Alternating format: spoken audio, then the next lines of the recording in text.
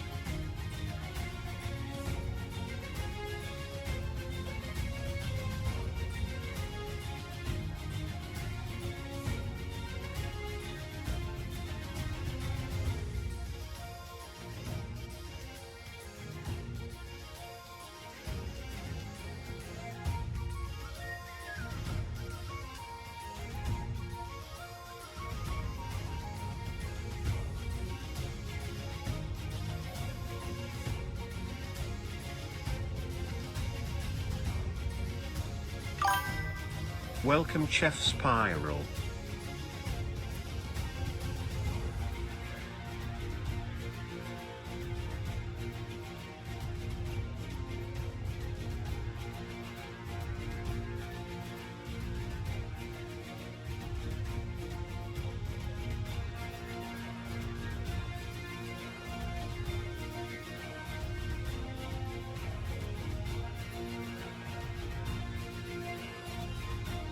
Incoming ad break.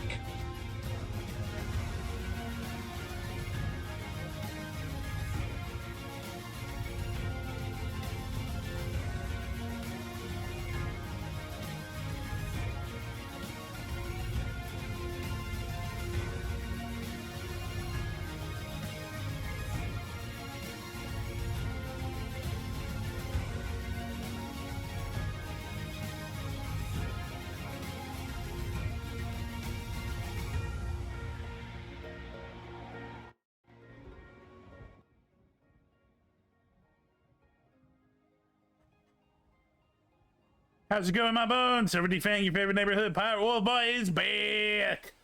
Also, Blue, did you delete your own message? I just saw that. I just saw Blue deleted Blue. Also, yeah, I saw your message. I hydrated. I will do the Wheel of Pain first before we do anything. I forgot, but yeah, thank you. How's it going, everyone? Beautiful Saturday, Valentine's Day. Happy Valentine's Day. I wish I could say I planned something special, but I really didn't. I just kind of forgot. So today is just like, yeah, we're watching videos and then we're playing Marvel Rivals with Rio because I'm tired of silver. I'm tired of being in silver. Yeah. Next week, we got a lot of collabs and stuff. This week is pretty chill. After working on a game for a week, I kind of needed the low-key kind of just streams. And that's why I'm evil. Evil Silver. Evil Silver.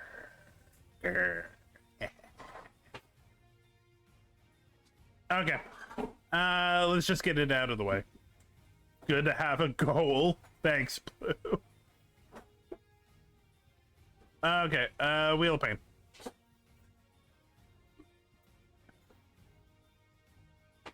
For anyone that doesn't know, I have a redeem where you can make me spin a wheel, and I do exercises. Yes, I'm gonna do it twice. I'm gonna do it twice. Don't worry, Blue.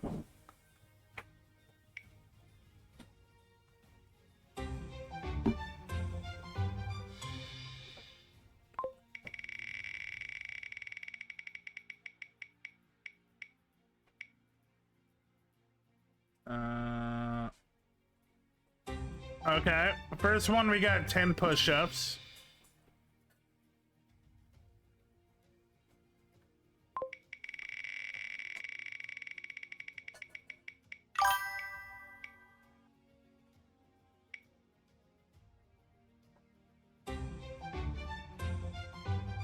It took me a second to read this one, but yeah, also 10 reps on a barbell.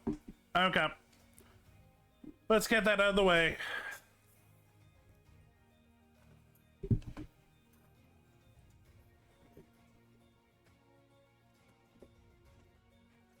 Ten push-ups.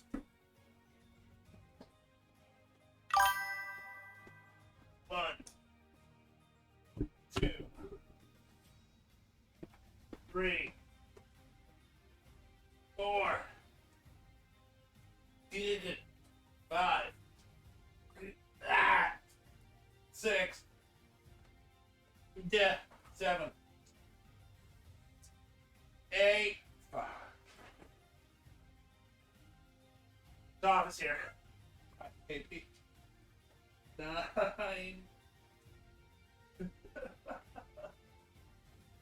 10.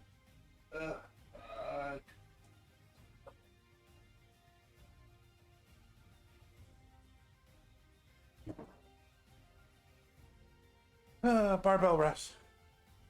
1, 2, 3, 4, 5, 6, 7, 8, 9, 10, and I'll do both arms. 1, 2, 3, 4, 5, 6, 7, 8, 9, 10. Ooh, my left arm is a little tender. That actually.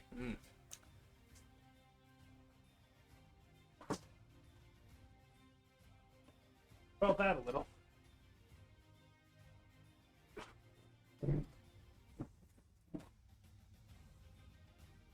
One second, chat. Me and Toph are just watching the weight just roll.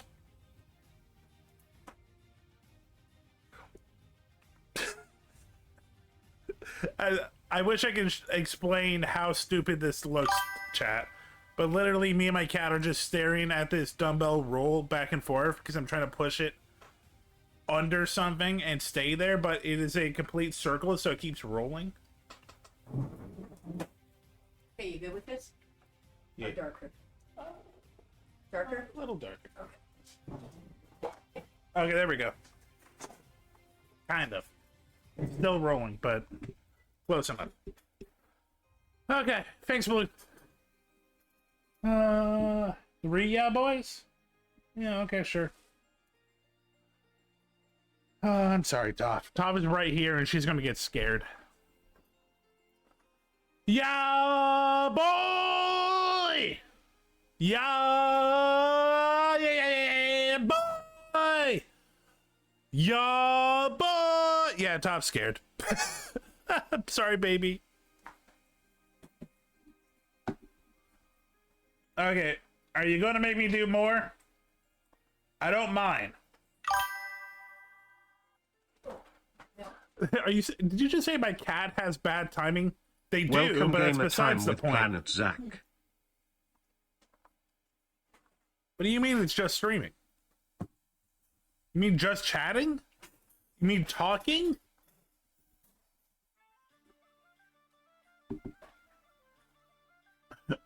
We're gonna watch some videos and then I'm playing Marvel Rivals with a friend of mine that's gonna hopefully get me out of silver because I'm tired of being in silver. Right now we're redeeming a bunch of point redeems because I forgot a couple. I just did 10 push-ups, I did some barbell reps. Now I'm doing some yaw boys, I'm drinking hydration. I'm hydrating again. Hi, Kai. I'm freaking out Toph because Toph does not like loud noises. But she wants to be around me. She's been very... Needy's not the right word. She's been very, clingy. Which I'm not against, but... just makes me feel sad because I'm like, I can't play with you. I get into bed and she's there just staring at me, just on the chair right next to my bed, just being like, hey, I'm here. What are you gonna do? Just big eyes staring at me. I'm like, I'm gonna go to sleep. I'm sorry.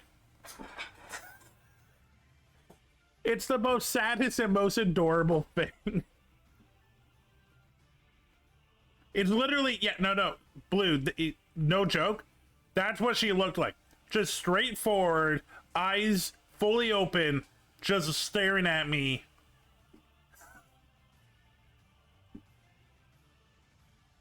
Okay. Don't mind the noise in the back. That's what I'm looking for. Also, we're Angry Silver because I don't get to use it enough, and I like the look of Angry Silver. Angry Silver is kind of adorable to me. I kind of love it. I'm mischievous. I wish I could use crying more, but it's hard to find good moments to cry. This one is also hard, trying to find starry eyes. Could hold Toph.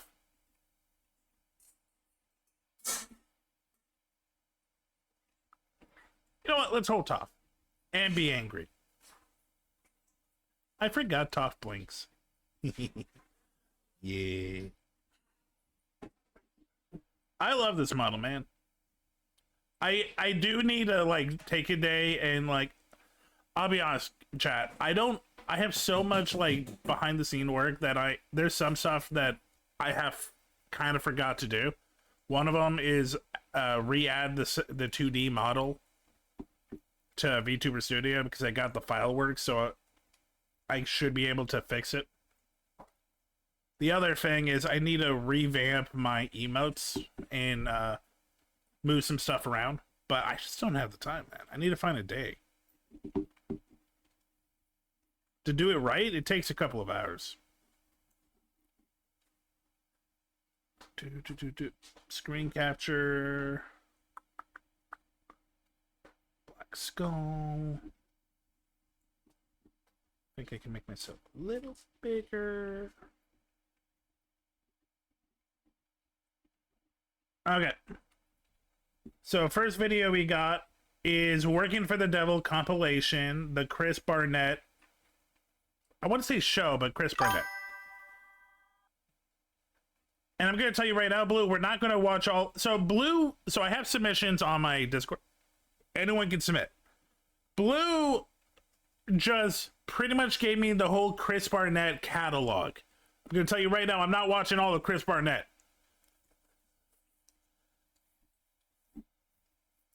It's so much.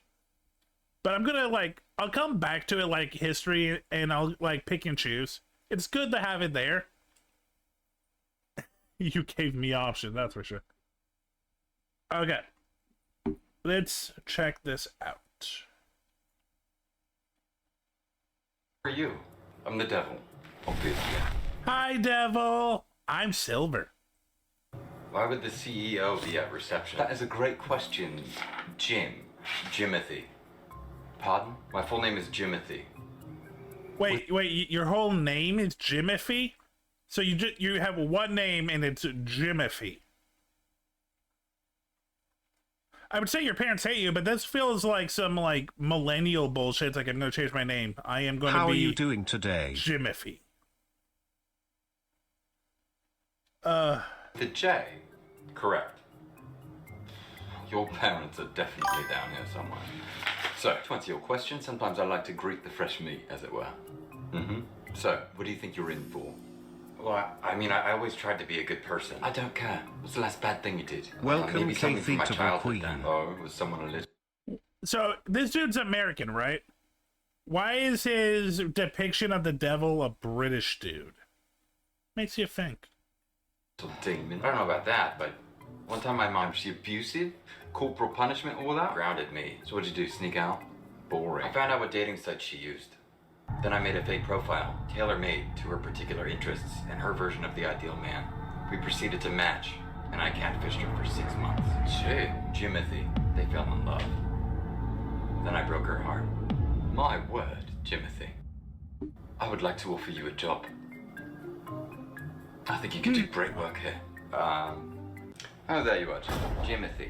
Oh, right, of course. Do you actually prefer that? Well, it's my name, so... Right, okay, whatever. I need some fresh new ideas for revenge. What do you got for me? Revenge? I could never. I'm more of a take the high road kind of guy. You're not gonna get in trouble. Alright, you're already in hell, so... Hypothetically. I guess hypothetically, revenge needs to be very personalized. Okay, elaborate. Exploit a weakness. Hypothetically, they're lactose intolerant. Okay. You set up a fake meeting and So it took me a while, but this dude is doing Mission Impossible face. He's doing like the bad guys for Mission Impossible, making everything more intense, even though he's just talking about mundane stuff. All you need is just a lens flare and boom, he's a villain from Mission Impossible. airtight room with the lock on the outside. Okay. The only thing inside the room is an industrial grade humidifier. Full to the brim of grade D pasteurized whole milk. Goodness, Jimothy.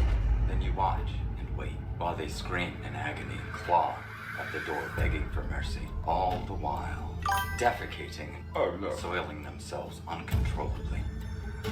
Oh, goodness. And rolling around in their own filth. Jimothy, that is truly messed up. Hypothetically, of course. Great work. There you are, Jimothy. Right. I'm going up to the mortal realm to cause some chaos. I want some new ideas. Oh, chaos? I couldn't. I wouldn't know the first thing. I did my... You know what the worst part is? This is also a bit of evil. No one likes the dude that's like, no, can't be me. Like the super polite guy's like, no, me, no. Just say what you want to say, dickbag. very best to be orderly and serene. Hypothetically, well, I would print out high-res images of AirPods. Did you say AirPods? AirPods. I'm trying to cause chaos, Jim. Jimothy. Let me finish. Right, you want these images are laser printed on industrial strength stickers. Oh. You proceed to place those stickers all over the public sidewalks. Then you sit back and watch. Good work, Jimothy. I'm impressed. So, what did you think? I thought it was good. That's it. Right, so you've no notes for me. Oh, I would never presume to tell you. I want brutal honesty, Jimothy. Right, whatever. Well, I think you were too merciful. Me? Merciful? When you kill off a character, you want to make the audience hurt. What would you change? You want them to have very strong relationships with the other characters. And make sure they don't die of old age. No.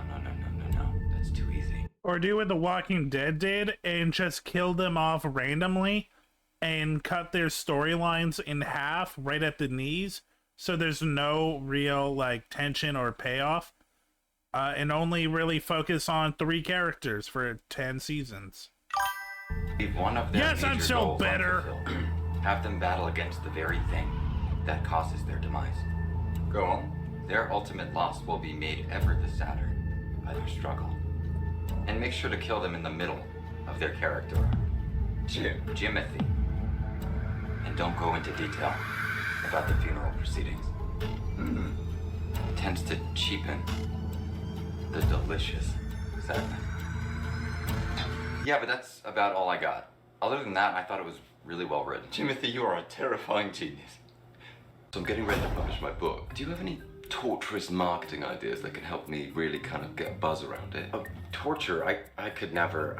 I was very much a lover and an empath. Welcome, we do this every Camper time? Hi, guys. Hypothetically, Jimothy. Right, of course. I guess hypothetically. You published the book with 9 different endings, which all go to print with varying degrees of rarity. But you don't tell the fans about that. No. Jimothy started Gotcha, the villain. No. Oh. You sit back and watch. Oh. And enjoy the chaos that unfolds. That is so cruel. While all of the readers argue over how the story really ended. Jimothy. And I'm not finished. And when they finally figure it out, you come clean. It's a devilish way to generate a buzz. And tell them you actually wrote 10 different endings. You said nothing earlier. No. And you have a front row seat to the panic starting all over again while they desperately and inevitably fail to find that last 10th ending. That's just hypothetical. I'm no marketing whiz. You are brilliant. Keep up the good work. Stop. Why is it mortals love sporting events so much? Probably this sense of community and camaraderie. Humans are really social. Okay, don't cut. I want to ruin one, but low key, you know? I don't want the big man upstairs to find out. So, how should I do it? Ruin? Oh, I don't know. Hypothetically. Well, hypothetically, you find the date of the event. Okay. Months in advance, you go to the venue every day in a black and white shirt. Go on. Blow a whistle and spread breadcrumbs to entice the local pigeons. Like birds. I want to ruin the event, not feed birds, Jimothy. And this is where the fun begins. As you were. On the day of the game, you get a front row seat. Sit back and watch as the ref blows the whistle for the very first play of the game. Only instead of a game, he gets a war.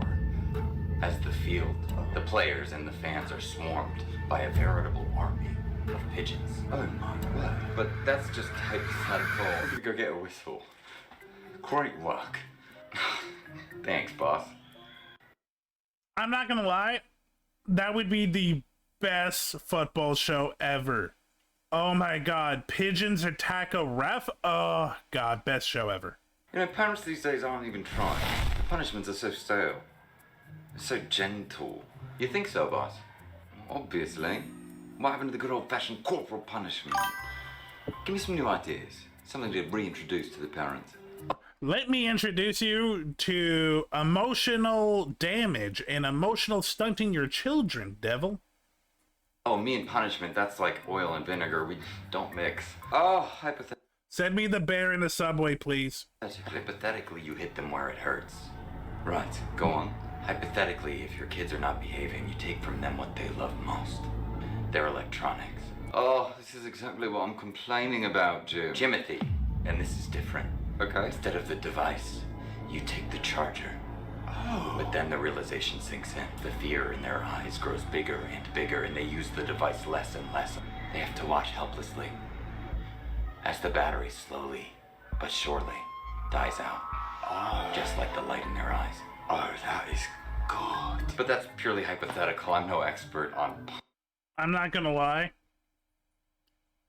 Unless you're a complete idiot, just ask your friend to borrow their charger. If you're over at a friend's place, charge your shit. It's a little bit more work, but kids get it done. Punishment, so... You really believe you're not, don't you? No, I'm just a guy doing his best. We need to talk promotion for you. I'm bored. How did you get a plant down here? His name is Jeremy. Oh, Jeremy. Welcome, Shy96. Correct. Okay. Nice to meet you, Terry. Jeremy. Yeah, no, I'm not saying that. Give me some ideas for revenge. Hypothetically, you exploit their weakness. I'm not angry, Shy. I'm evil Silver. Evil Silver. Holding Toph, the cat. Find the chink in their armor and you bust it open. Okay, go on. Hypothetically, they wear contact lenses. Like for vision? For vision. Hypothetically, you walk down to the corner store and purchase Listerine breath strips. Thank you, I am adorable. And hypothetically, you cut those strips into circles identical in shape and size to contact lenses. No, Jimothy, and in case you couldn't see where this is going, pun intended, you replace their contact lenses with those fresh minty breath circles. Ah, no. And you wait and watch as they scream and beg for someone to put them out of their misery while their eyes feel like they are melting from their skulls. Dear. Now say my plant's name. I won't. Say it. Therapy. Isn't he just adorable? Remind me to start practicing your name. Daily.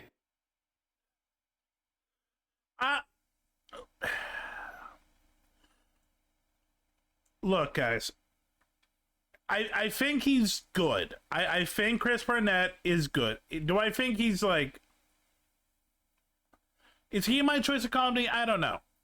I think he put some okay work in. I don't know. I feel like this kind of edgy, kind of millennial stuff, I've seen it.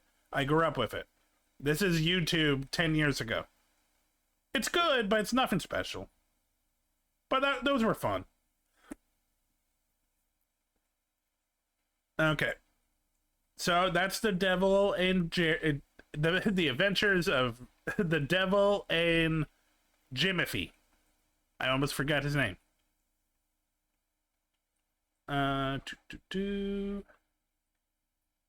Okay, what's up next? Okay, I have no idea what this is. Which, when it comes from Octavia, it can mean good things or bad things.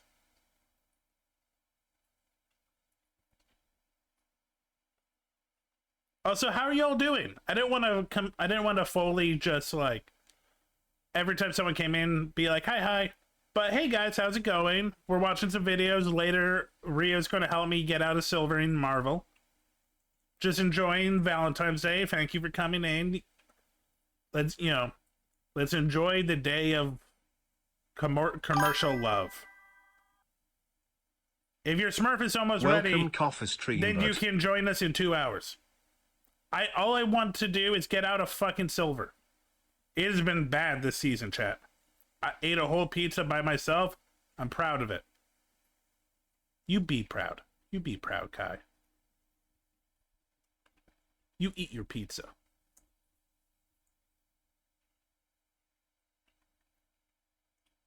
Happy February, everyone. Okay. 1 year of making the goofiest vampire game by Jerbob. I have this is new. It came out like a week ago. Damn. I have no idea what this is about.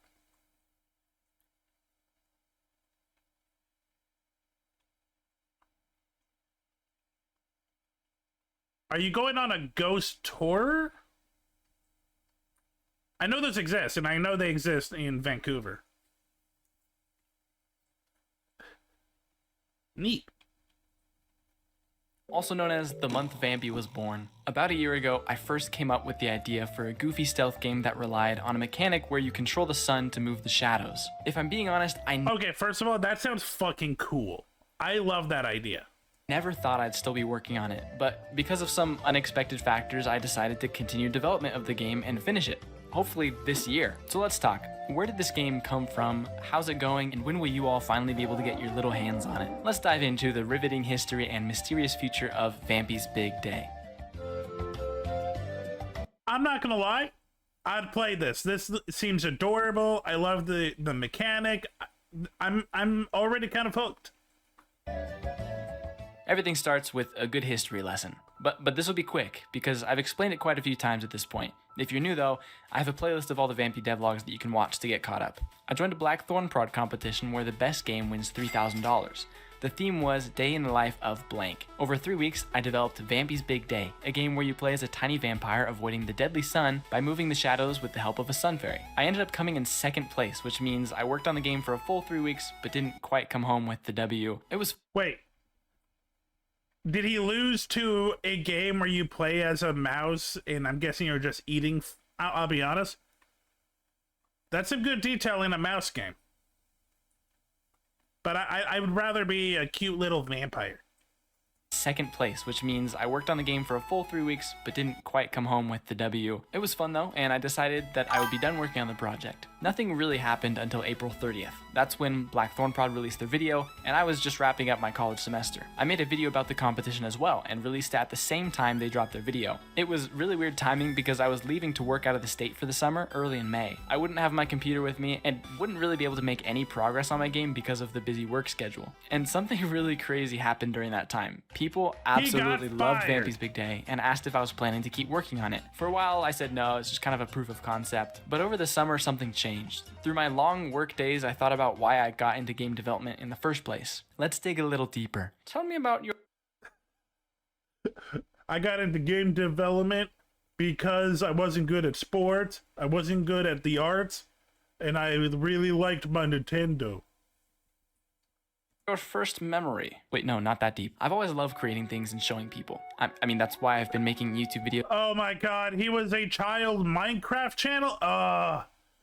The amount, this is something I didn't realize, the amount of children YouTube video game channels, and them, like, just, the fact that they started at 12 and just kept it up, and now they get, like, thousands to millions of views is an insane concept to me. Also, if you want, Silver, we could do Bracky's Game Jam this week.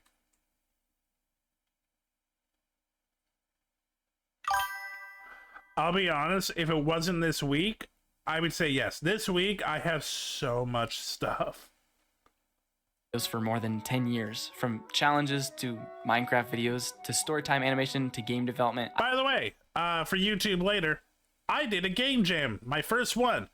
We didn't finish the game, but I did learn a lot about making a game, and honestly, I would do more game jams. I had a lot of fun, but I learned a lot. Let's just say I learned a lot.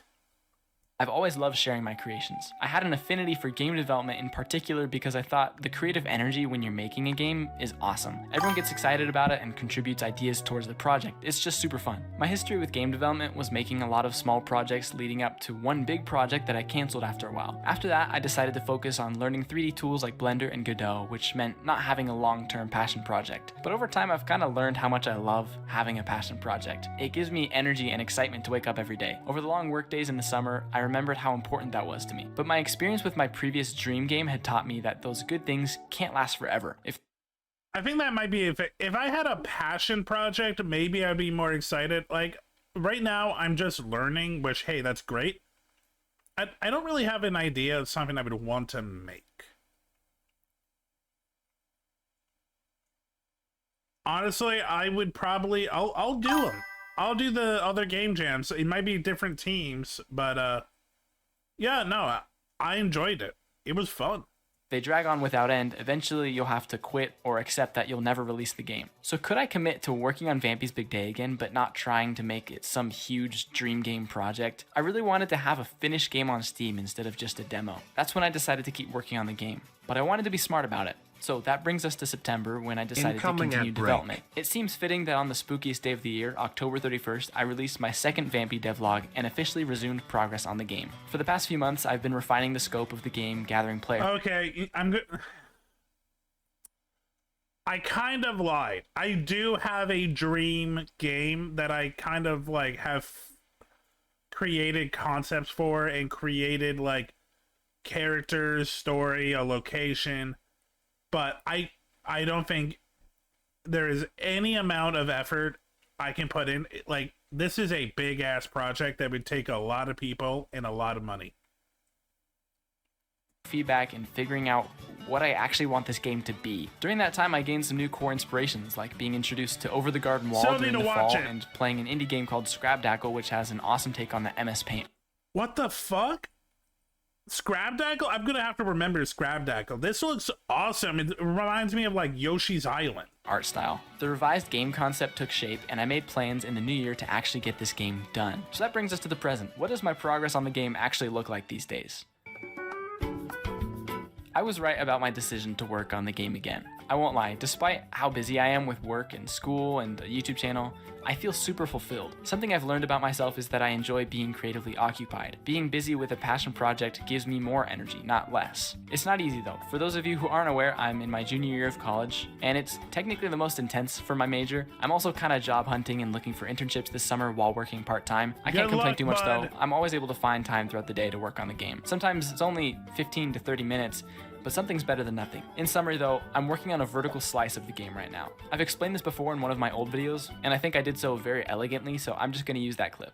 But Jeremy, what is a vertical slice? It's a good thing you asked, small man. A vertical slice is basically just a segment of something with all the components in it. So me making my game with only the environment and enemies was a very long horizontal slice. No, bad. So essentially, the goal I'm working towards is making the game fun, but just for the first 15 minutes or so. That involves a lot of the stuff I'm not good at, like fleshing out the UI, making a main menu, and saving the game. Controller support and stuff like that are also on my radar. Those are painful. I've also implemented a dialogue system that I quite like. It's pretty simple. Actually, Kai knows exactly why UI is painful. He spent 8 hours just trying to make his bumper cars not do double damage. Thank you, Blue. Just the little dialogue bubbles that pop up above the speaker's head. It took me a while to find a font that I really liked, but after trying my hand at making my own font, I realized it would probably just be better to find one someone else had made. I found this free MS Paint font, which was super goofy, but people found it really hard to read. Then I stumbled upon a creator who sells a ton of cool custom pixel art fonts, and that's where I saw it. Awesome 6. Really? The font perfectly matches the goofy style, and it's exactly what I was looking for. I've also added a bunch of random visual polish to the first few levels as I'm developing them, like getting more orange colors into the scene. I'm putting together some visual inspiration for the art direction, and I realized as I looked at my Pinterest board one day, and then looked at my game, and then looked at my Pinterest board, and looked back at my game, there's a lot more orange in my Pinterest board. Despite my heavy autumn inspiration for the first world, it's lacking a lot of that color. So I added piles of leaves, which I think adds a lot. Still working on the color design, but I'm happy with. We need to make this more autumn. Add more pumpkins. You're right, your character menu does look amazing. The direction of things. I've also added some creatures to the game. The first one was this pig. Honestly, there is no reason for me to have added a pig to the game. I just did it for fun. It was a bit of a side quest, but sometimes that's good. When I'm deep in development, silly things like this pig bring me joy. But it did raise an interesting question. I talked about the pacifist/genocide route through the game in the last video. If you kill creatures, should that affect your route? It was honestly a tough question for me to answer. I'm thinking about adding other creatures like forest gnomes, which might attack you, so it makes sense that you should be able to fight back in some way. I made a short about this, and someone pointed out that in Undertale, the pacifist route isn't easy. Sparing every NPC you come across is pretty difficult. Other people suggested maybe having a true pacifist route and also a good route where you just don't kill villagers. I'm still not 100% sure which path I'll take on that one, but I will say I also have some ways in the pacifist run that you can stun enemies, like this sun stun mechanic I'm working on. So you'll still have ways to kind of fight back in a pacifist way for those little ankle biters out there. So those are just a few of the many things that I've been adding recently. Before I get on to what the future of Vampy's Big Day looks like, I just want to mention I've made shorts about almost all of these changes, and I post Vampy updates all the time on the Discord server. If you want to stay up to date, make sure to subscribe and also join the Discord. I guess this is also a good time to mention that you can wishlist Vampy's Big Day on Steam if it looks interesting. It helps the game a ton. Alright, now the moment you've all been waiting for. What does the future of Vampy's Big Day Wishlist Vampy's Big Day, everyone. Help this man create this cute little cartoony game about a baby vampire look like?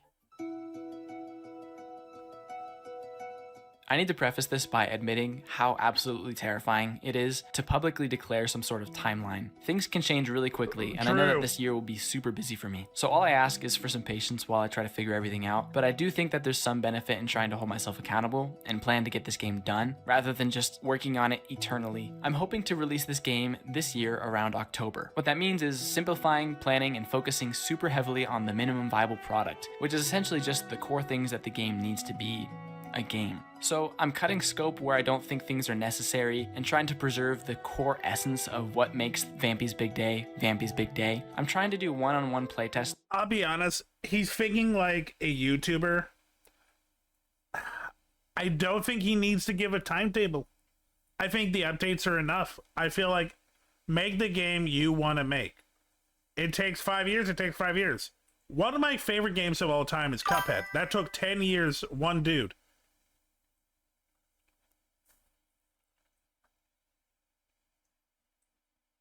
Blue, I don't know what you're saying by 8 months. So I can actually see how people connect with the game and figure out what the identity of it really is. Oh, the game comes out in 8 months. Yeah, 8 months is not enough for one person who is going to school, doing YouTube. Yeah, no. 8 months to someone that doesn't understand all the details and all of the extra, like when he's saying simplify, like you'll notice the simplification. As much as I would love to just expand this game to my heart's content, I really want you to be able to play it. If I have extra time, I can always add stuff from my extra ideas. I have this thing in my Trello board, which I've called the Idea Vault, which is dedicated to stuff like cosmetics, extra villager ideas, etc. But like I said, getting the game finished is my #1 priority. I'd rather release a smaller, complete game than never finishing it, because then, I mean, you'd never be able to play it. So there you have it. I hope you can tell how excited and passionate I am about this game and about the community on YouTube. I'm so grateful for the excitement, support, and even fan art that's been... I don't think he cares about the money. I think this is a full-on passion project, and that's why I'm like, take your time. Because I think he really wants the audience to get involved and like enjoy it. But I feel like he's going to always have that what if. Yeah, it's a passion project. So I feel like I get it. He also wants that deadline to push himself, because he's worried probably of just adding more and more and never finishing. But I don't know. I feel I always go on the idea, if it's a passion project and it's not a thing that you desperately need to get done because of someone else's involvement, take your time. Made for the game. Thanks for being so awesome. If you did enjoy this video, make sure to watch this one next. I'll see you there. That was lovely. Everyone, wishlist Vampy's Big Day. Sure, Bob. I hope it goes well. Time to charge my headphones. I have a few fun, silly games I want to throw together over the next few months. One's a VTuber indie game. No, idle game. You told me about the VTuber idle game, yeah. And the other is a Scuff Master one. I don't know the Scuff Master. That seems kind of fun.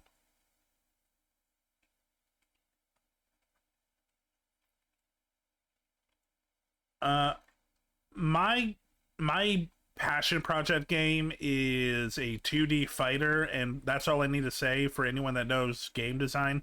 To be like, oh yeah, that's why you said it was too much. Yeah. if you don't know, fighting games has a lot of components just for one character.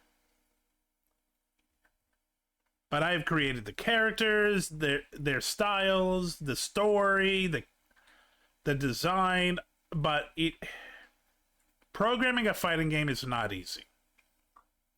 Yeah. That's why I said there's no way in hell that I can get it done. Let's put it this way, Capcom even, well, today for sure, but Capcom even back in the 90s when pixel art was it was a lot easier and the quicker to program all this stuff, it still took like a team of 20 to 40.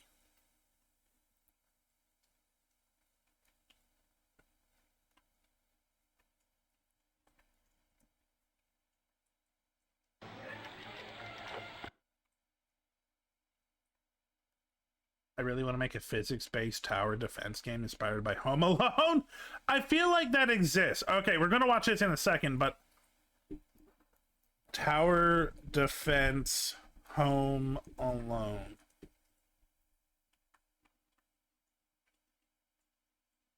Kevin McAllister is kind of just like the kid version of John McClane. There's just like invaders coming into a place, and he's got to like fashion. Okay, this is a podcast, but the point is, it makes sense.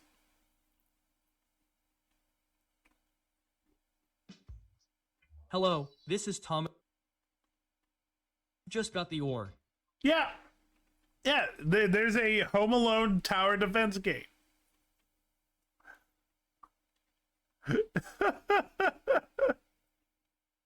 Okay, it's weird.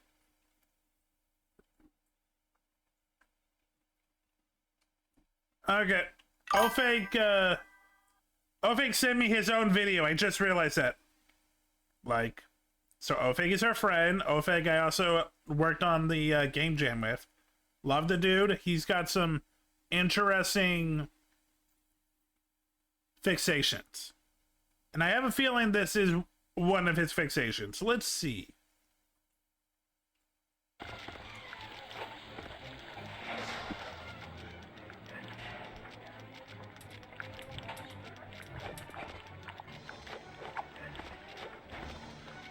I'll be honest, for a licensed game in the mid-2000s, this game doesn't look that bad.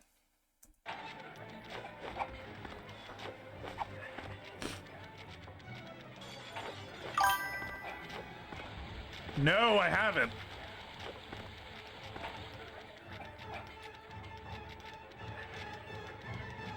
God damn. Okay, this is... So, Ofake is a big 3D aficionado.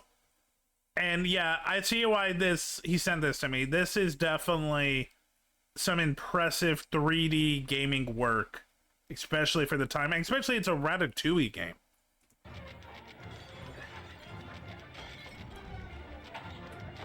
This is really well done for what it is.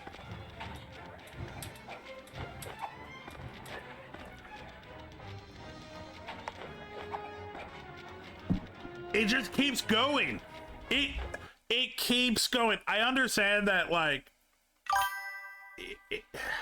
No, I don't understand. This is just fucking insane. People worked really hard on the fucking Ratatouille game for what? The Wii?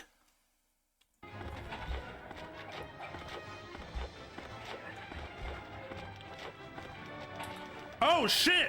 We even got like some slapstick like movements. This is again the fucking Ratatouille game.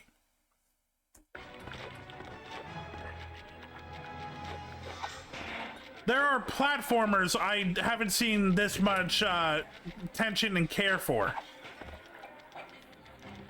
Looking at you, fucking Bubsy. Is that it? I think there's more.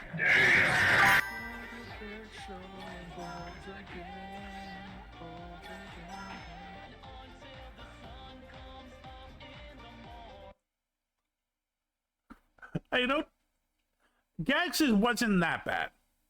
It's not great, but it had good comedy. You know what? That was short, and I do want to add this to the YouTube reaction. So, Gex footage. I don't know. Maybe it's been way too long. Maybe I haven't actually looked at a Gex game in a long ass time. Well, you guys, today's the day. No.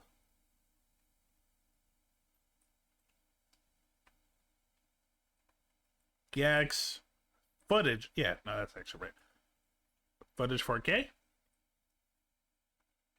Since retiring from the public's eye, I had resigned myself to a life of solitude. For 2 years, I started my day watching Kung Fu theater.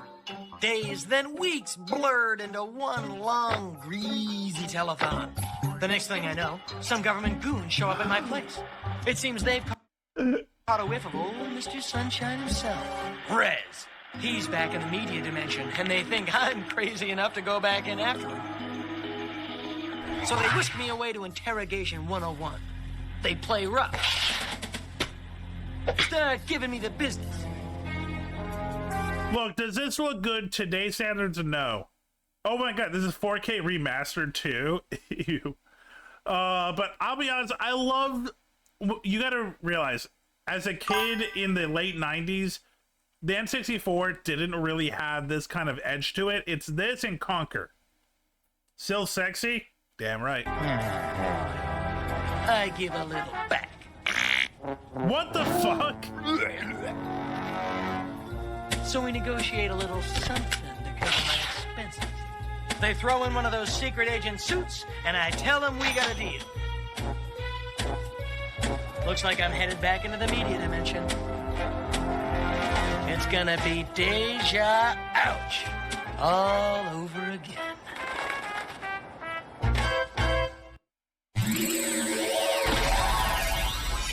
Coming through. I loved them. Were they like the most like the most mechanically induced? No, but the comedy was good for the time. We didn't really have much, and yeah, I enjoyed Gex. I'll say it.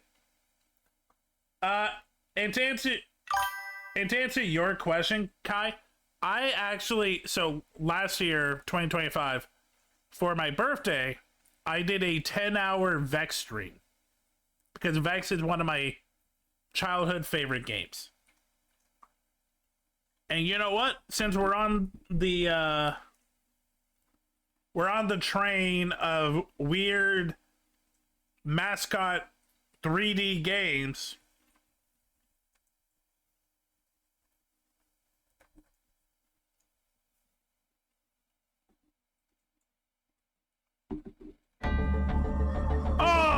oh my god, this intro gets me every time. I love you, Vex. I love you, you god-ass mess of a platformer. Look at this edge. This is GameCube, and this is edgy. Emo mascot edge.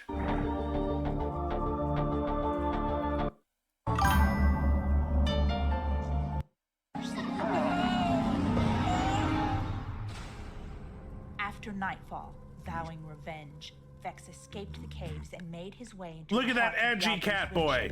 Edgy cat boy. Fate, however, would grant him not revenge, but fortune. The legendary Astani War Talons. Unable to destroy the powerful artifact, Dark Yabu had hidden them away for years, fearful that they might fall into enemy hands. He's so edgy, he gets even edgier claws. Vex screamed as the Talons bound themselves to him forever, and his fate to that of all Astara. Whoa!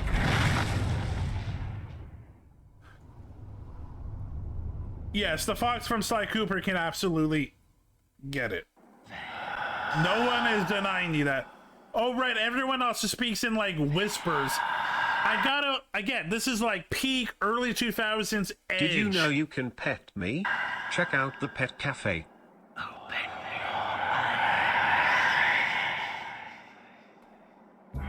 What's up, fools? It's me, Vex.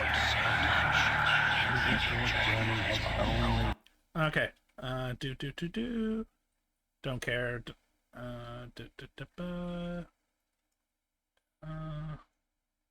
Okay, I want to introduce her.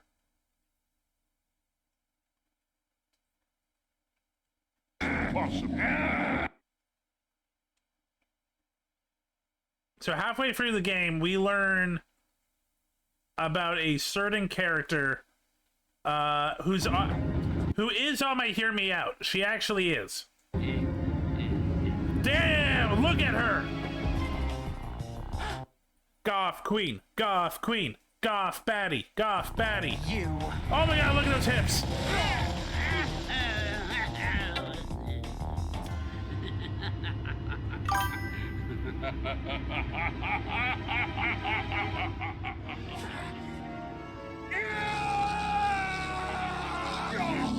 Amen, brother.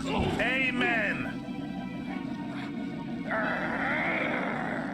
Rhea, last of the cursed. God, look at those centrical boobs. God damn. Suck it, Tomb Raider. Keep your white British lady. I got Goth Wizard Baddie. Dastani, so proud, so regal, so foolish. You'll never rule a star. We don't want to rule it. We intend to devour it. Every life that thrives here will succumb to the Shadow Wraiths. You will bear witness to our triumph. Thank you, boy. You've made all of this possible.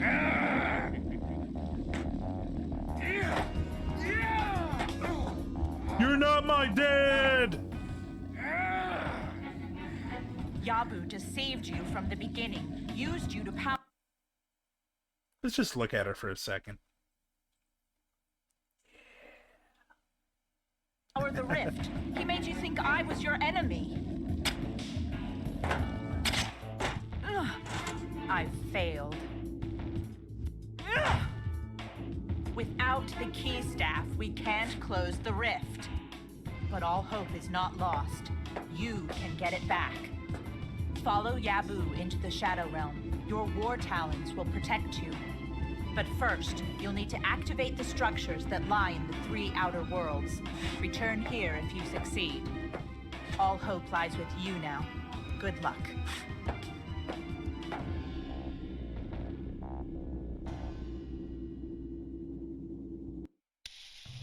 You know what? I don't want to spoil any of the ending stuff, because all this is now ending stuff. But there you go. That's my childhood. Emo hot baddie playing as an emo cat boy. Was the game good?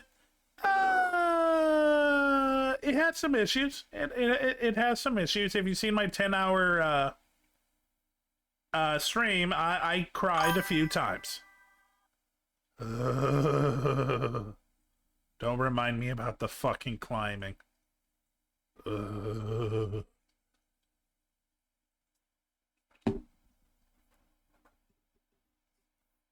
Okay, let's see. Let's get back to submission videos.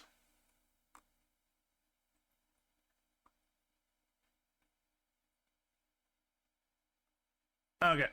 This is one that I picked up. It's new, and I'm curious by it.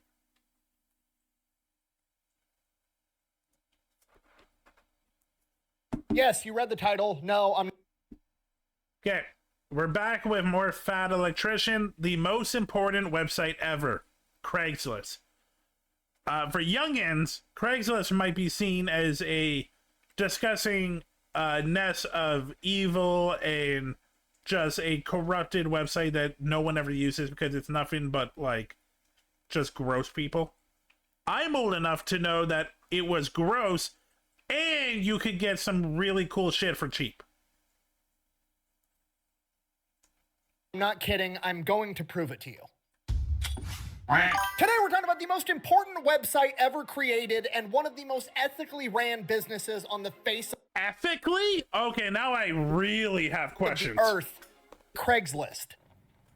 I'm sorry, what? Okay, look, I'm gonna be honest with you. Usually this is part of the video where I have like a cool hook or a cool statistic that pulls you into the story and makes you want to know more, so you sit through my ad and then continue watching the video. I don't have that. It's just gonna be unhinged the entire time. So let's get the ad out of the way.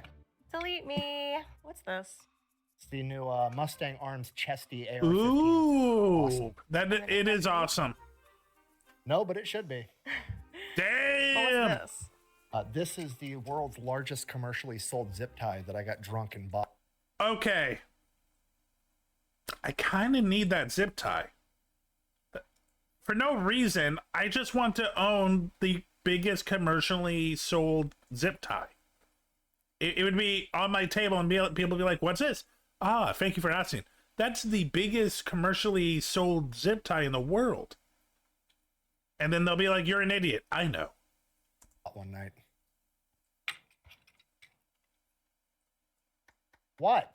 All right, you guys know the deal. Delete me. Online subscription model. You give them money every month. They turn around and make sure that data brokers on the internet aren't selling your personal information. What does this actually do in practice? It gets rid of a bunch of robocalls and spam emails. And on top of that, your personal info isn't just floating around the internet for anybody to be able to buy for a couple of bucks. I really hate that this should just be not happening. That, like, this is where courts and like governments should come into play, but no, they're bought out by, well, the companies that are selling our stuff. So guess what? There needs to be another industry just making sure that like the other companies don't manipulate your information. I hate that this exists. It's a good product, but I hate that it exists. Okay, I know what you're thinking, because I thought the same thing. I don't want to give Incoming Delete me ad all my break. personal information either. I'm trying to get my personal information off the internet. Why would I give it to an internet company? You don't really have to give them your personal information. It's honestly kind of creepy. I gave them my name and my email address, and that was it. They came back to me a couple of days later and was like, is this your address or one of your previous addresses? It was. Is this your mom's full name? Uh-huh. Is that your dad's full name? Uh-huh. Are you related to this person? Did you go to this high school? They knew everything about me and knew exactly who I was just by me giving them my name and my email. All I had to do was answer. It's disgusting. It really sucks what companies do with our information. It stuns me that this is our reality. A couple of yes or no questions as to whether or not that was in fact me, which it was, at which point they're like, cool, go ahead, pay for our subscription service. We'll go to all the data brokers where we found this information and force them to delete it. And as long as you keep being a paying member, they will continue to monitor all of these data brokers for your personal information. And if these data brokers do acquire it again, they will force them to delete it again. In my opinion, it's definitely worth it. I've been using them since before they were paying me to talk about them, and I'm going to keep using them after they quit paying me to talk about them. If you want to give it a try, I'll have a link and a discount code down below. Let's get back to the video. Okay, full disclosure, was not planning on making this video. I needed to buy a couch, and I went on Craigslist to do it. Buh! I thought you were a big YouTuber, and big YouTubers make a bunch of money. Why can't you just buy a new couch? Buh! Because I wanted to blow this one up with Tannerite, and buying a new couch didn't seem financially responsible, okay? Quit interrupting my story. Anyways, I need a couch. I go to Craigslist. Seems like a normal thing to do. I'm scrolling through Craigslist, and then it dawns on me, this website has not changed in my entire life. I've been perusing Craigslist since I was in middle school. Nothing about this website has changed. It never changes. It is the same font, the same stuff. It is the Wikipedia of shady shit. Whatsoever. And then the voice in the back of my head is like, how the fuck does Craigslist make money? I mean, think about it. I've never seen a single like targeted ad, like, you know, you get ads on my YouTube videos, you get ads on Facebook, Instagram. They don't have that. There's never been the pop-up being like, hey, give me your email and your personal information and save 10% off your next purchase. They're not selling my personal information. They've never made me pay to use the site. They've never asked me for anything. How are they making money? And at first I start thinking maybe it's like a public service type thing, you know, like Wikipedia, like maybe some people donate just to keep the website up and running, at which point I'm like, maybe I should donate to Craigslist. I've been using it enough. I probably do owe them a little bit of money to keep the site running, you know, pay it forward, if you will. So then I Google it. How much money does Craigslist make? They make anywhere between $300 million and $1 billion a year, and they only have 50 employees and an 80% profit margin, okay? That's like... Wait. 1995?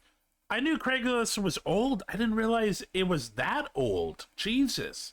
and they only have 50 employees and an 80% profit margin, okay? That's like $16 million generated per employee of profit. At this point, I'm like, oh, they're fucking up to something sinister. I'm gonna figure out what it is. So I started looking into it, and boy, was I wrong, because it became very apparent to me very quickly that if Craig Newmark, like Craigslist Craig, that Craig, and the CEO, Jim Buckmaster, wanted to be evil tech overlord trillionaires, I mean, they have the outfits. I'm not gonna lie, that is some evil tech outfits.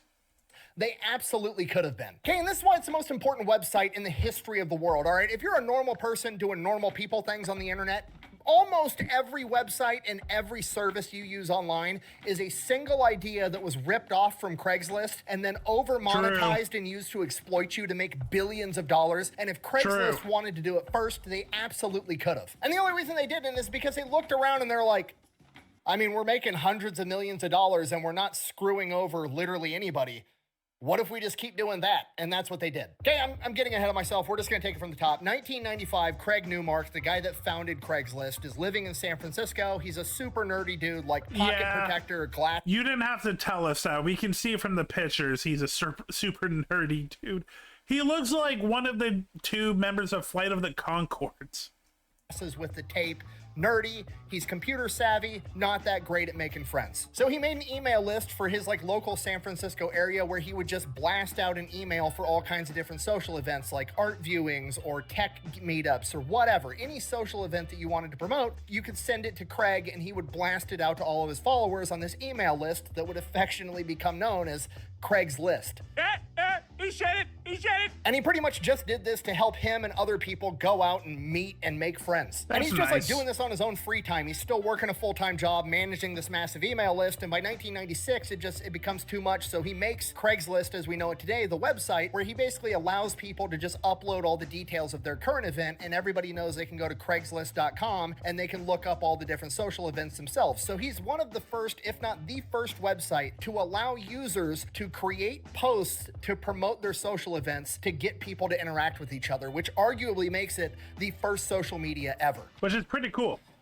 I'm sorry?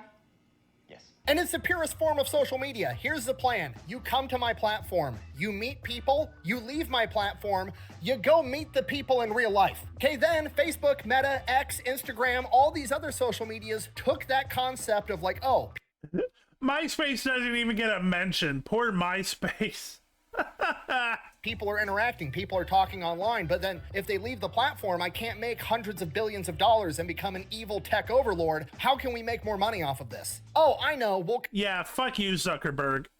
Fuck you, Zuckerberg. Convince them to never ever leave the platform. We're gonna get them to come on our platform and just spend hours a day staring at a screen, looking at what other people are fucking doing, and have no desire to actually go out and do shit themselves. That way we can sell hyper-targeted ads and make hundreds of billions of dollars. Straight down the middle. No hook, no spin, no fuss. Anything more, and this becomes figure skating. Okay, I wasn't exaggerating when I said it earlier. Every website that you use on the internet is an idea that was ripped off from Craigslist and then used to exploit you to make a ton of money. So 1996, Craigslist is up. It's pretty much being used to promote social events. And then people start uploading other things on there like job openings or resumes. And they're like helping people find employment. And Craig is like, oh, well, that seems like a good thing, but also he's getting so much traffic that he can't afford to keep this website running much longer because he has to operate all these servers because he's getting all these hits on his website. So he has to figure out a way to make at least a little bit of money. So what he does is whenever you want to post a job opening, he's going to charge you anywhere from $5 to $75 to post your job listing on his website. If you're a multi-million-dollar company looking for, a hedge fund investor or a doctor, he's going to charge you $75. If you're a small home-owned business, if you're like the local hardware store, he's going to charge you $5 to help you find a new cashier. It's like the most straightforward, honest way to go about business on the internet imaginable. And then you get companies like Indeed and Glassdoor that took that idea and made it way fucking worse. Craig's plan, give me Glassdoor I don't use. Indeed is a fucking mess. There's a saying in like the job market in the lower mainland. Indeed is useless. It is pretty much Tinder for jobs. It is so just swipe left and it's all automated. It's just I spent way too much time on Indeed and got maybe 1 or 2 hits off of Indeed. It's fucking stupid. $5, I'll post your job listing. If people are interested, they'll get a hold of you. You can interview them. If you hire them, great. Companies like Indeed and Glassdoor, okay, we're going to take Craigslist's idea. We're going to charge way more than $5 to post a job listing. It's actually going to be bidding, so whichever job just is willing to pay the most, they're going to be listed at the top. Or we'll have it so the employer has to pay per click. But we're also just going to amass and collect millions. That's why never use recommendations. The recommendations is bullshit. It's whatever pays them. Go by date. Always go by date. Millions of resumes and credentials from potential employees, and then we're going to use that data and sell it to massive employers. That way, if we get data that shows, like, I don't know, people with master's degrees are willing to work for a job that only pays $19 an hour, we're going to be able to turn around and sell that information to these massive employers. That way, they know how little they can pay people, and we're actually going to be able to make a ton of money by selling this information to that employer, and then that massive employer is going to be able to underpay a ton of people, driving down wages across the entire country. Fuck you, Indeed. I didn't know that part. I kind of could have guessed, but fuck you, Indeed. And the best part is like Glassdoor. half the job listings don't even actually exist, or they're ghost listings that have already been filled internally, but we're not going to tell anybody that, so they still give us all our personal information, so we can turn around and exploit people that are looking for work by selling their personal data. Yeah, I'm telling you, whatever you do on the internet, Craigslist did it first. Wait a minute, why did you create that guy? I didn't. Anyways, the website just keeps growing. Eventually, he's got to start hiring people to help him. He ends up having 9 employees working out of his apartment to run this website. And it just keeps growing. People start posting more shit. Pretty soon, people are posting rental houses that are available or houses that they're trying to sell. Again, same super straightforward business model. Give me $5, we'll throw your house up on the internet, we'll help you sell it. Okay, literally like the first website on the internet that allowed a home seller to connect to a home buyer by looking at pictures on the internet of the house, and then they talk and meet in the middle. They go look at the house, they buy the fucking house, and then they don't have to give the real estate agent 6% of the value of their property. That's true. Real estate is also a shady well, I don't think anyone's surprised, but yeah, real estate for so many reasons is just shady. If you're a real estate agent, you have very little morals. Wow, what a great idea. And then Zillow and Redfin and Realtor.com come along and they're like, hey, let's do the same exact thing. We'll make the website a little bit prettier and people can go on the internet and look, and then we're not going to connect them with the buyer. No. We're going to harvest their information and then turn around and sell that information to the real estate agent. And we're going to sell it to the real estate agent for anywhere between like $500 and $1,000 per lead. And then that's going to get baked into the real estate agent cost, which is already 6%, but now it's going to be even more because they have to pay this extra fee, and we're going to raise the prices of houses all across the entire fucking country. This is the worst. Which is something that Craigslist totally could have done if they wanted to, but they were fine just making $5. Okay, do you understand? Craig literally gave you a way to circumvent having to pay real estate agents 6% of the value of your entire This is all true, but I hope he does talk about why a lot of people are afraid to use Craigslist, because there is a real good reason that people are scared of using Craigslist. But let's see. House, and nobody likes using it because the user interface isn't pretty enough. It's insane. There's another reason, Mr. Fat Electrician. There's another reason. Which, to be fair, I kind of understand. I mean, look at Craigslist. If it were any other website on the planet besides Craigslist, you'd take one look at this and be like, that's a fucking scam. I mean, if we're being honest, Craigslist looks like it was made by a guy they hired off of Craigslist. You want to know why? Because that's exactly what happened. 1999, Jim's looking for a new employee, starts pulling up resumes on Craigslist, finds Jim Buckmaster, hires him. Dude's an absolute killer, comes in, starts expanding Craigslist into other big cities all across the United States, starts adding all kinds of categories. He adds all the forums where you can have discussion, expanding their part of their social media. He starts adding all the different for sale sections where you can sell your used cars and everything else. He starts expanding absolutely absolutely everything. He even gives it its search engine. Yes, Craigslist had a search engine before Google even fucking existed. He basically came in and created the Craigslist that we have today, quickly became the CEO, and he gave us the glorious for sale section on Craigslist where people can go and sell all their shit or give away their shit for free. And guess what they're gonna charge for it? Absolutely nothing. It's free. I have sold a bunch of shit off of Craigslist, and I've bought a bunch of shit off of Craigslist. They were making enough money off of the real estate listings and the housing listings. I think they charge a certain fee if you're an actual car dealer selling your car, but if you're just a private person trying to sell your car, it's free. Everything else is free. You want to sell anything else on the internet like that, you're going to be paying a subscription fee and they're going to charge you a percentage. You want to sell your stuff on Shopify, congratulations. You're paying me X amount of dollars a month no matter what. The only other one is Facebook Marketplace. Believe it or not, fuck you, Zuckerberg. Facebook Marketplace is actually not bad. And I'm taking like a 2 to 3% flat rate of everything you sell. Same thing with Etsy, same thing with eBay, same thing with Amazon. You're giving them a percentage cut of everything you sell. Craigslist, free. Buh! Facebook Marketplace is free too, and it does the same thing. Buh! Is it free, or does it come at the cost of having to give Mark Zuckerberg all your personal... Yes, you're not wrong. Yes, Zuckerberg is a problem. Information so he can turn around and sell it, and now he knows that you drive a 1997 clapped out Toyota Camry, and he's gonna hyper target you with ads 24/7. Not to mention you can go to Craigslist anonymously. There's no tracking, you don't have an account, there's no profile. You can just literally get the dude's email or phone number and... Which is a problem, Mr. Electrician. Call him and be like, hey, are you selling that Toyota Camry? I'd like to come see it. Great, you go there, you give him cash, you take the Camry, you fuck off, and you have a great day.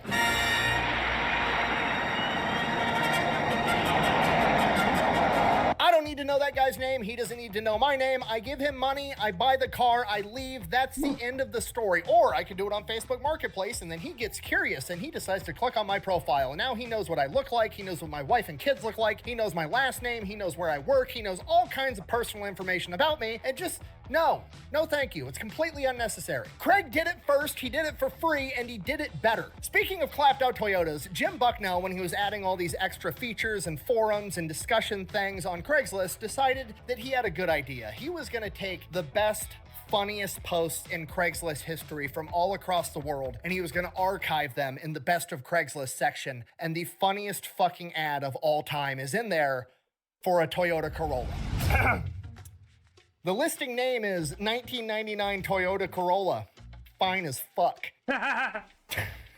You want a car that gets the job done? You want a car that's hassle-free? You want a car that literally no one will ever compliment you on? Well, look no further. The 1999 Toyota Corolla. Let's talk about the features. Bluetooth? Nope. Sunroof? Nope. Fancy wheels? Nope. Rear view camera? But it's got a transparent rear window and you've got a fucking neck that can turn. Let me tell you a story. One day my Corolla started making a strange noise. I didn't give a shit and ignored it. It went the fuck away. The end. You can take the engine out of this car, drop it off the Golden Gate Bridge, fish it out of the water 1,000 years later, put it in the trunk of the car, fill the gas tank up with Nutella, turn the key, and this puppy would fucking start right up. This car will outlive you. It will outlive your children. Things this car is old enough to do. Vote. Yes. Consent to sex. Yes. Rent a car. It is a car. This is fucking awesome. I love it. This car's got history. It's seen some shit. People have done straight things in this car. People have done gay things in this car. It's not going to judge you like some fucking Volkswagen would. Interesting facts about this car. The car's exterior color is gray, but the interior is also gray. The owner's manual, oil is listed as optional. When this car was unveiled at the 1998 Detroit Auto Show, it caused all 2,000 attendees to spontaneously yawn. The resulting abrupt change of air pressure inside the building caused a partial collapse of the roof. 4 people died. The event was chronicled in the documentary Bored to Death, the story of the 1999 Toyota Corolla. You want to know more about this car? Great. I had my car fill out a Facebook survey. Favorite food? Spaghetti. Favorite TV show? Alf. Favorite band? A tie between Bush and the Gin Blossoms. This car is as practical as a Roth IRA. It's as middle of the road as your grandpa during his last silver alert. It's as utilitarian as a member of a church whose scripture is based entirely on water bills. don't even know what the fuck that means. This guy was having the best day. He wanted to sell his car and he wanted to have fun. I ran the Carfax on this car. I got a single sheet of paper back that said it's a Corolla. It's fine.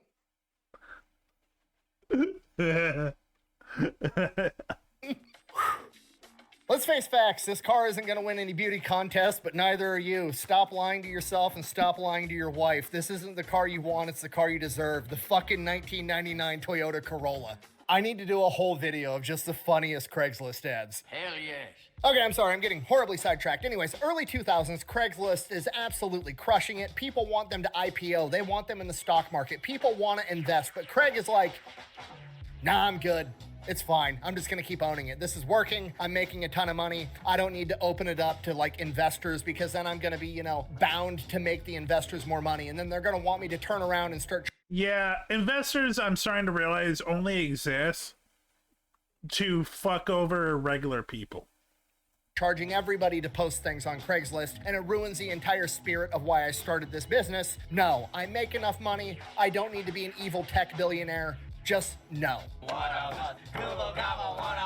He literally gets told by investment bankers and venture capital people that if he would just IPO and allow outside investors to come in, he could make $11 billion. And he's like, don't care. In his own words, and I quote, "It didn't bother me because my moral compass was set in Sunday school." Damn. At which point, all of the venture capitalists and all of these people came out of the woodwork and they're like, wow, Craig is a great guy. We're going to leave him alone forever. No, I'm just kidding. eBay tries to buy him out. He says no. And then eBay brute forces their way in. One of the first employees for Craigslist got paid in equity and he owned like 25% of the company. And he was disgruntled because he obviously wanted to sell out and make billions of dollars and Craig wasn't going to let him. So he turned around and sold his 25% share in Craigslist to eBay for $32 million. To be fair, there is several different... Name him. Name this disgusting sellout. Accounts. That's one account. The other account is that both Jim and Craig and this disgruntled employee all banded together and sold eBay 28.4% of the company for $32 million. And that the reason that Craig allowed it was basically to offload this disgruntled guy that was already upset. And he saw there may be some strategic value with eBay. And allegedly eBay had made a bunch of promises that they weren't going to try to change Craigslist. Regardless of which one of those two scenarios it was, eBay comes in. They're now a board member sitting on the board because they have this huge share of Craigslist, and they immediately start trying to change Craigslist so they can make a ton of more money. And Craig, not having that shit. Absolutely not. You gonna get away with it? Not up in here! Not up in here! So, because eBay couldn't make Craig utilize Craigslist to make more money and exploit people, they turned around, and because they were sitting on the board, they had access to all this private personal data, because Craigslist to this day is still a private company. We don't actually know how much money they make. These are all like projections and hearsay, so they're super private about all their information and their internal workings. So they gather up all this information and then turn around and start a website called Kijiji, which is a knockoff. You pieces of shit. Oh, fuck eBay. I know what Kijiji is. I didn't know about this. Oh, those slime balls.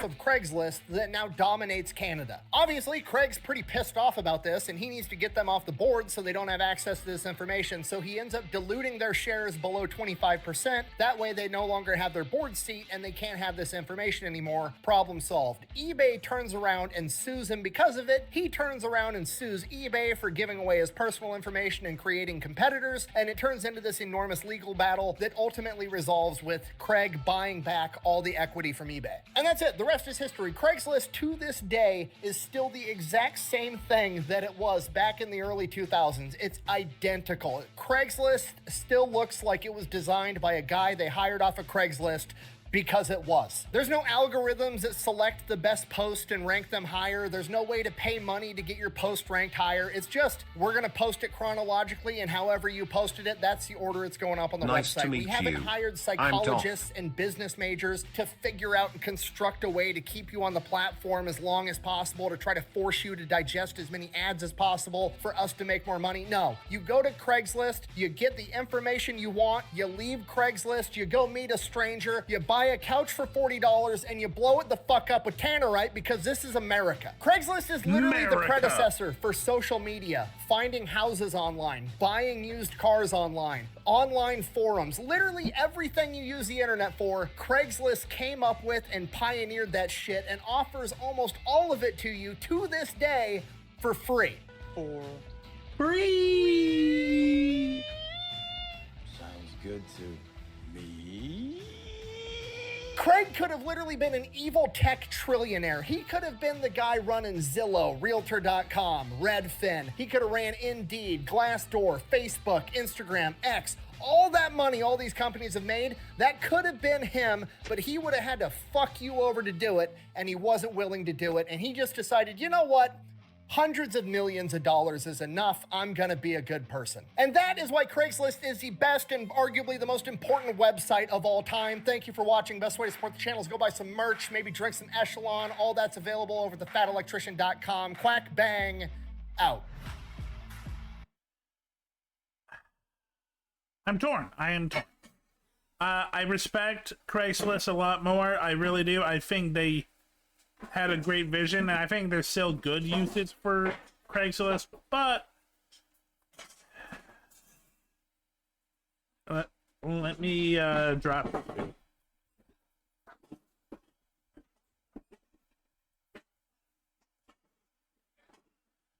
2011.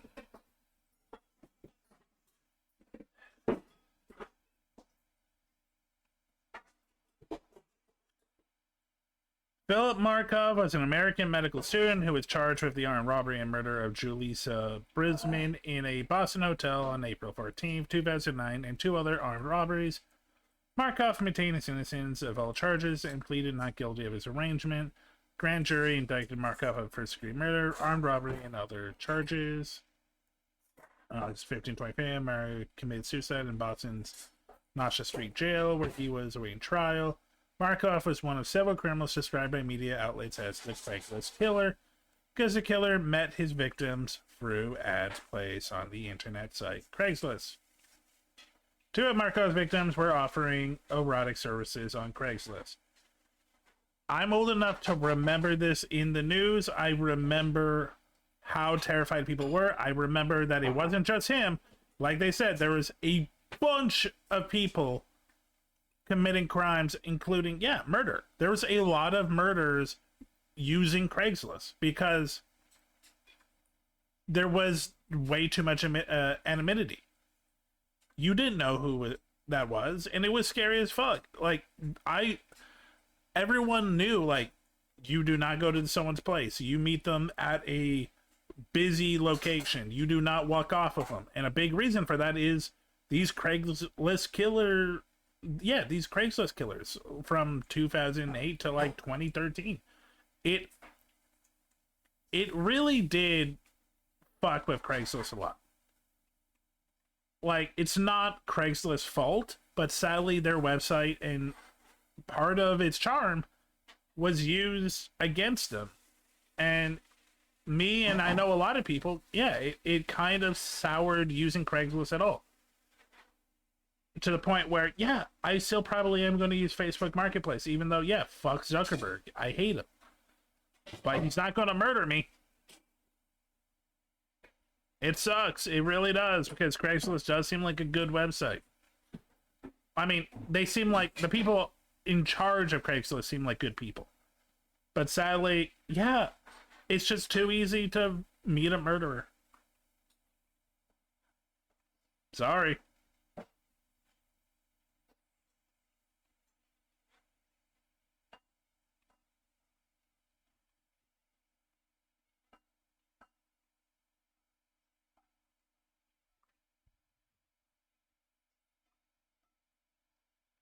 Sorry, I just saw that I was like reconnecting to chat. I'm like, what's going on?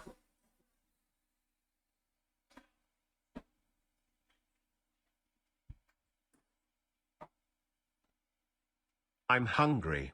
I don't know, something happened.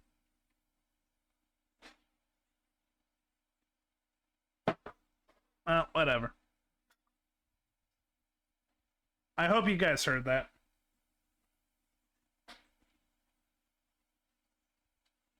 This feels appropriate. You're a loser. Welcome sound baby, alerts. A loser, goddamn baby, you're a fucked up little whiny bitch. Okay. No more angry Silver. At least for now. Okay, what's next? I don't know what Blue sent me. This looks weird. Well, we're gonna watch it.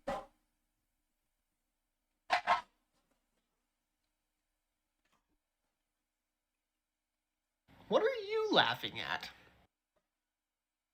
I just saw something about you that I am never gonna be able to unsee. Ugh, what is it? So, what was the name of the guy who designed the original Xbox? Seamus Blackley?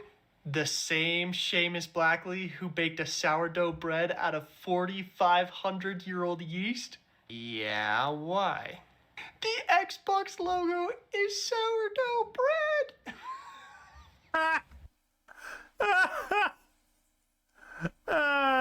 Yeah, it is. It's sourdough bread. Yep. I'm never gonna be able to unsee that. Welcome Blaze _ with a 2. Hey Blaze, how you doing, bud? Watching videos, playing Marvel Rivals later. What have you been up to? Okay, let's see.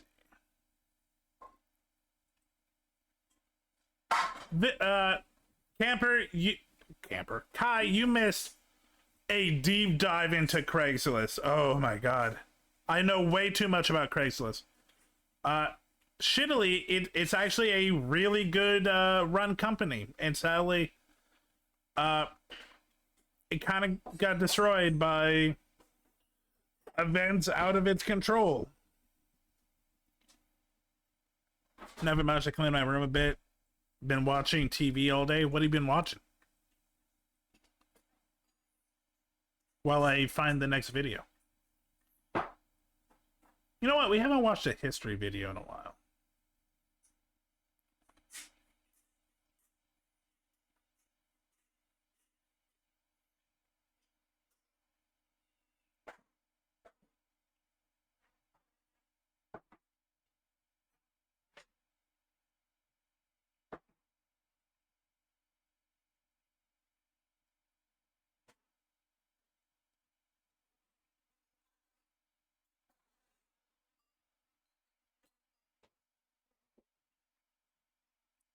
I like this guy and I like his name. Let's check out a Soup Heat video.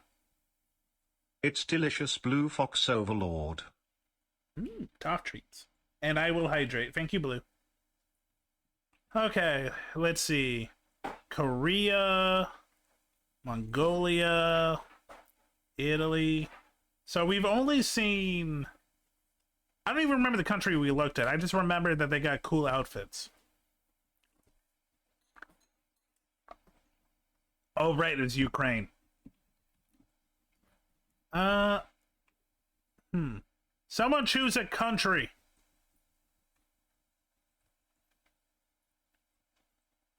Chances are he made a video on it.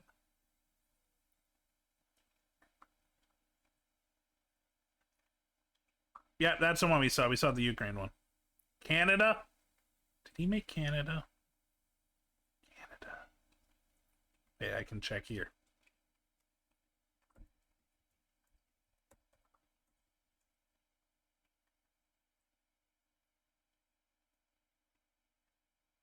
He didn't make one about Canada. You suck.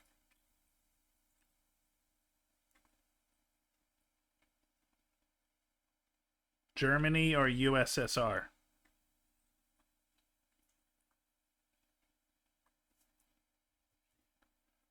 Blaze, do you just want to see some Nazi shit?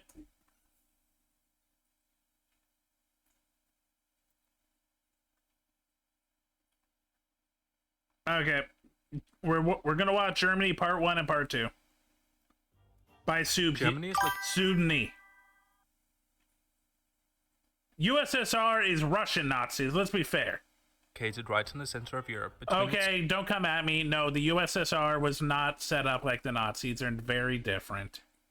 two largest neighbors, France and Poland. Strap yourselves in for a complicated one. When the Romans arrived in Germany, they found a land inhabited by a melting pot of Celtic and Germanic peoples. The diversity of the region didn't interest the Romans. I'm not gonna lie. This one is kind of a baddie. Who called the land west of the Rhine River Gaul and east of the river Germania. The Germanic peoples were really good at fighting the Romans, but the people in these regions lived mostly agrarian lifestyles in independent tribes. These small tribes soon became fewer big tribes. These tribes weren't a nation as such, but a conglomeration of independent smaller states for centuries, which is the reason why there are so many names for the German nation to this day. Okay, I know Deutschland, I know Germany, never heard of Alemagani, never heard of Siskland, and I've never heard of Nemissi. Nemissi? Namuni? The Germans expanded further into the weakening Roman Empire. This Great Migration period eventually became known as the Great Migration period. Good name, good name. One of the tribes, called the Franks, dominated the region and slowly conquered all of France, Germany, the Low Countries, and parts of Italy under the Merovingian and Carolingian dynasties. Much of this conquest can be attributed to Charlemagne, also known as Charles the Great.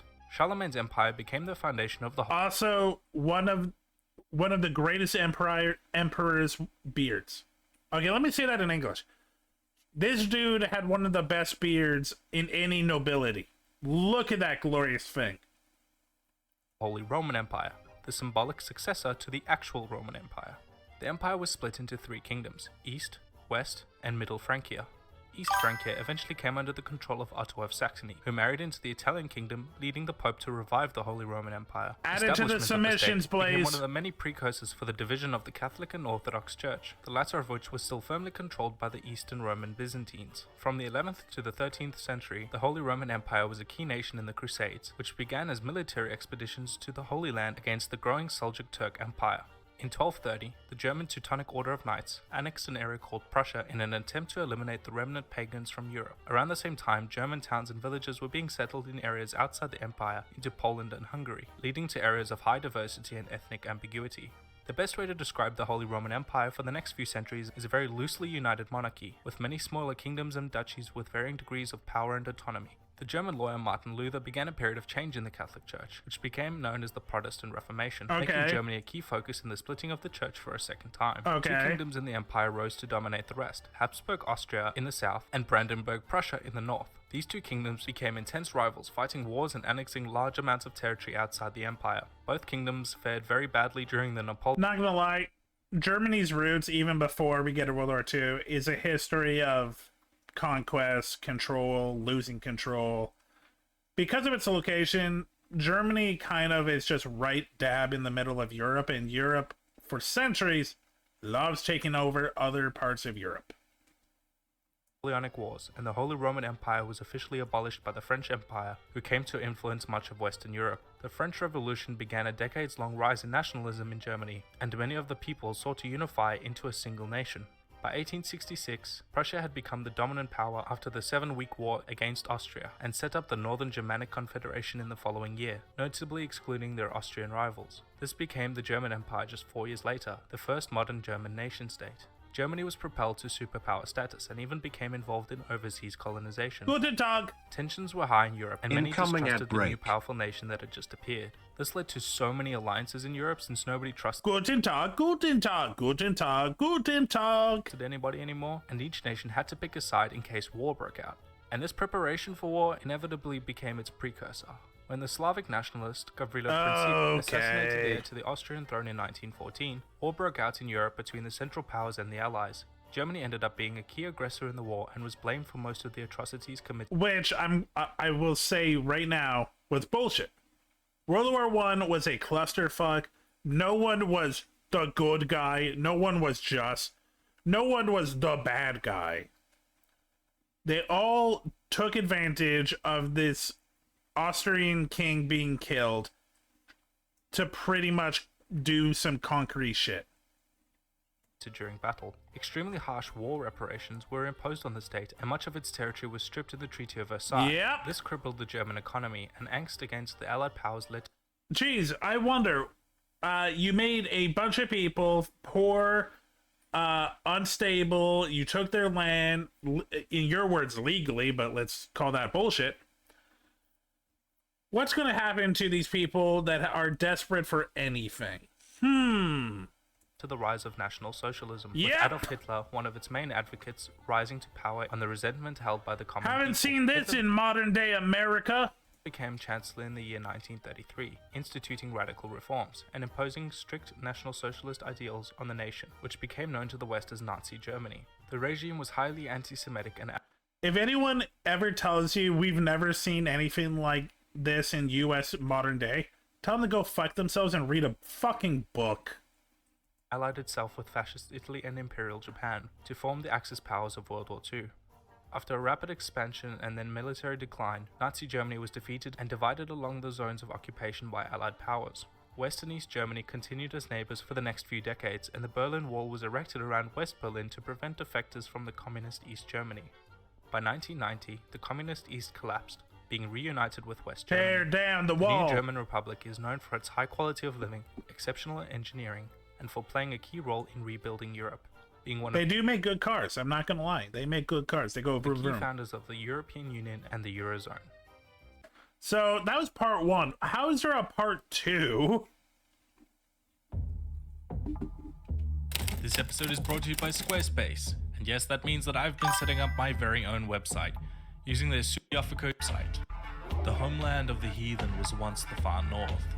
From the groves and forests to the streams and oceans, they lived in isolation from their kin for centuries. Out of necessity, the wisest and strongest among them ventured out, taking with them those brave enough to inhabit the Central European plateau. Their isolation had left them... Is he just redoing Germany? ...marked by their eyes the color of oceans and their hair made of liquid gold, or the amber that the sea spat onto their shores. In times of famine, they battled the marshes, the curse of troll skin. Also, why are they using the like rubber band banjo music for the Germans? Yo, dog, it's me, Germanic Louisianan. And the flies sent by Woden to punish dishonorable men. When the famines lifted, they fought with each other for soil and till, as well as the great Roman hegemony to the south. Some barbarians would trade with the empire, and some would wage war on the silver-armored despots. The Romans, seeing the threat, would push further into the frontier beyond the Great Rhine River, which they called Germania.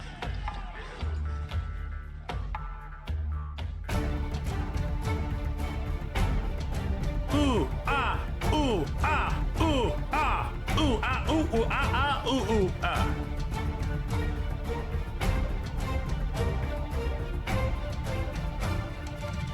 I love he talks about a lot of murder, war, but his cute little Playmobil people are so adorable.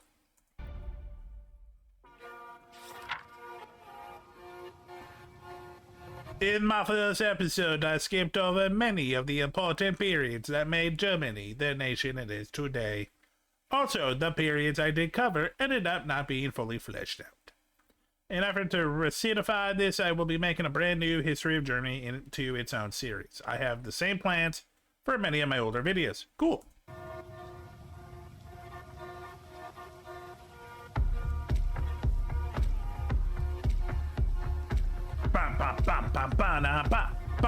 I like the music choice.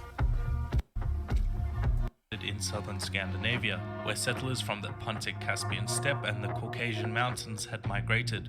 Central Europe at this time was dominated by other peoples, the largest of which were the Celts, who were being slowly conquered by the Romans from Italy. There we go. These proto-Germans had strong cultural traditions. They had chieftains and governing assemblies called Thingr, where all free men would gather to interpret the words of the law speaker on secular matters. Religious leaders held ceremonies and rituals, and they worshipped deities such as Woden, Thonar, and others. We know these in English as Odin and Thor. Proto-Germans had migrated out of Scandinavia around the 5th century BC in response to increased demand for farmland, since Scandinavia could not support the growing population. This will sound familiar to those who've seen the episodes on Denmark and Sweden, since the same would cause the Vikings to raid Europe over a millennia later. These Germanic tribes drove out or subsumed the Celts who already lived in the area between the Maas River in the Netherlands to the Vistula River in Poland. Julius Caesar viewed the Germanic barbarians as a threat to Italy and used this as well as other reasons to conquer Transalpine Gaul in order to set up a borderland near the Rhine Valley. During the Gallic Wars, the Romans began... It's funny how that always works. Hey, we're worried about these people, so we're going to take your land so we can, you know, defend you against these barbarians. We're good, right? Began their conquest of Germania on the west side of the Rhine River, which was incorporated into Roman Gaul, and then divided into two provinces in 85 AD, Germania Inferior and Superior, with the Romans... Oh, that's mean to Germanius Inferior. Oh, are you from Superior? No, I'm inferior. founding the cities of Cologne and Mainz as imperial capitals. The lands east of the Rhine were called Germania Magna, or Greater Germany. Big penis Germany. Magna was not one state, but rather several undeveloped tribal confederations who traded with the Romans at Limes Germania, as well as the Proto-Slavic and Eastern Baltic cultures. They referred to themselves by these tribal names, but also on some occasions as Theudisk, meaning people, which would eventually form the modern words Teutons and Deutsch, meaning German. From 12 BC to 6 AD, the Roman might came crashing down on Germania Magna, conquering all the way to the Elbe River under the reign of Augustus. However, a general named Arminius, a German prince captured and raised by the Romans, betrayed the Roman armies and led an ambush of the legions in... What? This prince of a different country that we took as a child and raised didn't like that? Gutenberg Forest, forcing a retreat back to the Rhine River. Never again would the Romans rule Germania Magna after one of the worst defeats in Roman history. Overall, the Germans had mostly a trade and mercenary-based relationship with the Romans, and many Germans even settled in the empire. But with their growing populations, they became ever more powerful, and raids on the empire became more and more common. Just as the Roman frontier was weakening, a huge-scale migration of Goths was happening from their homeland. Those damn mascara-wearing Goths trying to invade the hot topic of Germany.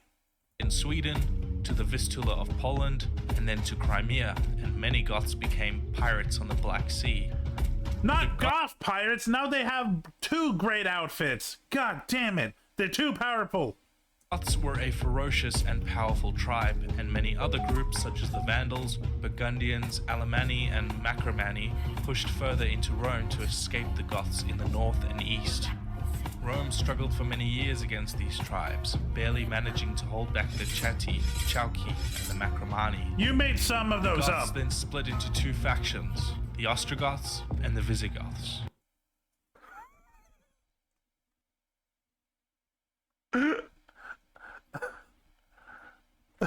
See, I'm a pure goth. Well, I'm a visor goth. I really focus on my eyes. So dumb. However, real large-scale invasions would be triggered by yet another force. Russia? The Huns, probably cousins right. of the Xiongnu, invaded Europe in 373 like wildfire, Forgot destroying about them. everything in their path. They subjugated the Ostrogoths and harassed the other Germans and Romans alike. You're no longer Goths. You're now emo. Soon, other Germanic tribes pushed into the weak heart of Rome while fleeing from Attila and his powerful armies. The Visigoths would sack and plunder Rome under King Alaric in 455, before eventually conquering and settling in Spain. The Vandals conquered a kingdom in northern Africa and Carthage, and also sacked Rome when a political marriage betrothal was broken by Rome. The sack of the city was so wanton that vandalism That dude is came to just be the having word fun. for wholesale destruction in the Latin language. The Ostrogoths revolted against the Hunnic Empire, and once it collapsed, also eventually conquered parts of the Adriatic coastline before settling in the Kingdom of Italy. The rest of Rome was now ripe for the picking. The Burgundians negotiated a kingdom for themselves northwest of Italy. Part of the Suebi Confederation conquered the west of Spain, while the rest settled north of the Burgundians under the name Alemanni.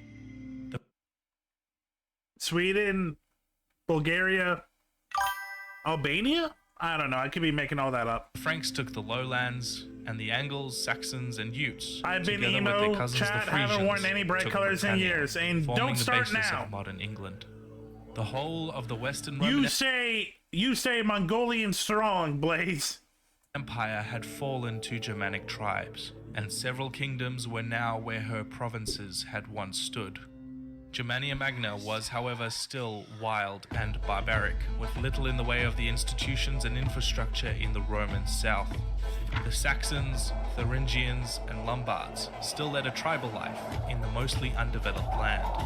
That is, until an unlikely new power arose. Oh god, don't talk about Lombard. My Lombard support is very low, just like these Lombards. In the ashes of Roman Gaul. The Franks. I recently took this channel full time, and in doing so I decided to revisit some of my older episodes to take a more serious and in-depth look at their history. Doing a series on Germany has been on the top of that list for a while, and so you can expect the same to happen with other videos in due time. In addition, I've also been building a website to act as a portfolio for my work as a... Okay, is there more Germany? Or this... Okay, I don't think there's any more Germany at the moment. But thank you, Subni. We learned a lot about Germany. Lot of Germany. Okay.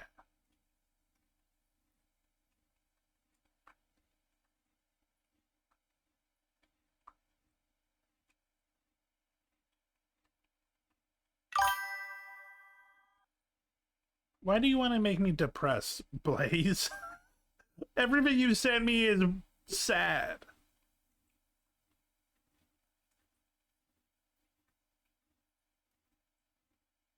I'm gonna watch some of these, don't worry. I'm looking at the submissions, dude. Okay. You know what? Screw it. We're gonna look at these, but I want to see Subway Bear. Subway Bear. The Subway fast food chain has about 30,000 stores in 87 countries. They serve millions of customers, but as far as we know, only one has been a bear. And that happened right here in British Columbia. Chris Brown has the unusual and exclusive pictures. This is one customer you don't want to say no to. At the Subway in Kitimat, Rebecca Branton said... Okay, CBC. They're having way too much fun with this. Hungry as a bear. The whole, this customer you don't want to say no to. It's like, guys, it's a hungry animal and someone didn't lock the door to the Subway. You guys are having way too much fun with this Subway Bear. She had just opened up her store for the day and was in the back when she heard the front door open. And then I saw the bear walk through the door and I was just like, oh my god, like, there's no way this is happening kind of thing, right? Remarkably, the bear's every move was captured by 9 video cameras in the shop. Here, the animal grabs the handle of the door and pulls it open. I thought he'd use the handicap button too at first because that's the only thing that really made sense. I didn't think he would actually stand up on his hind legs and pull the door open. I ran to the back staff bathroom and I grabbed my cell phone on the way by and I locked myself in there. And I called my mom and the police. Meanwhile, in that order: Mom, bear. Anyway, now the cops. Cops, bear. Bear seems to sniff out the menu choices and then checks out the kitchen, coming with... Okay, dude, you're having way too much fun with this. In a few meters of the bathroom Rebecca Branton had locked herself in. After some more sniffing and no service, the bear leaves. Police eventually arrive. 0 stars. Disgusting. Not even a bear would eat here. And find the animal, euthanizing it, leaving Branton to finish her shift, and from now on, pay a lot more attention to who gets in line. Chris Brown, CBC News, Vancouver. This is why no one takes us serious. Our news reporters are stupid. Also, what's SpongeBob? Oh, Jesus. Fine. Fine, I'll let you rickroll me.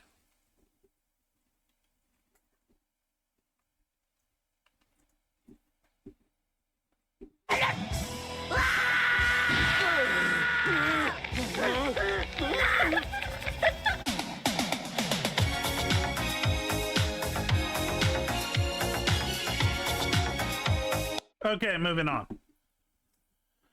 I got time for one more video, guys, and then I gotta go play Marvel Rivals with Rio. Let's see. It's about time I make Marvel. God fucking damn it, I just want to see how long these videos are.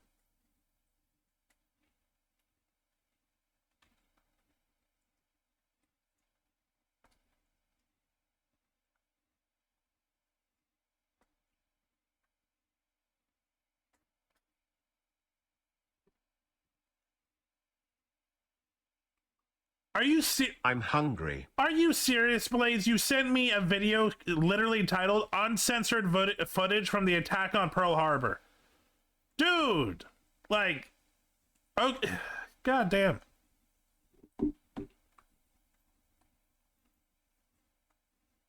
I just got a new ASDF movie.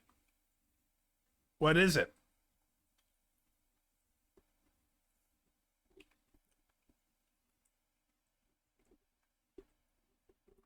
So how long are you? Too long. I will watch you because I'm curious. But not right now. You know ASDF movie? I have no idea what that means, Camper Guy, I'll be honest. How long is this one?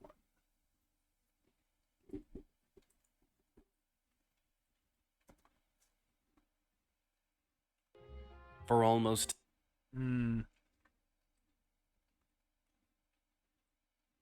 Okay, we'll watch this. No, like, I don't want to put time limit on videos. Like, I like longer videos. It's just, right now, I don't have time for a 15-minute video, that's all.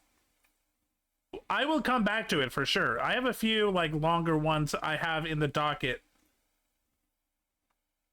It's just, like, it's first come, first serve unless time. That's all. Okay, be amazed. Craziest Soviet machines you won't believe exist. 70 years, the Soviet Union was a superpower that was virtually unmatched when it came to mechanical might. And they beards. invested in many experimental designs to prove their power to the world. But some vehicles that emerged from the socialist state were jaw-dropping, but for all the wrong reasons. From fortresses with wings to screw-propelled trucks and even flying saucers, no Soviet design was too much or too mad. So buckle up and brace yourselves, because we're about to take a look at some of the craziest Soviet vehicles that you won't believe are real.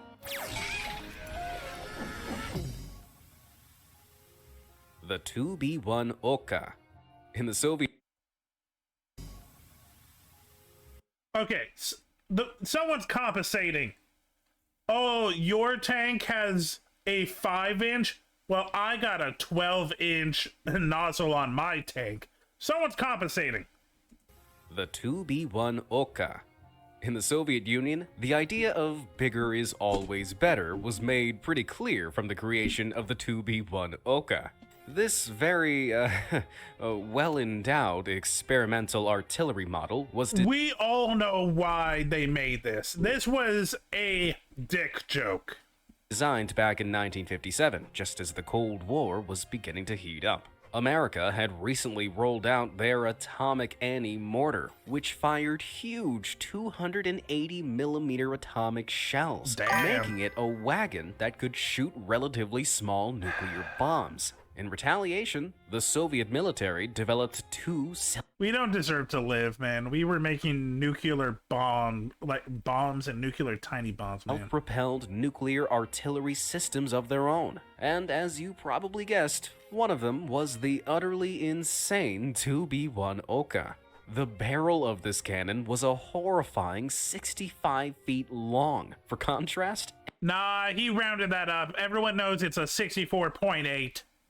An entire Sherman tank is just 20 feet long. At this staggering size, the barrel could fire 420mm rounds that weighed a colossal 1,650 pounds apiece and could... Blaze, It's not just the US. Would land an atomic explosion 28 miles away. Unfortunately for the Oka, its huge gun was We're all gonna die in nuclear war. It's just win. also a huge problem. With rounds that weighed more than a grand piano, the cannon's laborious loading process meant the Oka could only fire once every 5 minutes. On top of that, the recoil of the colossal cannon was too much for the rest of the vehicle to endure. The steely chassis was damaged with every shot and would even rip the gearbox from its mountings. Thankfully, this insane design was abandoned in the 1960s when big guns made way for big missiles. But even though it was never used in combat, I bet just rolling it out was enough to give Soviet enemies a real good scare. The 1K-17 Shatya. If sci-fi movies are anything to go by, the battlefields of the future will have lasers flying in every direction. And while modern militaries are developing laser technology, there's one Soviet vehicle that's already built for a futuristic laser fight. This is the It does look like something that was at the battle for Naboo. 1K-17 Shatya, also known as the Soviet laser tank. It was developed back in the 1970s, although it wasn't built to burn holes through the enemy. The array of 13 lasers on top of the tank chassis focused a powerful light source through synthetically grown rubies, with each one weighing a staggering 66 pounds. Jesus. When the array was fired in pulses, the Shatya could destroy the optical sensors on enemy vehicles and missiles, and even cause immediate blindness when fired at enemy troops. Now that's what I call ultimate laser tag. That's But this interesting. otherworldly weapon never entered service for a number of very good reasons. Firstly, rubies that are heavier than a large microwave oven are not Expensive. cheap to Yeah. produce. And secondly, it would have violated the Geneva Convention's protocol on blinding laser weapons if it was ever used in an anti-infantry role. Like war wasn't bad enough, using this would have landed them with a lot of powerful enemies. I mean, I don't know. Geneva suggestions. Yeah, let's be honest. Trump just literally a few weeks ago was like, yeah, we made audio sonar weapons. It's cool. You don't even have to get close. All you have to do is point it and boom, blood comes out. Yeah. Nice to meet you. The Geneva's a joke. So it's a good thing that when the Soviet Union collapsed in 1991, any plans of mass laser tank production fell with it. Okay, I want to do a quick poll. If you had the choice between a 65-foot gun of the Oka or the lasers of the Geneva Convention breaking Shatya, which would you rather fire? Laser. I don't need to compensate. My penis is fine. For the enormous Oka, hit that like button. And for the In the 1930s, a little over a decade since the end of the First World War, Soviet Russia realized that the skies would be the battlegrounds of the future. So it began developing experimental aircraft just in case a Second World War started. Spoiler alert, it did. Now, Russia was ready to take to the air, but one of the vehicles they created looked more like a flying circus than a military machine.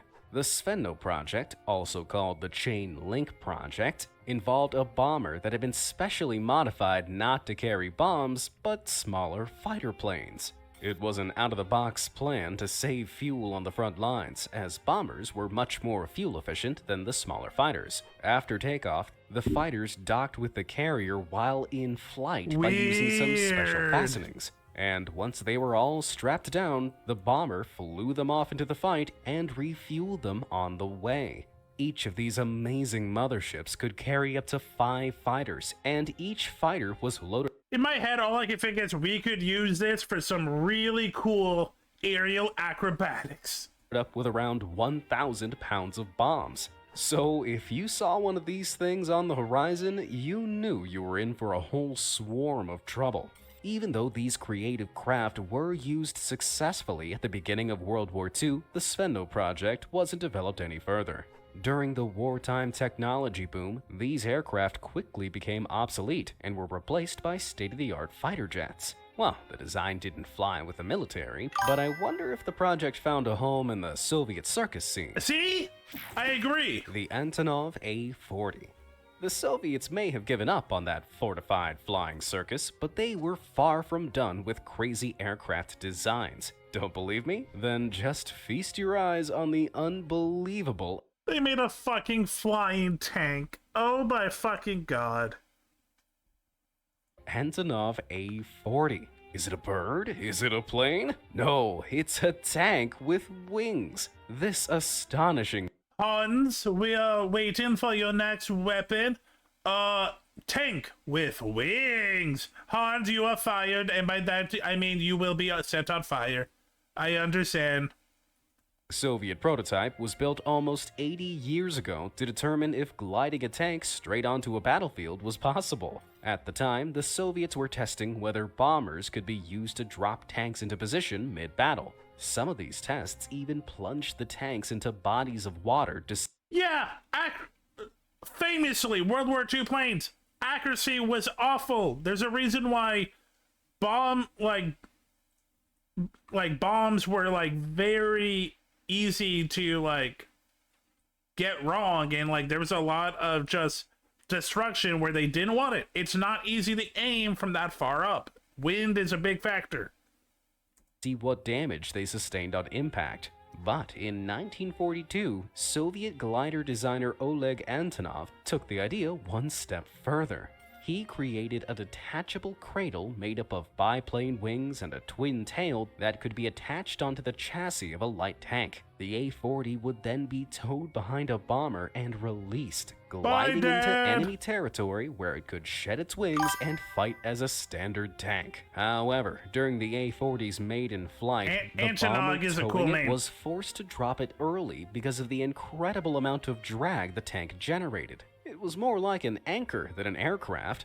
Even though the tank and its driver managed to survive the fall, the project didn't. It was, ironically, dropped in favor of a more conventional weapons system. Bombs. Much to the relief of that poor tank driver, I'm sure. The Mil-Me-10. Now, when the Soviet military was... Does the helicopter have a smiley face? It has a smiley face and googly eyes. I kind of love it. The Mil-Me-10. Now, when the Soviet military wanted some seriously heavy lifting done, they called in a Mil-Me-10 helicopter. Hi guys, it's me, Despite looking like the love child of a guys. helicopter and a spider, the long legs on this chopper weren't for climbing up buildings or weaving webs between the clouds. It was designed in the late 1950s to carry big, bulky loads that the Union's largest helicopters at the time, the Mil-Me-6, couldn't fit in its hold. While the Mi-6 could carry a little over 13 tons, why did they all have M10's lighter... Why did they all have googly eyes? They all have googly eyes and like weird like Thomas the Tank Engine mouths. Design and external platform allowed it to load up to 15 tons of oddly shaped equipment. With those long, gangly legs making it almost 30 feet high, the chopper could taxi over its loads, attach them to its fuselage, and fly off with everything in tow. This ranged from trucks and buses to fully built buildings. It was such a strange and shocking sight to behold that the Mi-10 was featured in demonstrations and air shows all over the world to show off its unique feature. Even though mass production of this wacky flying crane design didn't take off, Incoming 55 Mi-10s were produced during the 1960s, and some were still in use up to 2013. Nice! I guess a good set of legs never really goes out of style. No one ever says, hey, bad legs, nice legs. The K-84 Yekaterinburg. From the 1950s through to 1997, the Soviet Union and later Russia built a total of 245 nuclear-powered submarines. This was more than all other nations combined. Damn. But the Soviet submarine obsession almost caused one of the worst nuclear disasters in history. In 2011, the nuclear-powered ballistic missile submarine K-84, also known as Yekaterinburg, made a quick stop in a dry dock. Built in 1982, the almost 550-foot-long sub was powered by 2 nuclear reactors and could carry up to... Why did anyone think this was a good idea? This is a moving, ticking time bomb. 16 nuclear missiles, but during some routine welding work, a fatal fire broke out along the wooden scaffolding surrounding its bow. This quickly spread to the submarine itself, and for a whole heart-stopping day, firefighters struggled to control the blaze. The sub had been carrying just 4 nuclear missiles. The amount of times where Russia almost blows itself up with nuclear energy is way too much. Missiles at the time, but if it had exploded, it would have caused a nuclear accident comparable to the infamous Chernobyl meltdown. Yep. As catastrophic as it could have been, the K-84 was gradually repaired, exposing the sheer size of the sub's sonar array. It may be a nuclear death trap, but does anyone else think it looks like that cool ship from the Disney film Atlantis? It does. It looks like It's something out of a terrifying. sci-fi adventure. That big bulb is actually the sonar array's acoustic chamber. This is used to analyze sound waves from sonar equipment and translate it into visual data so that the sub can navigate underwater. As cool as it looks, this chamber was filled with a highly flammable liquid. Oh my god. Russia, USSR.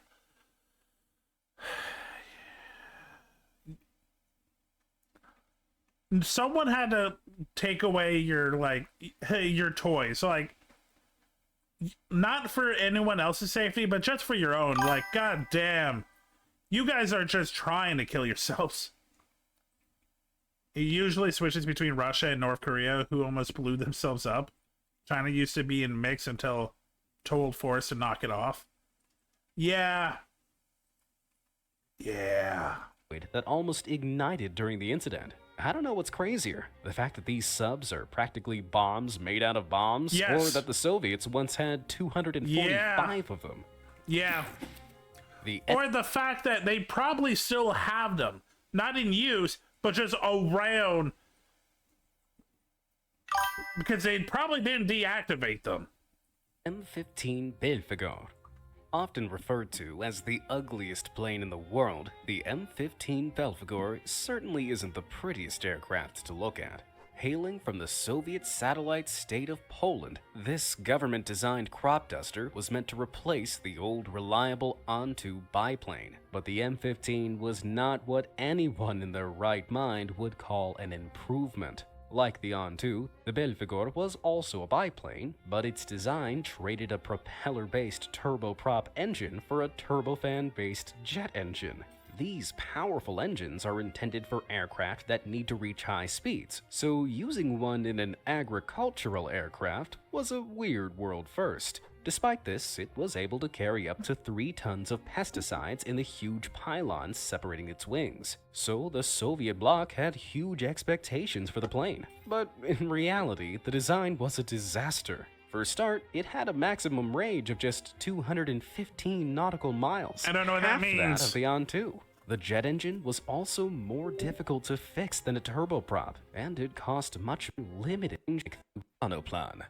One of the most unusual vehicles from the time of the Cold War, I didn't care about or any era the for that farm matter, plane. has to be the Lund-class Ikranoplan. At a gargantuan 242 feet long with a wingspan of 144 feet, this bizarre beast could only just fit inside the lines of a standard American football field. You may think, with all those wings and jet engines, that it's some sort of Soviet aircraft, but this amazing machine is actually a boat plane. Are you fucking serious? It's a boat plane?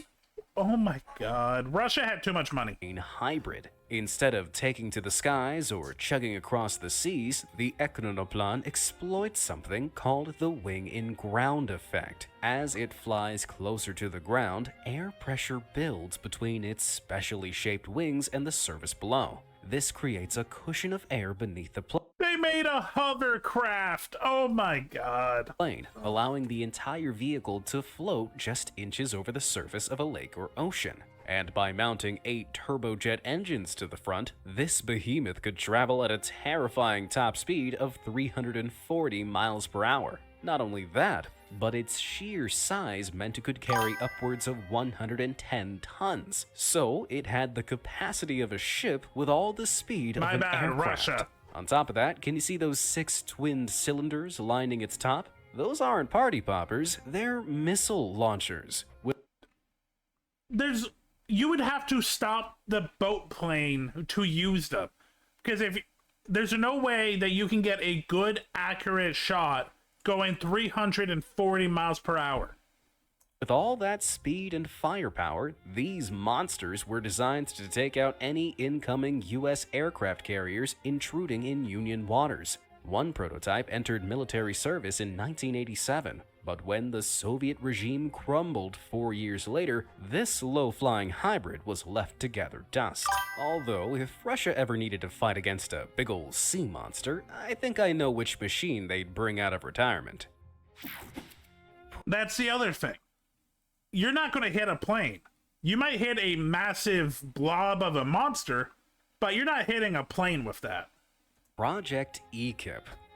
As much as I hate to admit it, the tin hat loving conspiracy theorists are right. UFOs do exist, but they don't come from outer space, they come from Soviet Russia. Say hello to the EKIP, the Soviet aircraft that looks like it was made on Mars. Conceptualized back in 1978, this Russian flying saucer feels like didn't something from the resemble any 70s. other plane of its time, or our time, come to think of it. Its striking domed design was based on aircraft that didn't have any distinguishable fuselage, like certain stealth bombers and reconnaissance aircraft. The elliptical shape acted like one big wing, and with its turbojet engine, this strange saucer could rely on air cushion technology to take off and land, just like the Ekranoplan. This meant...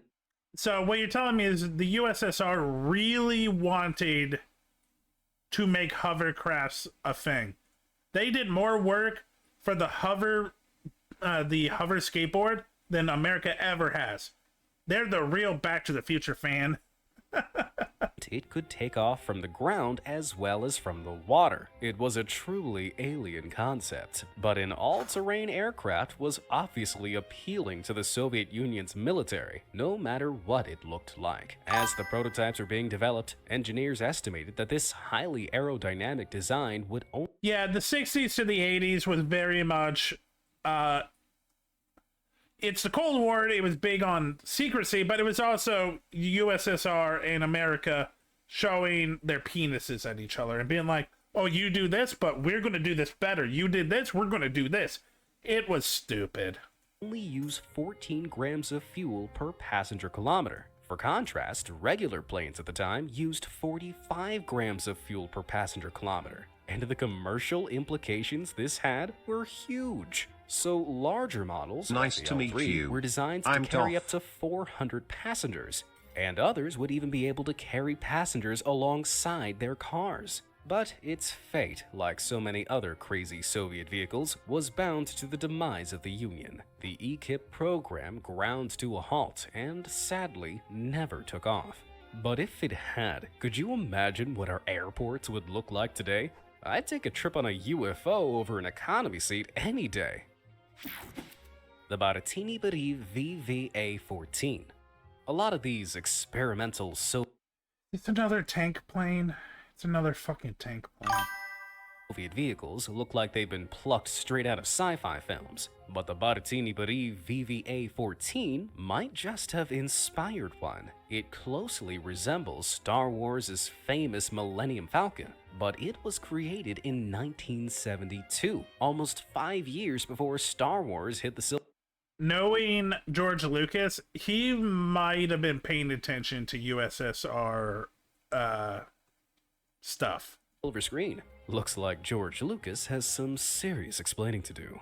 The VVA stands for Vertikalno Vzletayskaya Amphibia, or Vertical Takeoff Amphibious Aircraft if you're not fluent in Russian, like me. Like its title suggests, it could take off from the water and fly at altitudes of up to 33,000 feet, but it could also fly just a few feet over the ocean waves, using that previously mentioned wing-in-ground effect. It achieved this thanks to two large pods you can see connected to the fuselage. The two engines at the front create a cushion of air by directing the exhaust into narrow channels between the fuselage and the pods, allowing the plane to skirt over the waves. It needed this sea skirting ability to destroy the USA's Polaris submarine missiles, which kept the Soviet Union awake at night during the Cold War. Initially, the VVA-14 was designed with 12 lift engines for vertical takeoff and landing abilities, but these were... This project hit a wall. The 2 prototypes that were built were retired in 1987, although their... I don't know why, but the boat planes bore me. Legacy clearly lives on in the Star Wars franchise.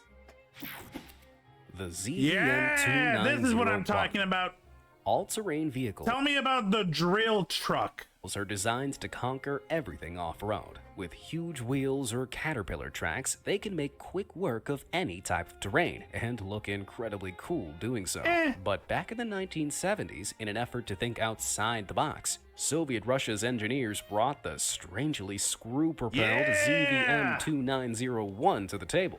They'd fused the cab from a UAZ-452 van with 2 huge hollow screw drives. It's a Volkswagen Beetle van with screwdriver wheels. The blades of which dug into the terrain and propelled the vehicle over it. The result was a vehicle that could plow through thick swamps, miles of mud, and even float over the water. This is what Florida needs. Florida needs to invest in drill trucks for the future. Even though it was practically unstoppable, using screws cost the vehicle its speed. With a 152 horsepower engine, it could make it to just 15 miles per hour. Pretty slow. And cruising through the water brought that down to just 6 miles per hour. Pretty bad. It had been based on similar screw-propelled designs. But I think we can evolve from it. Chrysler's Marsh Screw Amphibian, which was abandoned because of those laughably low top speeds. That didn't deter Soviet Russia from taking a stab at it, though. While the experimental design was incredibly eye-catching, vehicle speeds and applications of tracked and tired vehicles were...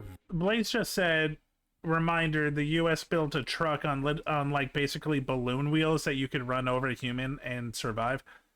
I think at that point, I think you're trying to stop the wrong situation. Vastly superior. And so, this screwy design was left in the past. The Kalinian K7. I don't care! All you had to do with wing years after the Rega monstrosity, 70 bigger than that engines, with seated on the wing. Largest plane for different... Oh, it would have had tons of flight. The only its get point flying failing not have been Soviet. The Tsar tank. Yeah! Now, this next machine may not have been Soviet, but you can definitely tell it was made by Russia. In the middle of World War I, Russian engineers decided to build a tank the height of a 3-story house with guns that could obliterate an entire forest. The large front wheels were 30 feet in diameter, and its main body... Russia looked at the penny bike with its big wheel, and it's like, we need to make a tank out of that. They stretched back almost 60 feet to connect to a single rear wheel. 2 turrets full of cannons and machine guns were bolted on top and underneath the raised carriage. And to add the cherry on top, additional machine guns lined the armored pods on each side of the wheels to protect the tank from infantry. This was clearly the king of all tanks. Yeah! And so they aptly named it the Tsar tank. But what mad idea inspired this colossal design? At the time, the Russians were looking for a way to break through the Eastern Front trench system. Instead of tanks with traditional tracks, they decided to experiment with massive spoked wheels. However, this 60-ton steel behemoth wasn't designed to be on the battlefield. Nice to meet you. I'm sorry. I'm sorry. Oh wait, no. They meant it for war, but it didn't work. Okay, my bad. To some bad engineering, that small rear wheel bore too much of the tank's enormous weight and was prone to getting stuck in soft ground and ditches. Yeah, then, no shit. During its testing phase, it got embarrassingly stuck in a field and couldn't be dug out. The Tsar tank remained... What? This massive behemoth of metal and its weird wheels doesn't work in the muddy terrain of most of Europe? Shocker. Rusting there throughout the war until it was finally scrapped in 1923. Now that was one really big waste.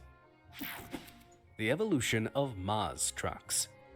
Way back in 1954, the Minsk Auto Zavod, abbreviated to MAZ, was founded in Soviet-ruled Minsk. This factory produced some of the most reliable and diverse tractors of the Soviet market, often turning the vehicles into all-terrain trucks that could carry massive loads, like the MAZ 529. This uniaxial engine could tow up to 34 tons of just about anything, from cement mixers to ice rinks. This caught the attention of the Soviet military, who commissioned the factory's first biaxial vehicle, the MAZ 535. And this 8x8 beast of a tractor didn't spread manure, it spread munitions. At almost 30 feet long and 10 feet wide, it could carry up to 8 tons, meaning it could tow anything from tanks to massive missiles. But this wasn't MAZ's final form. As the Soviet Union began making bigger ballistic missiles in the 1960s, the MAZ... Again,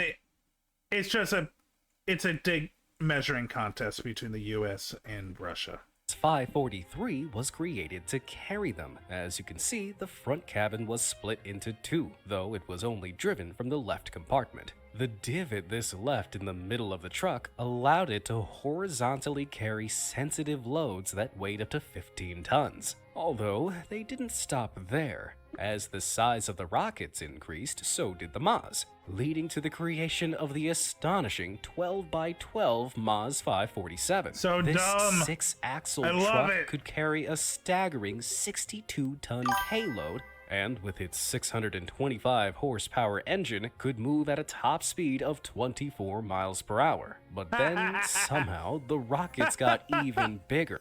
It's so dumb, but so is much of this. Kai's like, sensitive load is what I call my penis. And so did the MAZ. The next successor, the MAZ 7904, was a whopping 100 feet long, 20 feet wide, and could carry missiles weighing a terrifying 200 tons. Okay, that is literally just a penis. They literally just made a penis truck.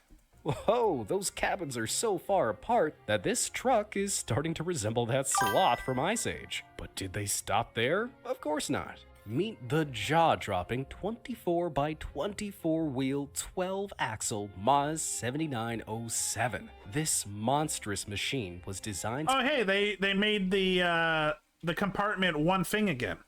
To carry the Zelina 2 missiles, which were going to weigh over 100 tons and measure in at a staggering 74 feet long. That's almost the same size as a 6-story building. Unfortunately, the Soviet Union collapsed before the project could launch, and only a few prototype 7907s were made. This was the end of the road for the mad military MAZ designs, but what a wild and wheelie ride it was. Which of these Soviet vehicles did you think was the most insane? I want drill truck. I want drill truck. I want drill truck. Anyway, this was fun. Thank you, Be Amazed. Okay. I need to go to the washroom chat, and then we're going to call Rio. So let me get some music on for you. I'll be right back.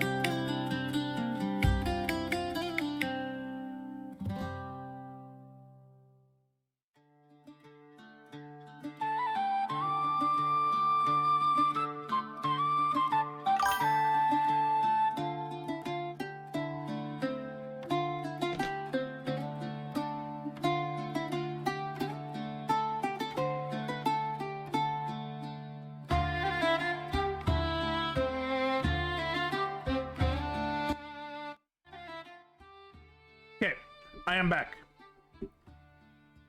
Let us call the Rio.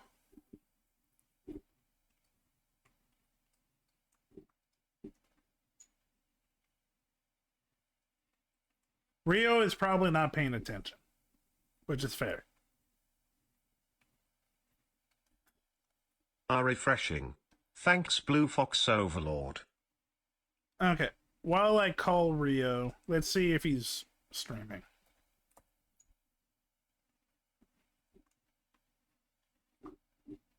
Oh, hey, Sydney's streaming. Oh, they're playing Monster Prom? Damn, I want to play Monster Prom. Taffeta? God, I want to play Monster Prom. I need to talk to them, and we need to, like, do Monster Prom.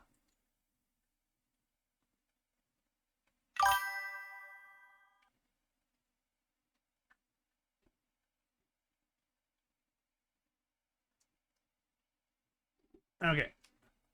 He is not streaming right now.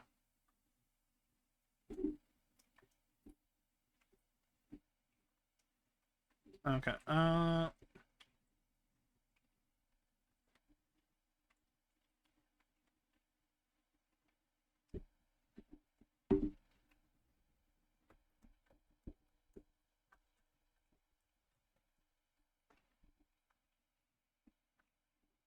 Okay. Well, I'm going to set up Marvel Rivals when he is ready.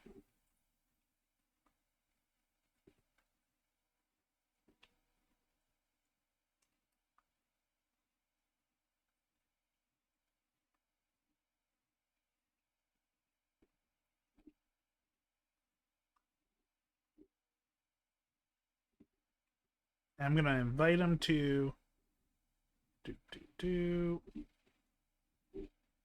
Where's Rio? I'm going to send him to the Discord. Not Discord, to the VC. Okay, let's get Rivals open. Why is your phone getting incredibly hot, Blaze?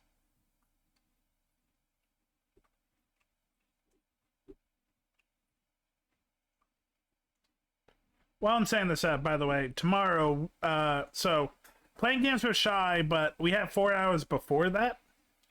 And I'm going to do something kind of cool. So, next Game Fest is coming up. Kai actually got me onto a website called Keymailer that links up streamers with game developers, and I have a couple of keys for some demos coming up. So tomorrow we're going to demo some games for Keymailer. Check out some cool demos. Hey, bud. Play mute on stream. I don't know what you just said. Fuck you. No, I literally don't know what you said. You came in mumbled. Okay. Oh my god, check your stream. I'm so big on your stream. No, I see that. I'm gonna fix you in a second. It's just Apollo flipping the camera off. Oh, that's what that is? Incoming ad break. Fucking... What's it called? Deadlock. By the way, I literally did not hear what you said. I don't care. Okay, well, then I won't play the game that you wanted me to play. No, I'm sorry. You should play Mutagenics. Oh, yeah, no, you seem to actually really like that. I honestly kind of might check that out. Okay. I'm gonna be honest. Half of my like play time on the game is just me being in like the main home screen. Well, not main home screen. Just being in like the house area in game, just listening to the soundtrack and just scrolling Twitter. Huh. Yeah, the soundtrack came out today. I almost instantly bought the second I figured out it was out. And I've been listening to it. I fucking love this game. How do you spell the game? Oh, never mind. It was the first thing that popped up in popular searches. Oh, yeah. No, this game is like really big. Like it sold over 1 million copies like the first day. I'm pretty sure at least. Don't quote me on that, but they have in this game you can have voices for cats. Ooh. Like each cat has like different voices, and some of them are like, I say celebrities quite loosely because the first person I'm gonna mention here is a celebrity, but not in like any sort of like popular way, if that makes sense. But they have Chris Chan voicing something in this game. There's also Markiplier and Rivers Cuomo.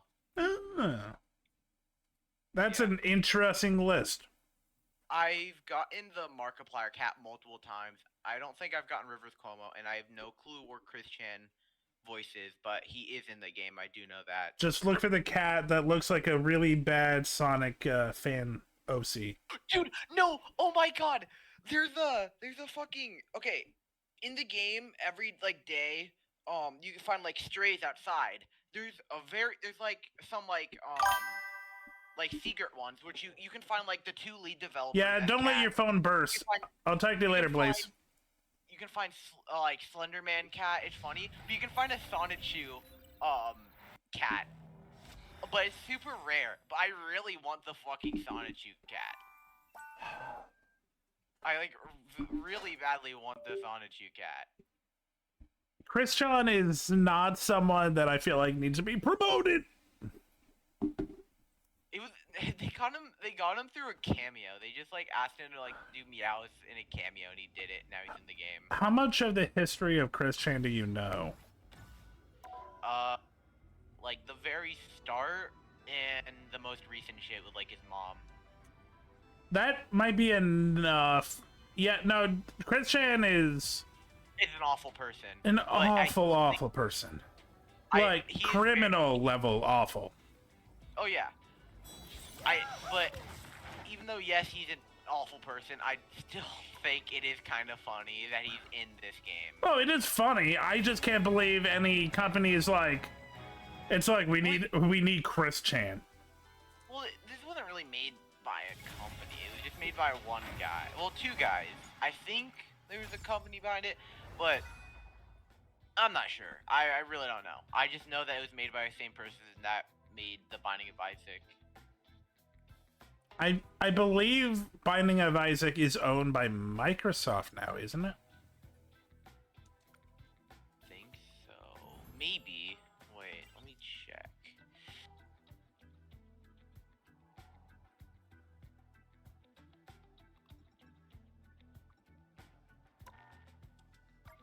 It's not owned by Microsoft, no. Oh, okay. I think it's just Edmund McMillan's property.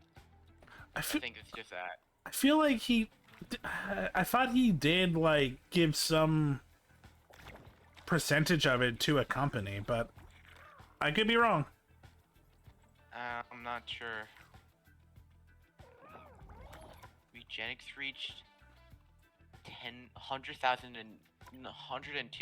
concurrent players on Steam for the first time.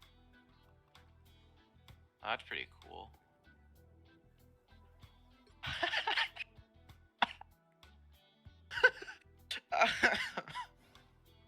What the fuck?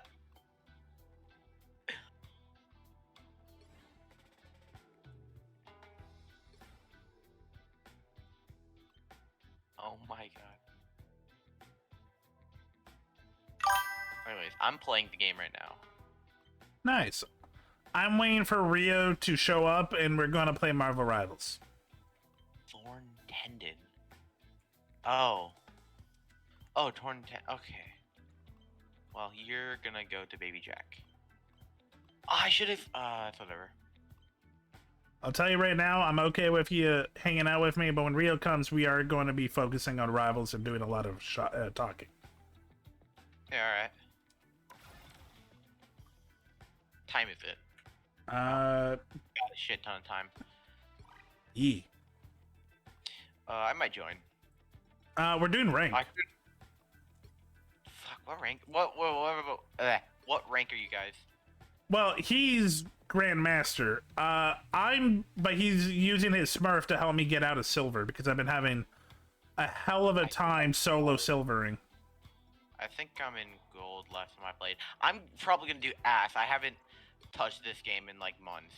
Well, I will say I do have a goal, but you can come if you want.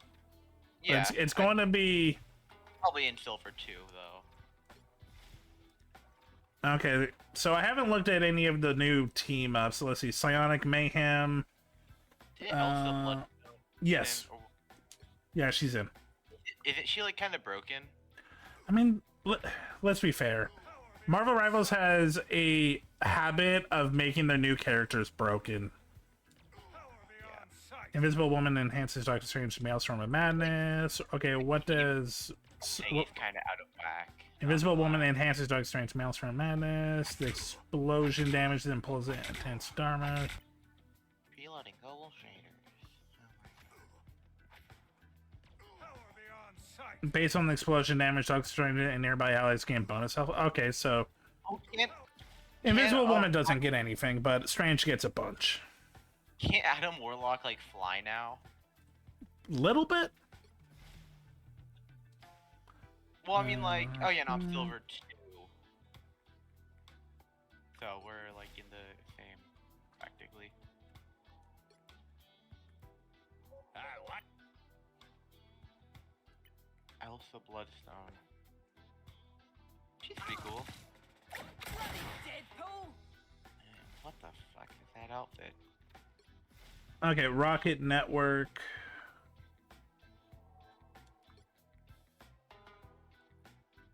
Upgrades his BRB for Star-Lord and Mr. Fantastic. Star-Lord gets an astral jump device, allowing him to teleport to its deployment point. Mr. Fantastic receives a Fantastic Amplifier, moving his electricity limit, letting him actively enter inflation state. Oh my god, this shit is laggy. Holy. Oh yeah, big update.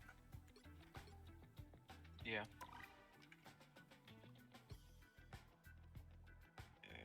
There she is. She looks fun. Oh god, trying.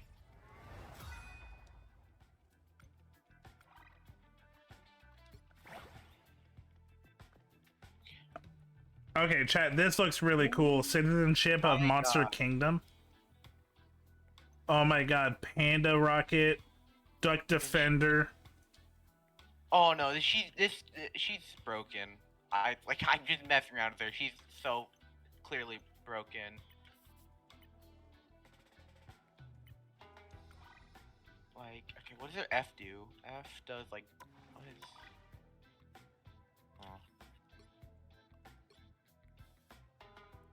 Oh. Okay, let me see where Rio is.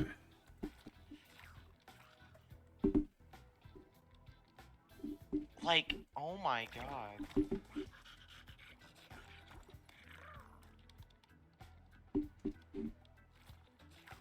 I have to get into a game with her. Holy.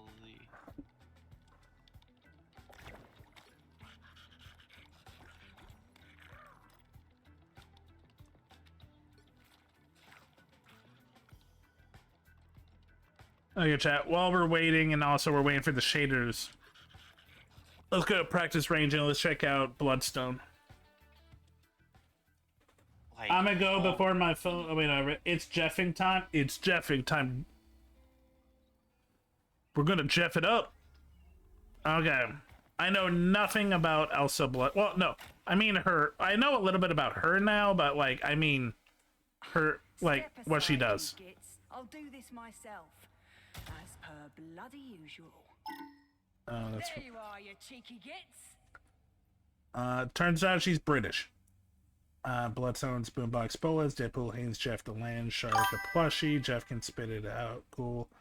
Inherit Instincts, dealing damage increases, hunting instinct, defending enemies caught by smoke and snare, grants additional instinct, higher instinct reduces the cooldown of Helix Advance.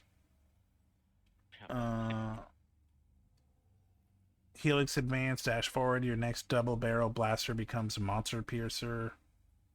Living Bullet, fire a living bullet round, then splits upon impact.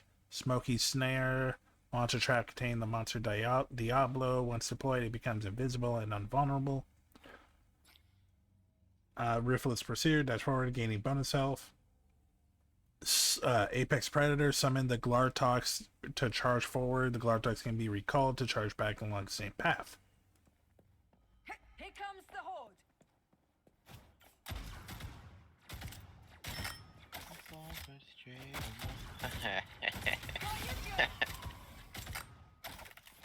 Okay. I'm kind of wanted to try her out.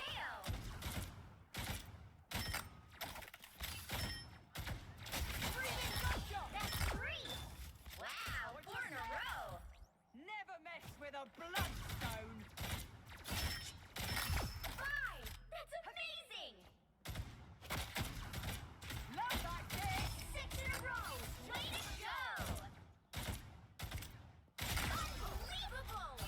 You really should have gone trap set. Release the Glortrox! Okay, yeah, she's broken. Well, she's going to be really annoying. If you play her right, she's broken. Like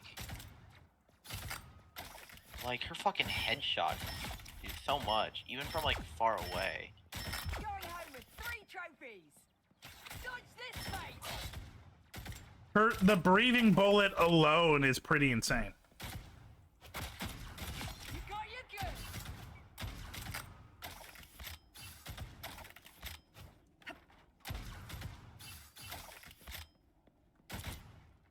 I don't know how to fucking. No, if I try to play her, I'm gonna do ass, but I really want to. Trap set. Shot to the soul.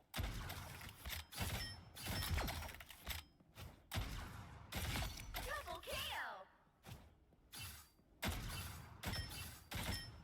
Yeah, no, there's a lot of interesting shit to do with her. Very techy character, I like that though. Yeah, no, me too. I love like techy characters.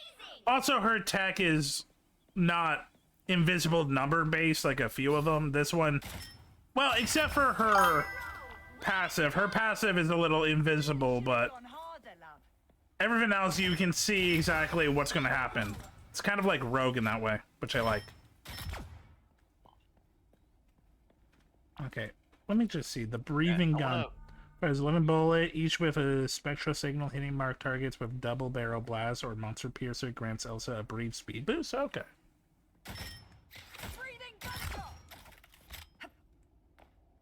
Tea, anyone? Double kill. That's 3. There you are. Watch this, mate. Oh my goodness. Yeah. You really should release the Glortrox! Oh my lord. 5. That's amazing. Wait, what'd I do there? I don't even. 6 in a row. Okay. Yeah, I'm definitely going to be playing her a little bit more. This is pretty awesome. Obviously, her downside is she has, like, no health, so she... Downside. Like, that makes a lot of... She's not going to be staying around. She's going to be moving around a lot, and I'm hungry. She's definitely going to need support, but she's fun. Wow, 4 in a row. But she has enough mobility where I think, like, yeah, I'm not upset by it. Tea, anyone? Trap set. There you are. Double kill. That's 3. Wow, 4 in a row. Okay.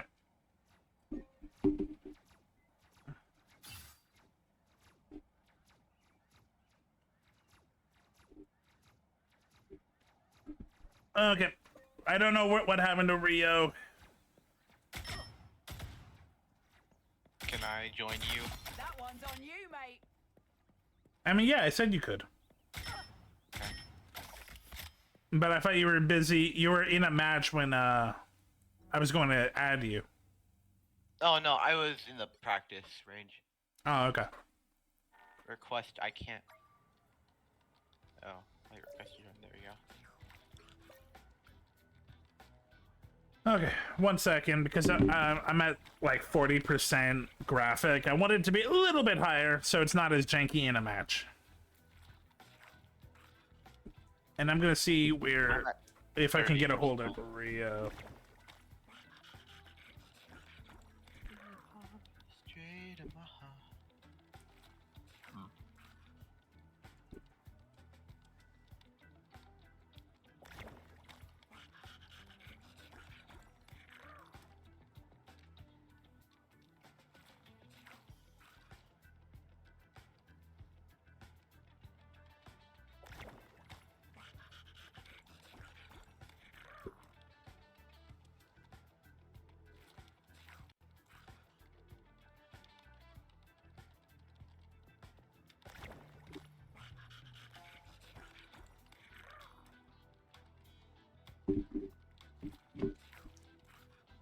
Okay.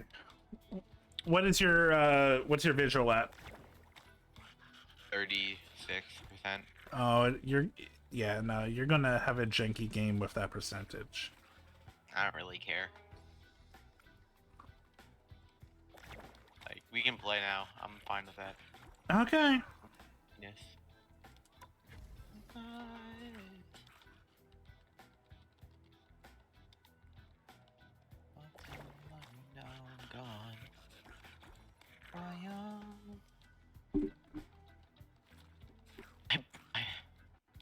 I'm listening to the Mugenic soundtrack. What do you want? Oh. Mid. Okay, well, while we wait, let's look at the battle pass.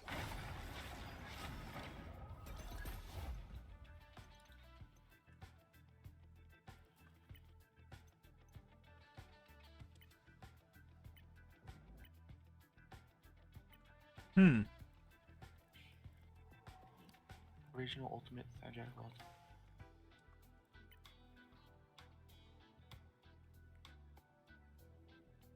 I'll be honest, chat, this kind of makes me want to play Storm. Queen of Wakanda skin looks awesome.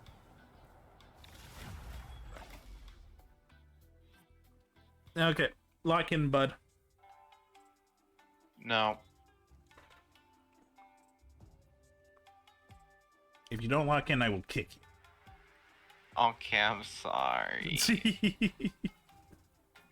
You're such a buzzkill, man. What a party pooper. I want to get out of silver and gold, but silver. Boo. I want to get out of silver. Oh my god. Oh, boo. I What? don't care. I'm playing.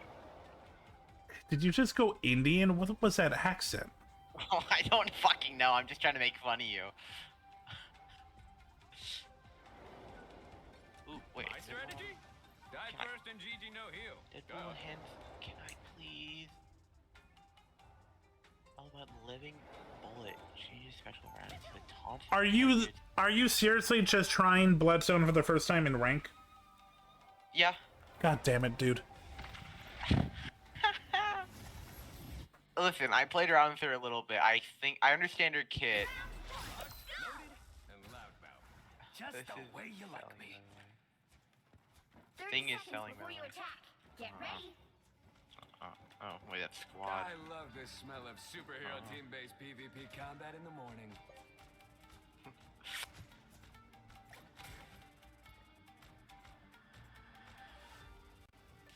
Everyone's favorite merc with a mouth is ready Oh my to throw God. down, baby. The battle starts in 5, 4, 3, 2, 1. Here comes Headpool!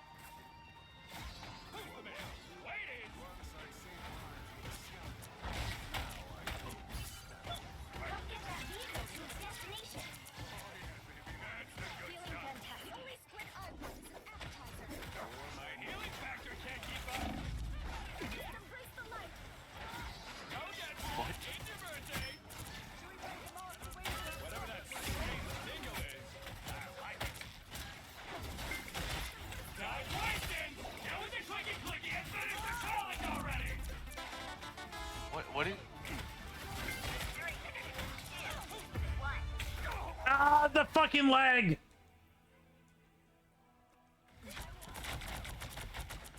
Yeah. I'm 0-0 right now. Let's give it another shot. I haven't got a single kill, but this is a really fun character, so I do not care. I do. I'm trying to rank up, dude. I told you straight up. If I die before I get a kill, I'll switch.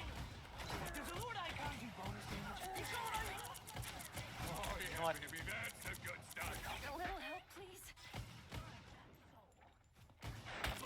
Get that vehicle moving again. Go, Deadpool! It's your birthday! In your face with mine! Shield them from the light.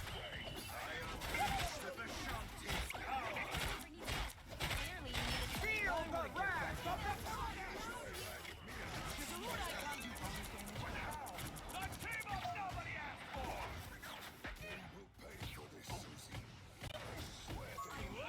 Fucking storm.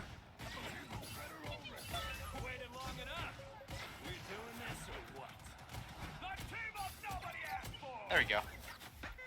A game within a game. How meta. I have pretty fucking bad aim. Go, Deadpool! It's your birthday! It's your birthday. Okay.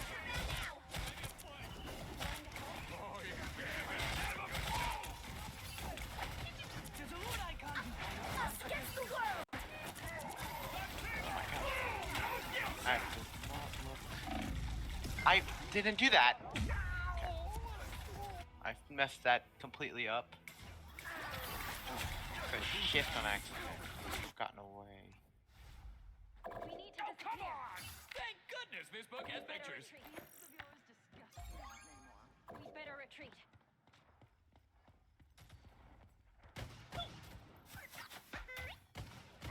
Get that vehicle moving again. There's a loot icon.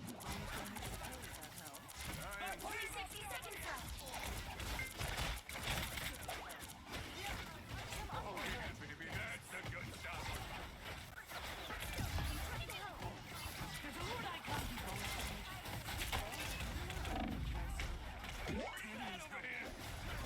Okay. That was stupid of me.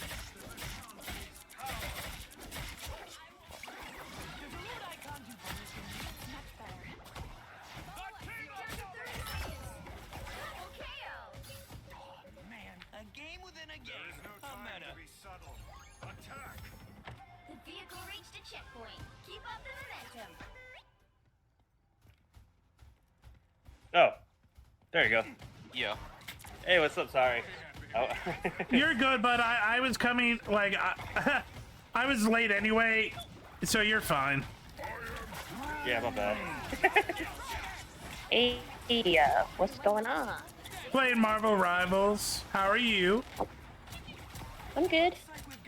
Just having a day. Oh, shit. What? Good day or bad day? A good day? Oh, okay. Sorry, the Okay, way there you go. the way the, when people say I'm having a day, that usually means they're going I through just it. say I'm having a day. That just means I'm having a day. Okay. It's like a bland day. Oh, okay. I got worried for a second. I'm like, oh no. I'm gonna spray paint on Roblox. Ooh, that sounds fun. I've done it a few times. I have like, I don't remember actually. I don't even think it's a good idea to just say, oh yeah, I have like so many likes. No, I only have 1,000. More than me. Ooh, fucking drawing. Oh my god, this is so big. I love just looking at other people's art too. Somebody's doing pixel art too. I just dashed off the map. Can you please? Somebody made a guts and black powder. Can you please swap off the character you just played the first time in rank? Yeah, fuck, I don't know who I play anymore. I haven't played in so long. It's probably a bad idea going immediately into Robber. I know how to play them. It works. Sorry, I saw somebody draw Hornet. Wait, are we and- playing ranked or are we playing? We're playing rank. You're helping me get out of silver.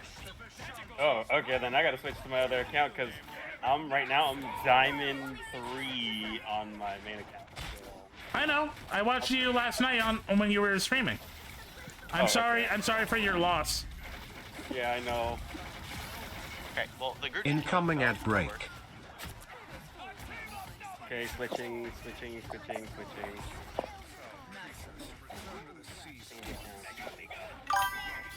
The fact that I have to make a whole new fucking account. You're a good friend. I know. It's fine. That shit's funny though. Like, I don't get my skins, though. I don't want to buy skins for an alt account. Oh no, you can't get your candy-ass Venom. Exactly. How can I not twerk with the candy-ass Venom? You love the gummy butt. It is. Come on. It is very nice looking. It's nice. Nice. Shakira's ass is nice. Venom's ass is immaculate. I kind of love that sentence.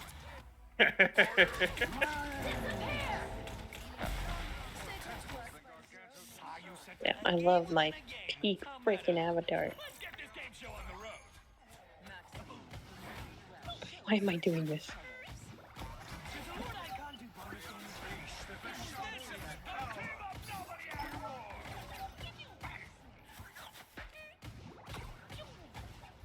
Oh, cool. My alt account is silver right now. Yay! Perfect. Alright, cool. Yeah, there you go. Okay. I'm in. Excuse me. Oh, Hell is doing their thing. Oh. I'll be searching for you every night and day too.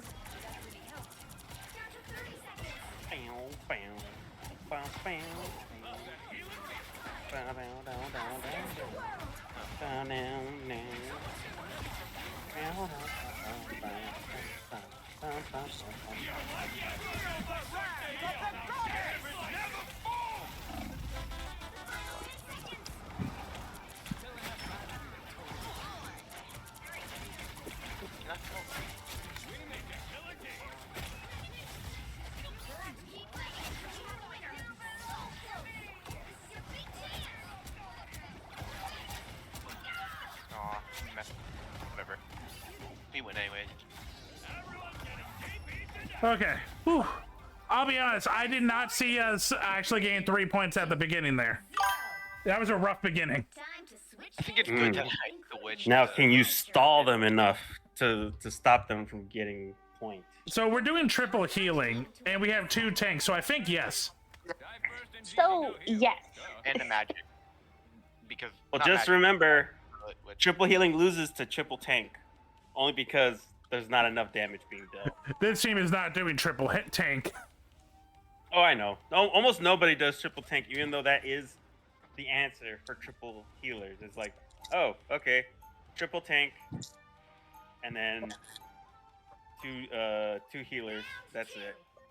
My name is Cleveland Brown, and I am proud to be right back in my home. I mean, I would love to run more triple tank because tank main. Tank main. Tank main. Even a bear. Did you say feet? What? I heard it's like tank main. Feet. I was like, wait, what the fuck? Neat. Oh, I heard feet. You hear what you want to hear. Hey, that's not true. I'm a thigh guy. Amen. Exactly. Amen. Man, now I just want to play Roblox. Even though I really shouldn't. Roblox. No, it's kind of fun.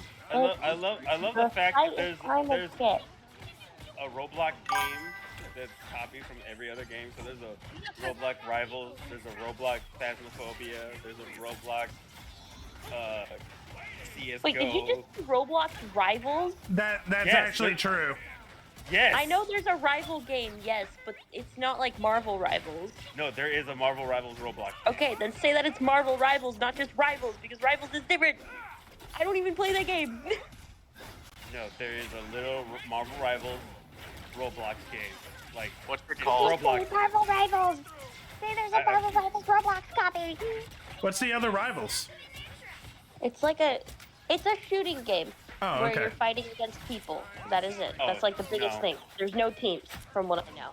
Not many, at least. No, there is a Marvel Rivals version of Roblox, and there's a Pokemon one. I know the Pokemon one. Pokemon one. I want to play it. I'll play Evade for a bit. I haven't played Evade in a while. There's also a fucking. Plus, it's during the Valentine's Day event. I already played during this event, so may as well do it again. Yeah, there's a lot, bro. You guys are just spawn camping. That's funny. It's okay. I thought the storm was going to fuck us up, but no, that invis did good. they pussied out there. Wow. He used his ult and just to run back in because they saw they weren't doing shit. That's funny. Bro, all they have to do is just get 3 tanks. Ah, shit. Yeah, but Kinda they're not. messed that all up. They're not going to do that. This isn't a. Oh, one of them left. Oh, they're down a man? Oh, that sucks. Ooh. Oh, but you hate to be on that team. I mean, they just like multi-ulted and wiped us, but they did have to use all their ults. It's all about when you're flushed out and out.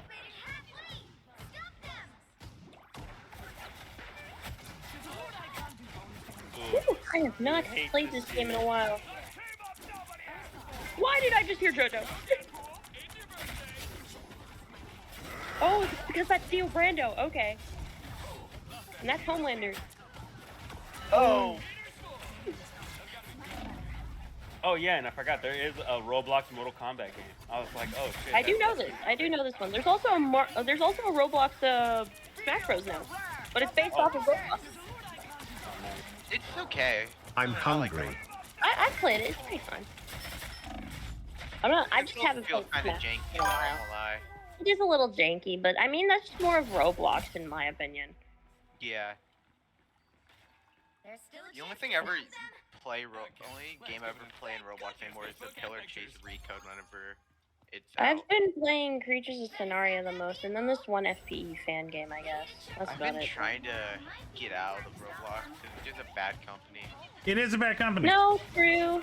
It is. I just kind of. It's the only thing that I really can play that isn't like IDV or Sky the Children of the Light, and those have daily things, but when I'm done with the daily things, it feels like there's nothing else to do.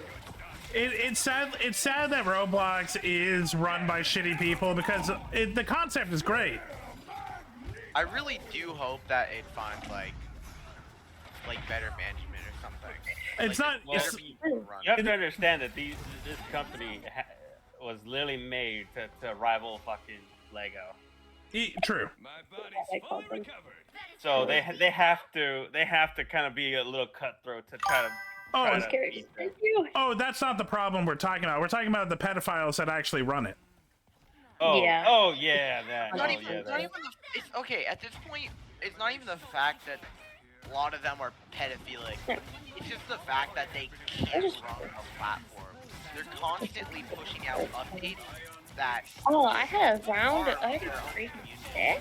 Jesus. That nobody ever asked for. Why do I have a They freaking constantly just ignore big problems and keep just saying, "Oh, we'll get to it," and they never do. We'll get Because to if they it. get to it, it would cost money, and they don't like that. And I'm sure a lot of stuff that they do is definitely for shareholders. Get shareholders to buy their Turbo shit, thruster. buy their stocks. But as they keep doing the more of the quote Age unquote of Brick Battle. and I don't even fucking know the word, but it's just stupid. They're losing their stock is just losing price at a very rapid stage. I find it funny that when a company goes public, people can buy shares outside of the company. It starts becoming shitty. Well, because it's then you have investors, and the investors literally only care about their own dollar, not the company. Yeah. Nostalgia. Love Expense? Oh. Sorry, I'm just looking at some of these ones. Oh, I forgot I got Bumper Cart. How did I get Bumper Cart and Evade? Drag? Oh, am I trying to save up to get Drag? I think I was. And there's the Force, but that's level 60. I have a bunch of those. What do I have pizza delivery on? I might, actually. Okay, we just need to hold it for 15 seconds. These are all just cosmetics. Oh, rose. I don't like how it's messing with my hair. Let's see what happens. We'll keep the lollipop on. And you keep it from getting into their evil clutches. So far, I'm pretty sure one of them has ult right now.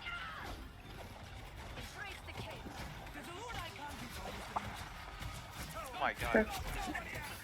Oh, I have a gubby tag? When the fuck did I have a gubby tag? Fireman carry? When did I get fireman carry? Hermia shoes. I'll keep her shoes. He tried so hard to keep the Wolverine from jumping in. It worked for the most part. He came in injured. I'll go with Lantern. Yeah!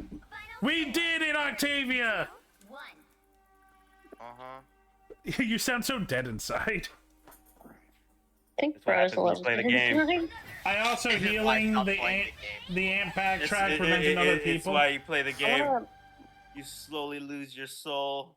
If you ever want to feel You know what I worse, want to do? I want to try and convince my dad if I can play on his Xbox.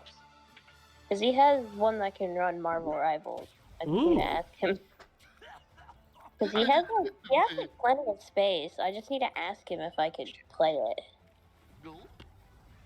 Cool. Daddy, can I play Rivals with my friends? I mean, you are in Iowa, so that kind of twang kind of does fit. What?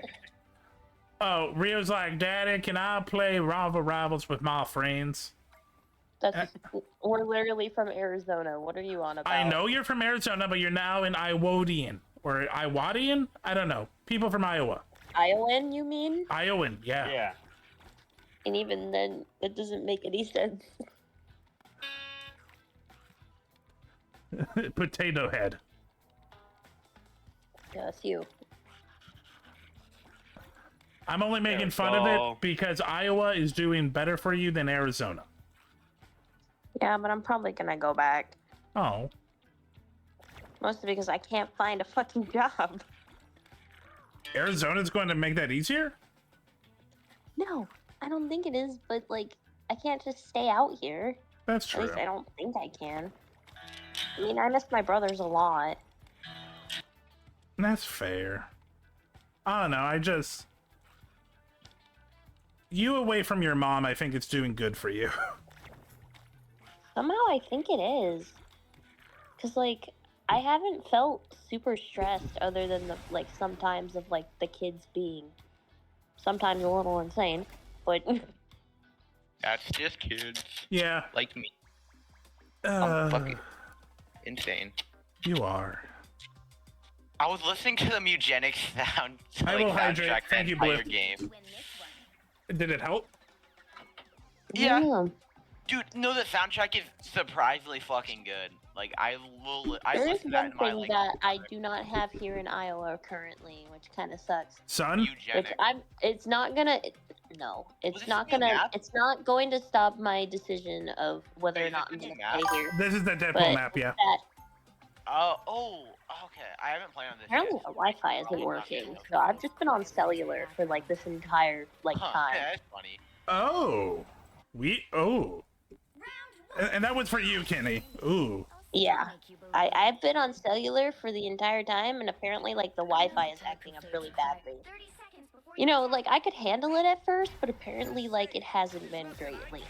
So I'm like, oh, okay. I don't need that. I think that's hard. Now, I'm sure my dad has an Ethernet cable for his Xbox, but that's probably the only thing that's getting internet other than, like, my phone with cellular. Do you guys have any idea why that's happening? The only thing that I could think of is that this is a really barren, like, town. There's not a lot of Wi-Fi here, from what I know. Even the places that are gonna have Wi-Fi, like this, there's a gaming house at this. I have no idea why that Jeff was in the front lines acting like he could. You fucking 1v1 me. You have a game. You have a gaming place in town. That's actually kind of cool. It's not like a standard gaming place. It's like a community-made game place. Like there's arcade games, There's like Get back systems here, there Luna. for esports, and I think it's pretty interesting that they have that. But apparently, like the Wi-Fi isn't like general public use because I remember being there for a birthday of my dad's friend, and I was like, hey, do you guys know the Wi-Fi password for like this place? And they're like, no, sorry. And I'm like, shit, okay. Because they have a Wi-Fi, there's just no general password for people to use. Which, in my opinion, because I had my Switch there, I feel like there should be like a general password for people to use. That would be nice. But I can also understand maybe they just don't want to rack up too much Wi-Fi usage, you know? It's probably pretty, but no, it is costly. It's not even a probably. It is a lot of money. Mm-hmm. And if it's community run, yeah. There's like DDR. I saw Galaga. I think. There's a few shooter games. I know there's a basketball hoop arcade game they have there.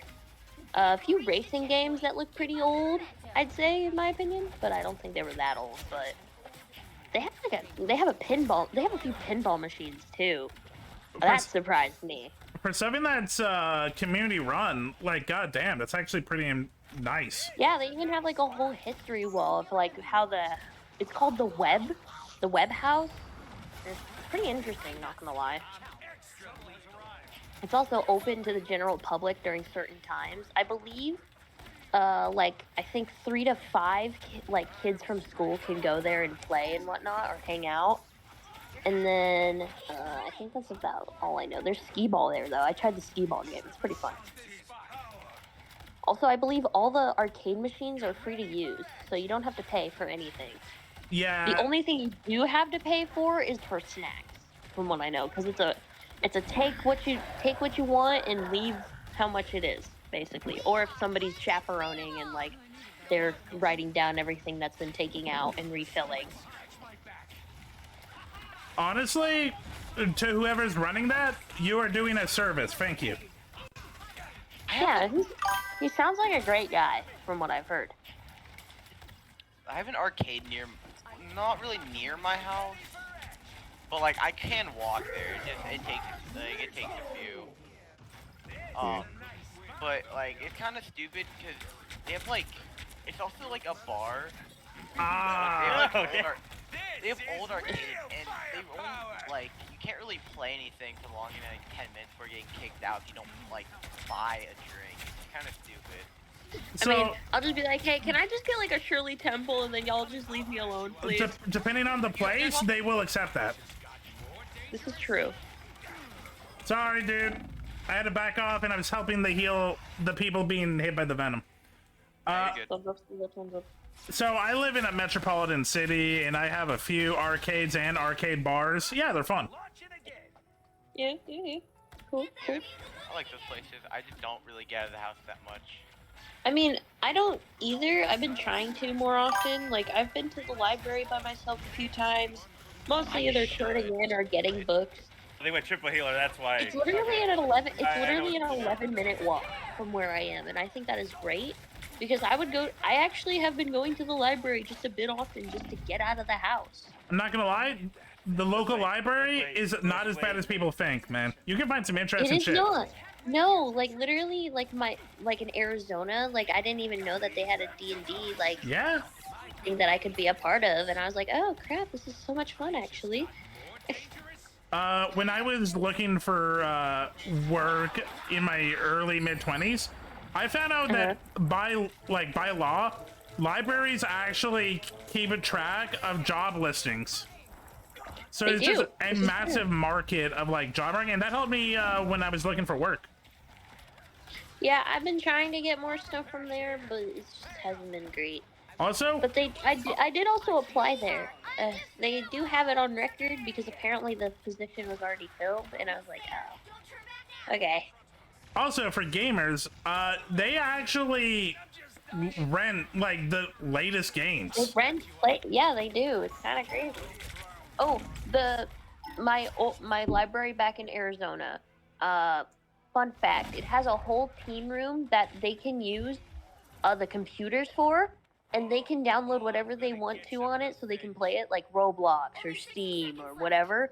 and then it just like instantly resets, like refreshes, and then like if they log off like the time, and then it'll just refresh so then other teams can use it. It's very interesting.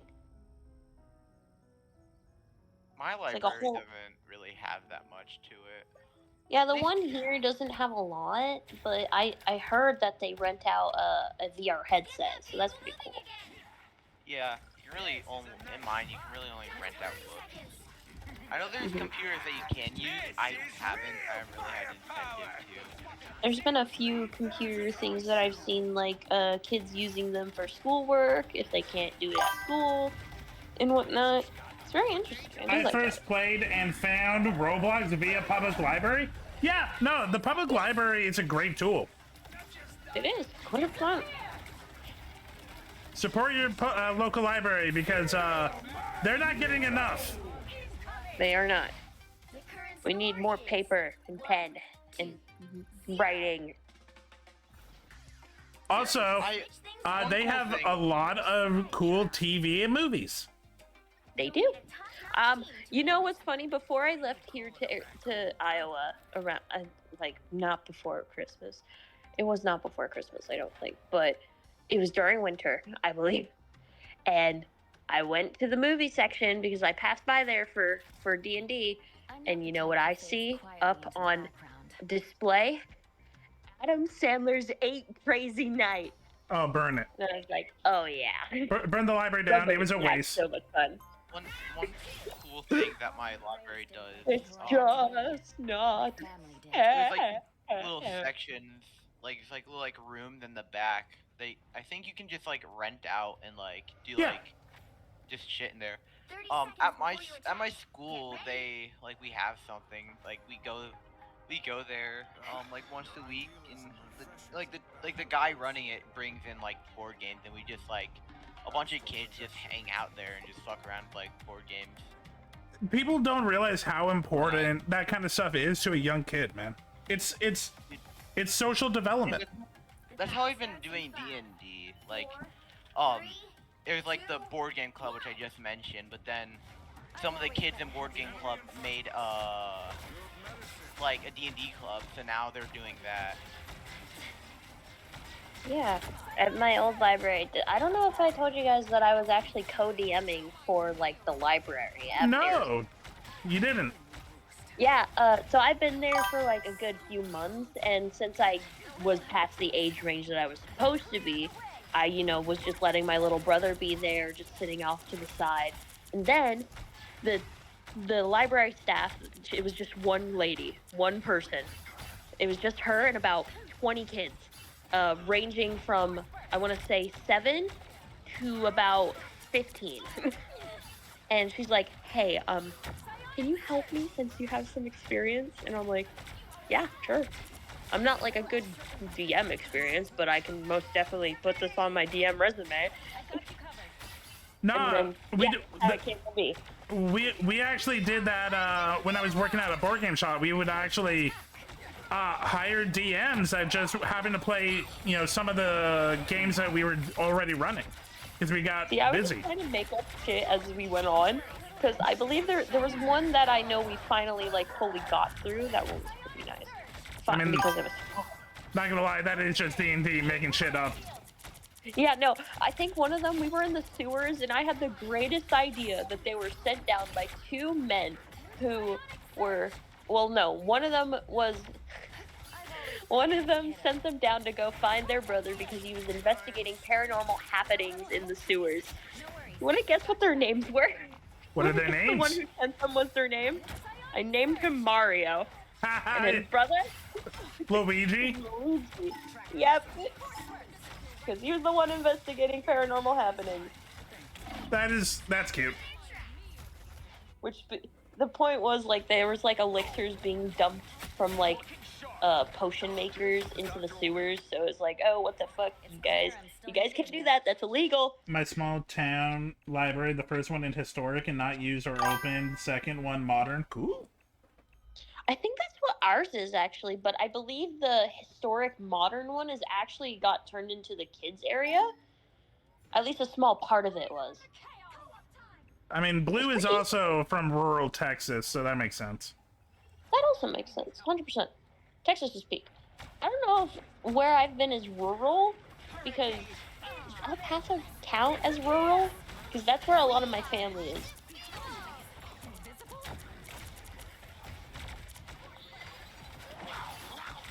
And it feels like it's rural because, like, the aesthetic wise. Heads but up, maybe Jeff it's took not. your healers. Heads up.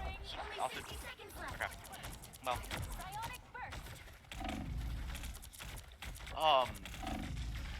Can I explain like the plot of my D&D Incoming game? ad I break. think it's pretty funny. Hit it. We're like me and my group is trying to find a pie recipe for this old like wizard. I forgot what reason necessarily, but I know there was one. And it was supposed to be more or less like a passive run. Like we weren't really supposed to fight people. But I wanna blame it on one kid. And I really could. But in reality it was like it's everybody in the group. We've all just been starting unnecessary fights that we could have very easily avoided. Goodness, I've had this happen a few times. It was okay. Like at the very start, there's like this one talking tree. It did nothing. One of our group members just called out, "Hey, that tree looks like it has a face." And the tree started talking, and then I want to name the kid, but I'm not going to because I don't know. I'm just not saying it on the stream. But I'm gonna refer to him as dumbass. The dumbass decided to throw a spear at it.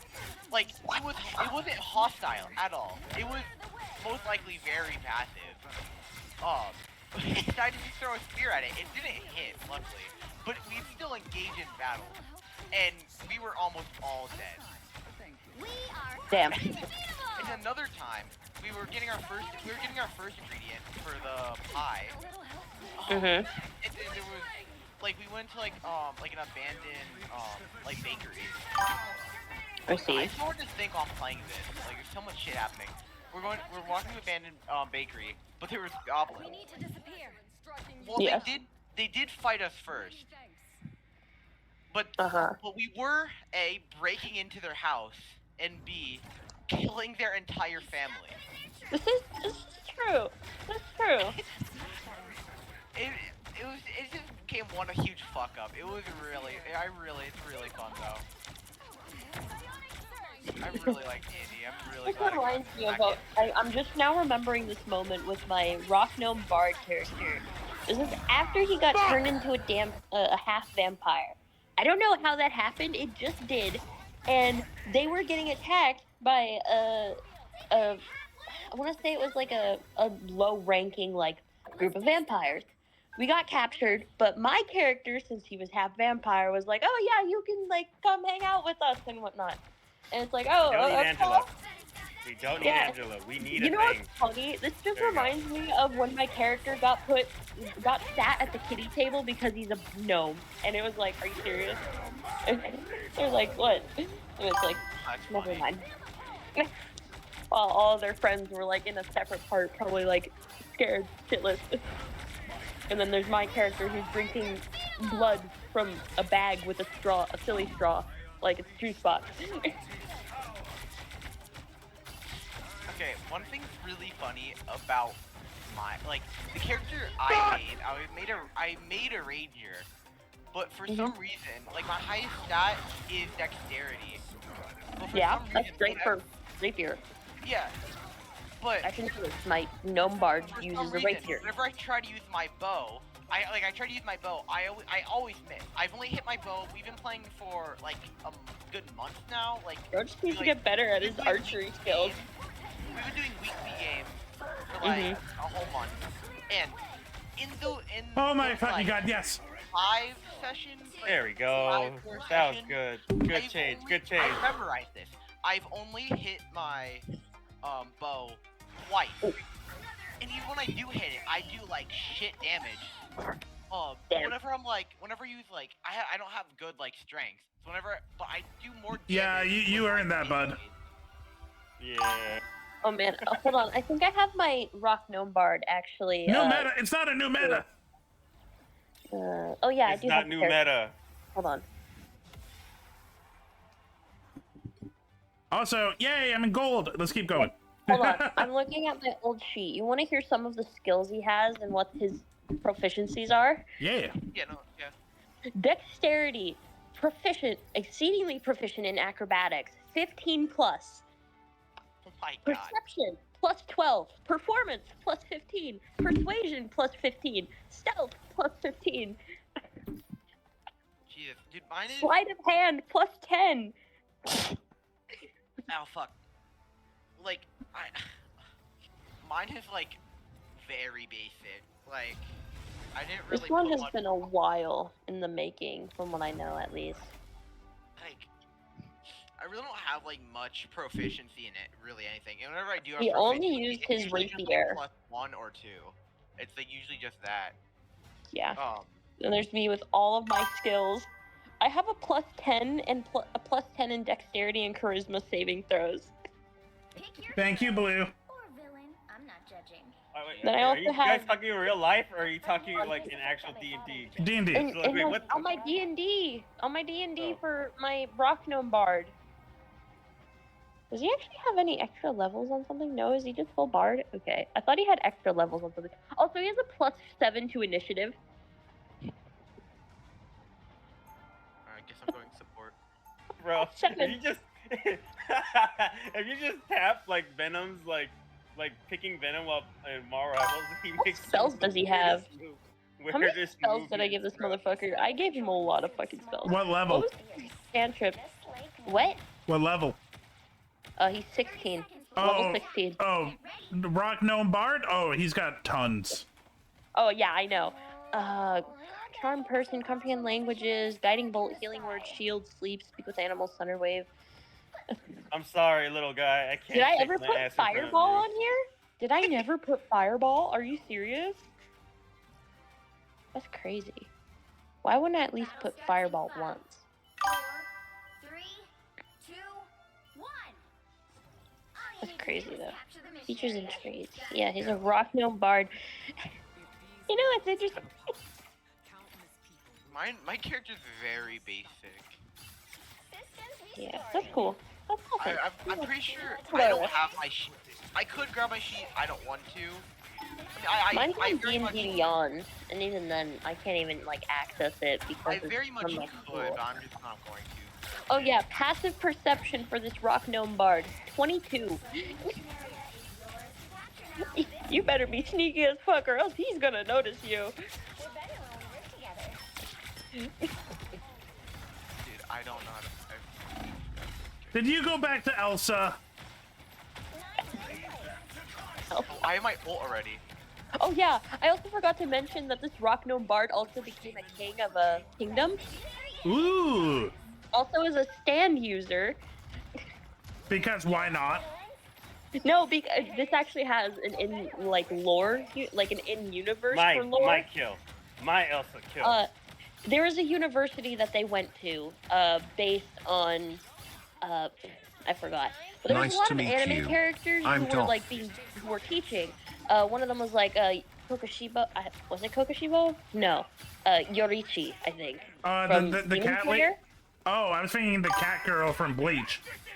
No, I think there was a Bleach character there, but I can't remember.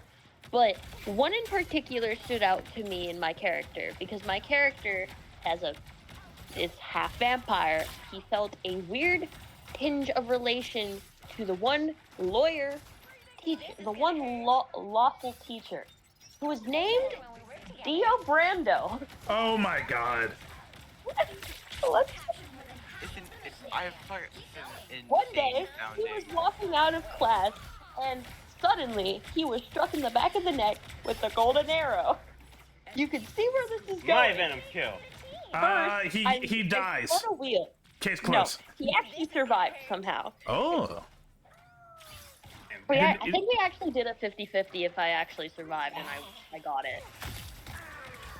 But then, first we rolled to see which one I would get. But then my friend was like, wait, don't you use a rapier sword? And I'm like, shit, you're right. Don't forget!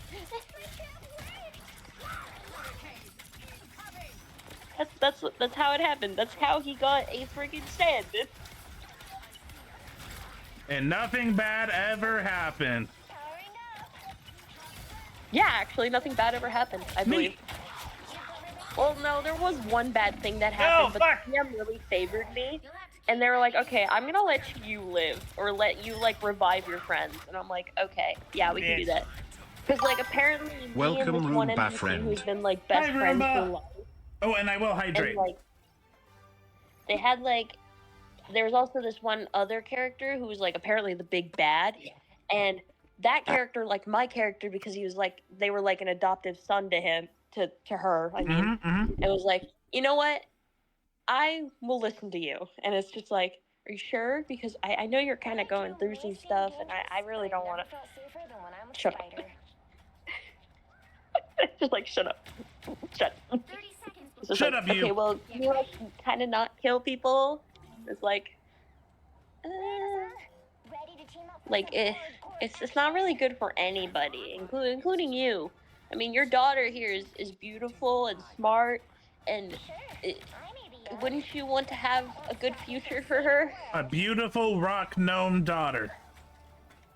It's not even a rock gnome. I believe she's a half orc. Oh, ooh. If I remember right. Yeah, don't worry. Me and the character who was, like, best friends throughout life, they got married, and yes, they did have 2 kids. Nice. Are we winning? Are we winning, Dad? We are winning. Chat? We're winning. Are we winning, chat? Gender?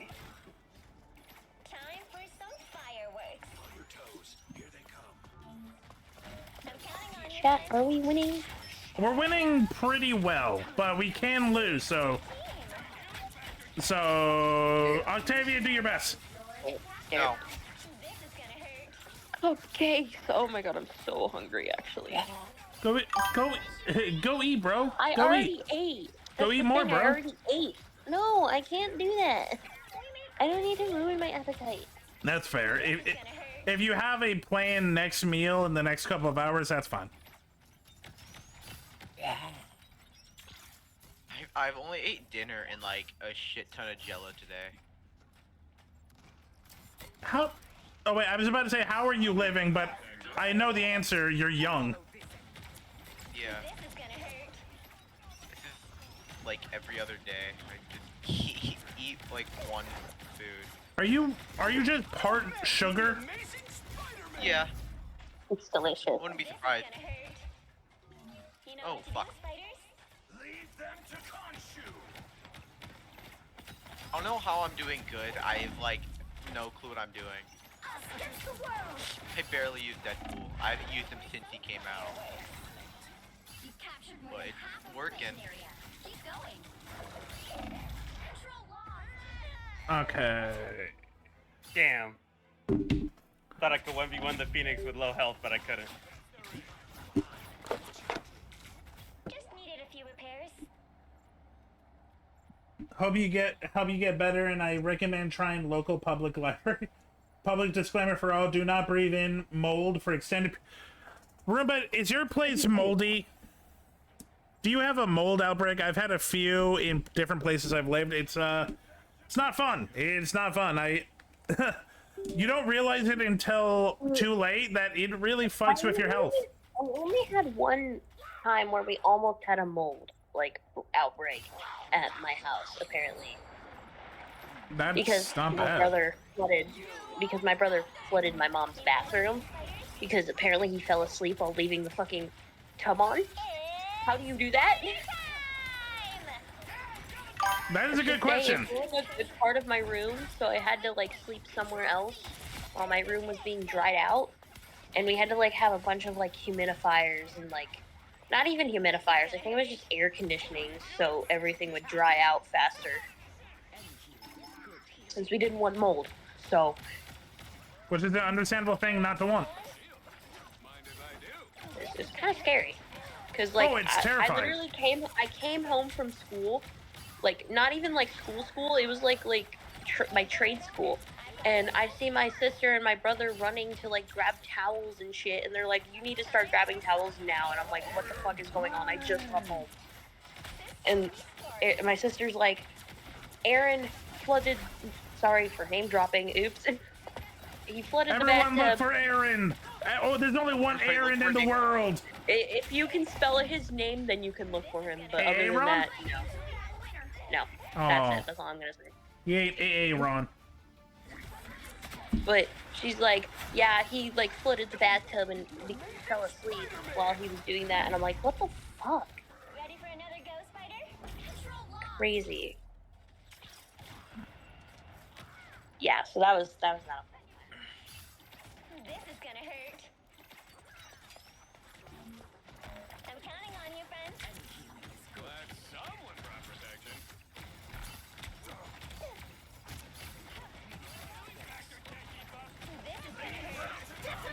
Did they go triple healer? Yeah. Yeah. I was wondering why it felt like they got really health forward. I don't think I should be playing Deadpool. I think I could probably swap off. What's your If I were to record? play anything, it would either be Jeff or Deadpool.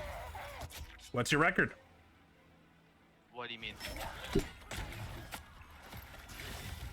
You're not doing terrible, but yeah, if you're if we only have 2 healers, Deadpool is not amazing.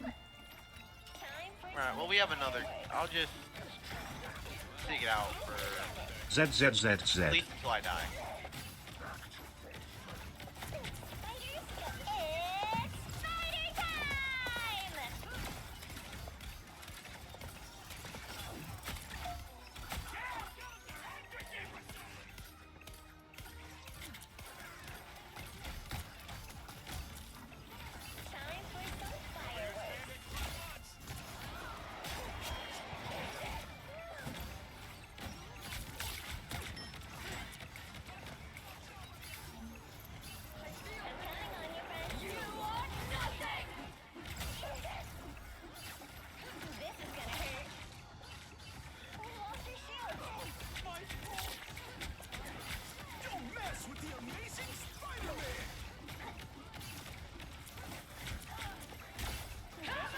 I can't do anything about that.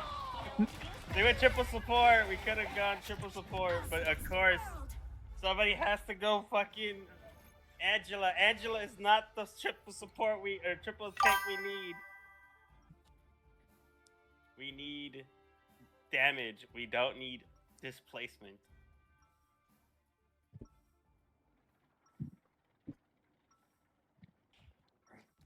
Who would be a good support? I'm here to finish the fight that Who was can you lost. play? I hope I make him proud. I law most of them except for like Luna Snow. Before you attack. Get Or like Mantis or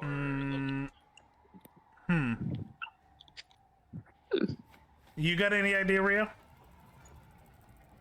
What? A good healer to go for. I could triple.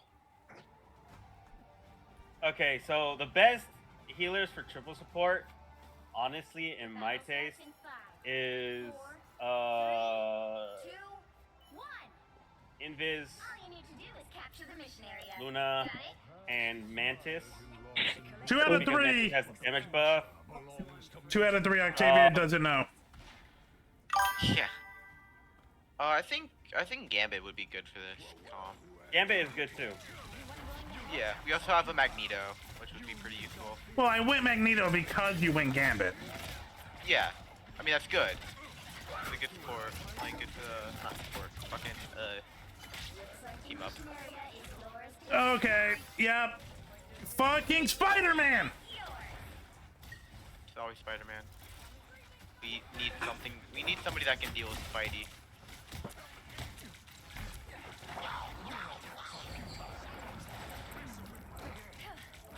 Whatever. Not pouring it. Okay, I'll get it. I'll get him. I'll go Namor. Yes, please. We would need that. Yeah, there's a Spider-Man, there's a Jeff. Yeah. This map is going to be hard for us. I'm also sitting really weird. I should probably not do that.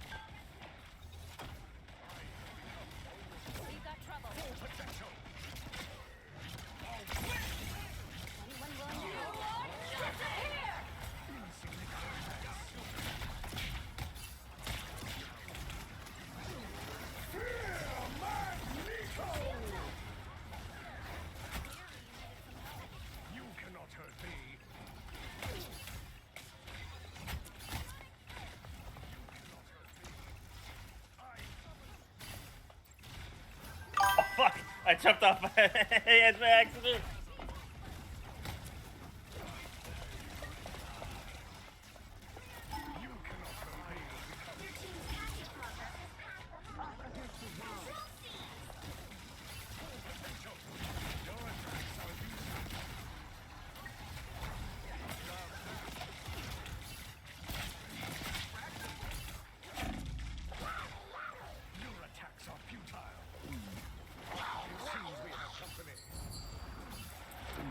Oh, no, no, no, no. You got them all! Thanks a lot. I shall not be removed so easily. We can win this, but yeah, we gotta lock in, and also that fucking Spider-Man. Also, Namor, though. also, Phoenix likes to just hide out in the balcony, so watch out for that. Phoenix just being annoying. Like all Phoenixes do.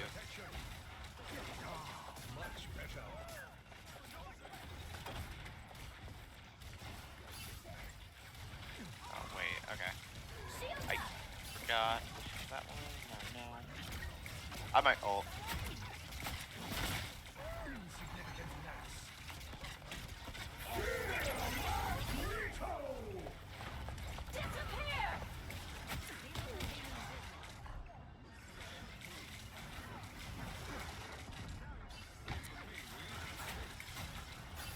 You are under my protection. Insignificant match. You'll have to keep fighting until we have a winner. Don't mess with the amazing Spider-Man. Spider-Man took out most of our healing.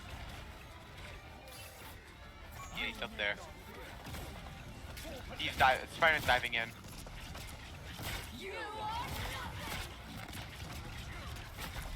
Sorry. Fuck! Yeah, Spider-Man's trying his best to get me.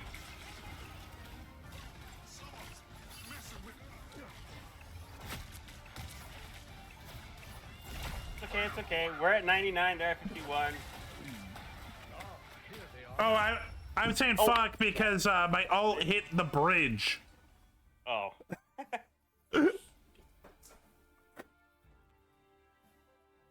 No, we were in good shape. I was just upset that my ult just hit the fucking bridge.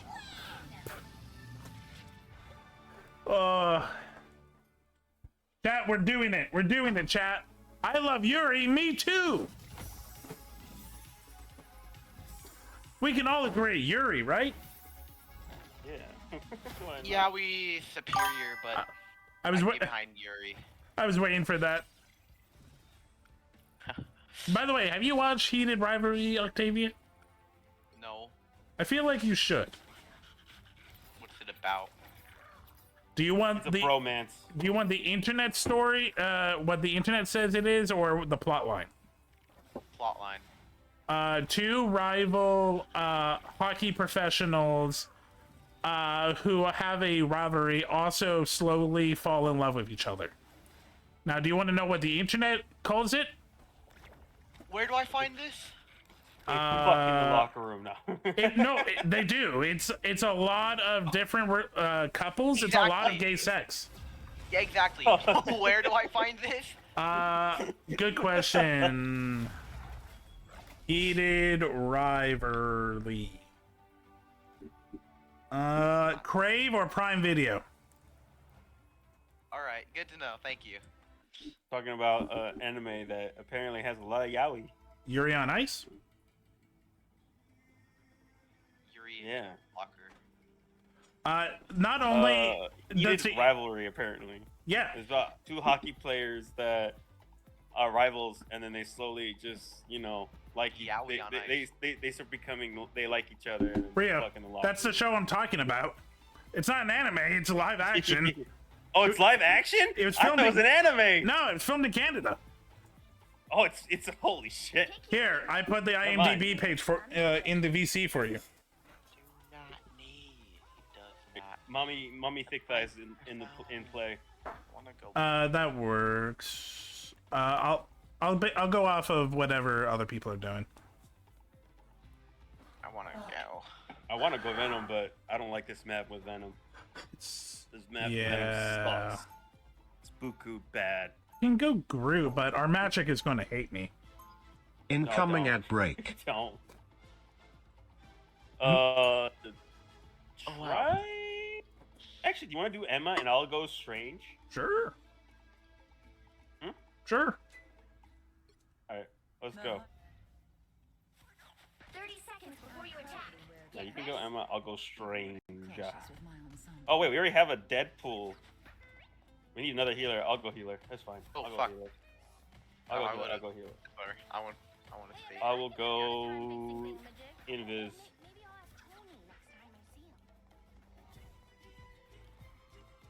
We got a Lord. We got a Deadpool. Alright, let's see what we can do. It's tank pool also. The weakest of all the Deadpools. Sadly. I mean, we'll see. Maybe this guy got that movement, that aim, you know? Oh, they got a Venom. You really gonna play Venom in this fucking map, dude? Oh wow. Elsa just grabbed my ass and killed me. Nice. So, heads up, I'm lagging buku tons. Okay. That was Okay, that was bad. That was.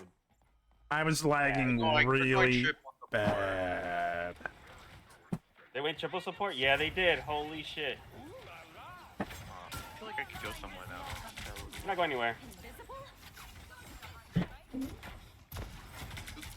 I'll just stick with Squirrel Girl. A little. This girl has no aim, but she's getting. I could probably crazy. go Moon Knight. Moon Knight would probably be good. For triple support, yeah, Moon Knight's not a bad idea. Yeah. Once I die or something, I'll probably. Just go backwards. Just go backwards. I'll swap now.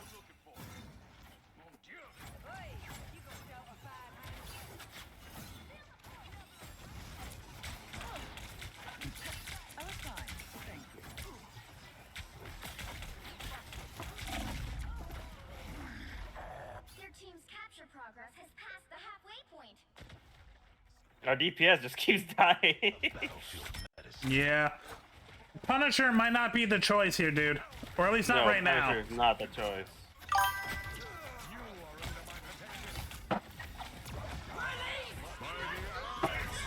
Holy fuck.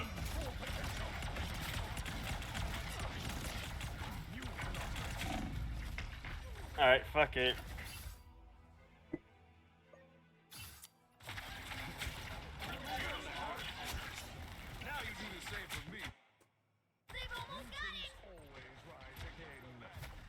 Shall not be hard.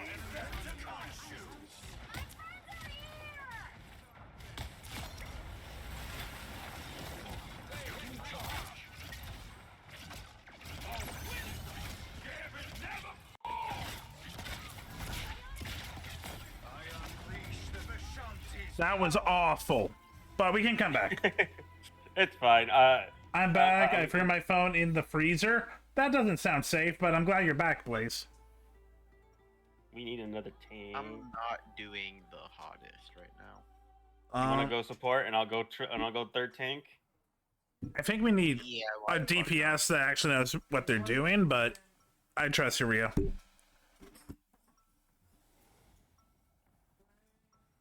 seconds before you attack. Get ready. So. Yeah, Jeff would be good for this, right? Actually, Jeff's not bad. Do you wanna go thing instead of You just keep fighting to save them. Huh? Okay.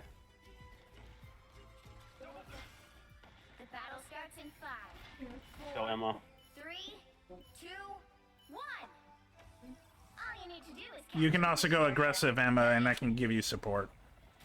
Looks like rest and relaxation ain't in the cards no more. You are under my protection. Watch it. There's a Venom right here. Yep.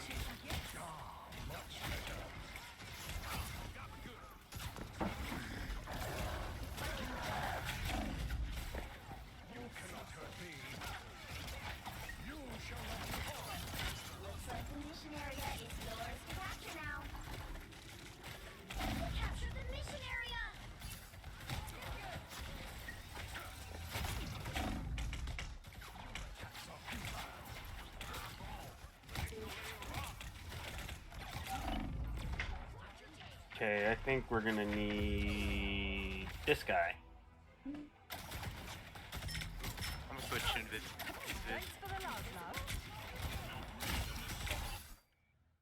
I shall not be removed so easily.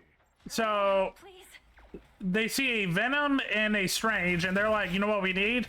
3 DPS that can't really do much to a rushing Strange.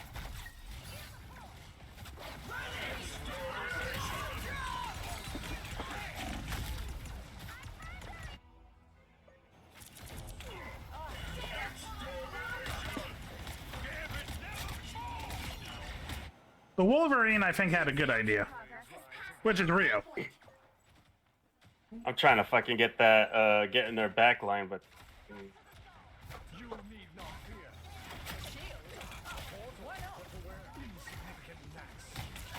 Fuck Oh off. my god, what the fuck? Fucking hate that Venom. Holy shit. He's doing his job. Fucking cum Venom is pissing me off. Alright, so to stop Venom, you need Loki, but I guess I'm gonna have to go Loki then. I can go Loki, but I'm the only tank. So if you want to go tank, I could try Loki. I know his kit works. I just don't know if I'll be able to really use it well.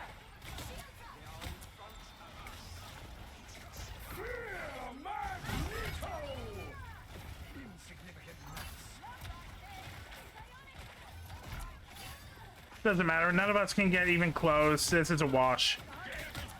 Our DPS would just couldn't give a shit.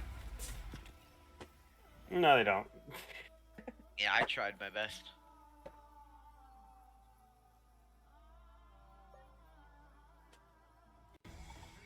Well, you can't expect to win them all. Welcome Gru_VT.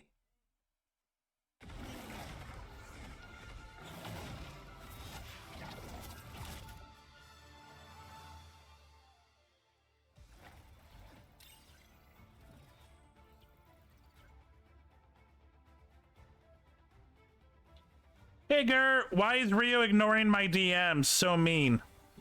Grr, what DMs? I didn't know anyone DM'd me right now. Oh, it's because my fucking thing is weird right now. Hold on. So Rio ignores everyone's DMs. What DMs? I haven't got anything from you. What are you talking about? I DM'd you earlier. No, I'm saying him. You have to do more prep from Chin casting. Oh, the message he gave me in Discord was I sent him exciting videos on the 11th. I sent exciting videos on the 11th. I didn't get anything on the 11th. The last message I got from you is 131-026. Are you sure it was me? You might have booty called someone else, Gur. You might have Buddha videoed. Yeah.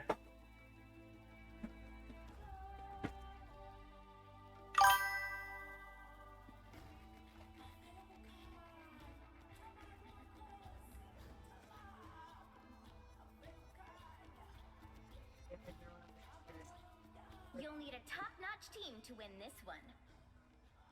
Lies, motherfucker. Whoa, oh shit. Oh, there he goes. Oh yeah, never mind. It just loaded up. What the fuck? What's this? Oh yeah, where you were in the training round. Yeah, that shit looks cool. Yeah, I saw those videos. You're gonna hate this, but I didn't mean to do that. Pow, pow. I really do like Groot on this map. Should I go?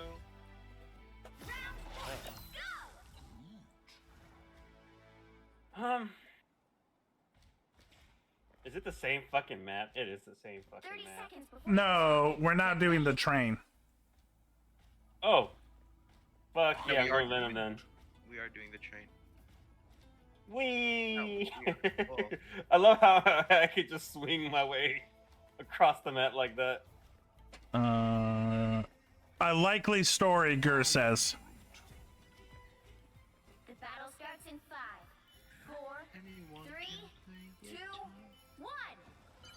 You have to stop them from securing the mission area.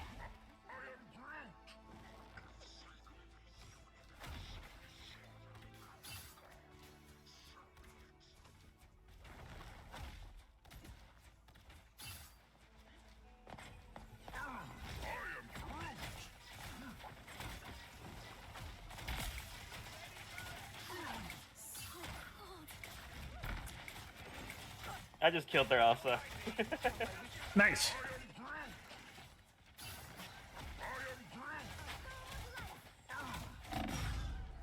Can I? Thank you. I was like, hey, can I get some kind of healing?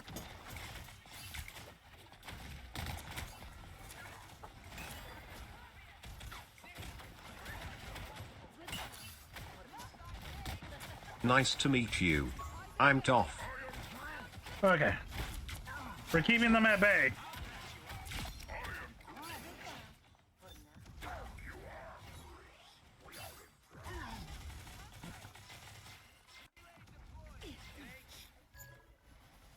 Oh, someone disconnected. Bullshit.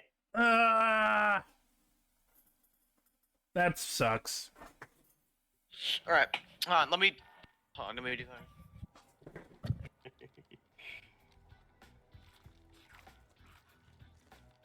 Are you looking at the videos Gur sent you?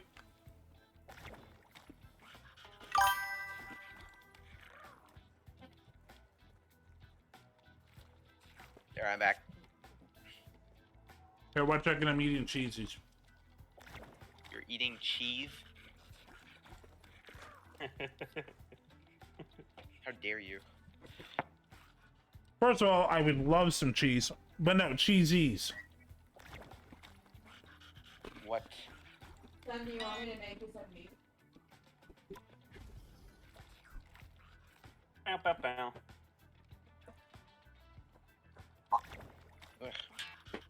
Cheetos. There you go, Octavia. Cheetos. Cheetos. Oh, you're Oh, I eating thought you were the off-brand Canadian. Cheetos? Well, it's a Canadian brand called Hawkins, and it's called Cheesies. I forgot you're Canadian and you talk weird. Sorry. No, I talk properly. You talk weird, eh? Yeah, cry. He'll give you something to cry about. A boot. Cry a boot. If you're going to make fun of me, eh, at least do it right, you hoser.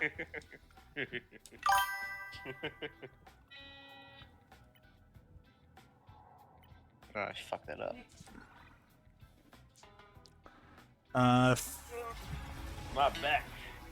Not bad, just super busy. Hydrate, I will. Fair and nice. Gur, how is are you still doing school, or did you find work? I can't remember. I think he's still going to school. You'll need a top And to win this one. he's learning to be a nurse. But he's doing engineering. Actually, I don't think he's doing nurse. Making that up in my own way. Alright. Who should I go? I don't know. Somebody tell me. Invis. No. Well, then don't ask. I go Invis. Why not? Alright. I will do what it takes to Bow, protect bow. my no Bow, bow, matter bow. the price. Still doing school, but I can go to work with one of the certifications I got. Noise. Hope it's going well. Oh, and Kaboshi got a job too. Yay! Kaboshi, yay! the Boshi got a job, but he has to like change the sleep schedule around because it's early in the fucking morning. That's a shame. One day I'll It's find a job. Yeah. I don't do work.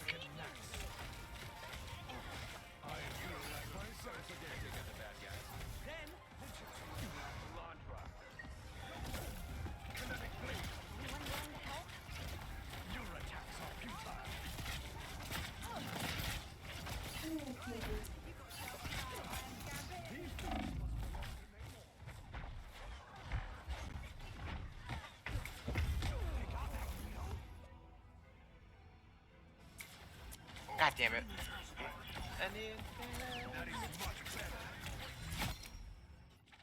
Oh, they went triple tank right off the bat. Oh my god. I'm tempted to go Groot to block him off.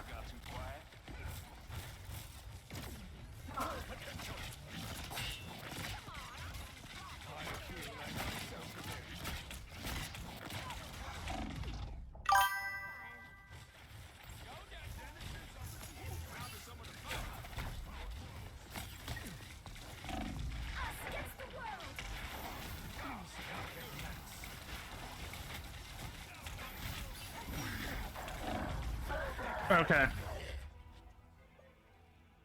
I'm at ult. You know what? Actually,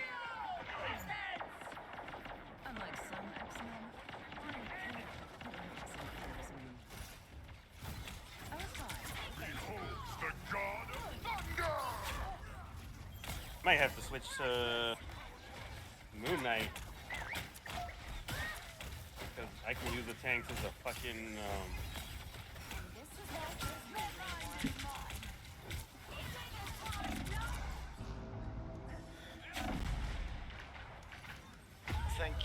yeah, I'm going like fucking Moon Knight. Fuck this shit.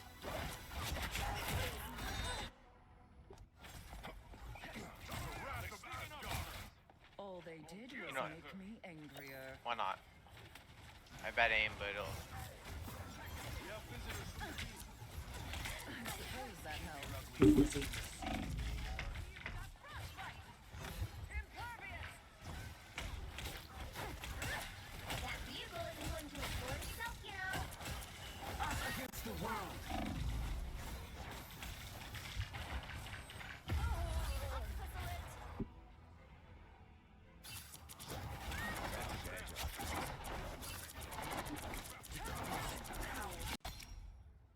Emma Frost never surrenders.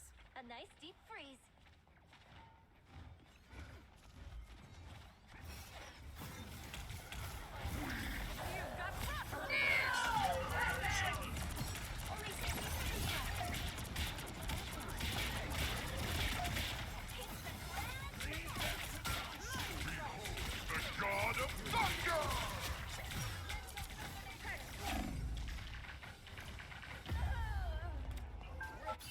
not good.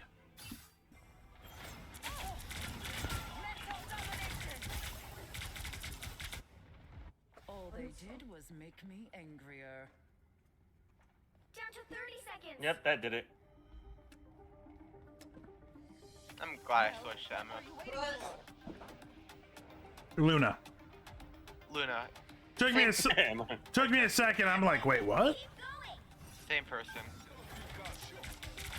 Doesn't matter. Makes you Point feel still better. stands. Point still stands. It's good that I switched.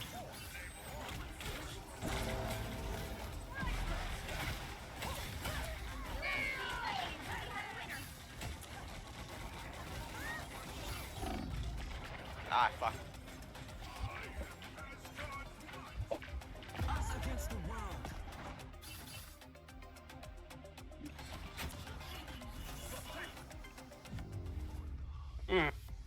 The current score is 0-0. Yeah, Daredevil was not to Time to play. switch things up, including which side you're on. You'll need a top-notch team to win this one. The higher the pressure, the more dazzling the diamond.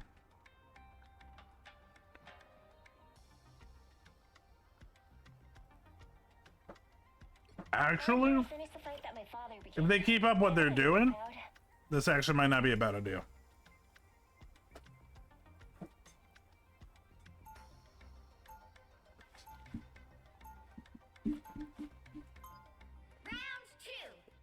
I'm so sorry, chat. I'm also eating cheese. Stop eating cheese. Good cheese. No, bad cheese. Small, but fierce. Just like me. 30 seconds before you attack. Get ready. You're just jealous that you don't have cheese. I could grab cheese, I just don't want cheese. That's what losers say. Always grab cheese. Never grab cheese. Cheese is for the weak. You're the weak. No. 3, 2, 1. Mine's in place. We've got a lock on them.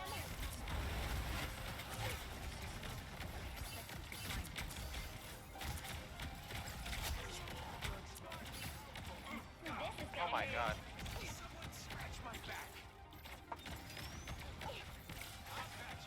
Powering up.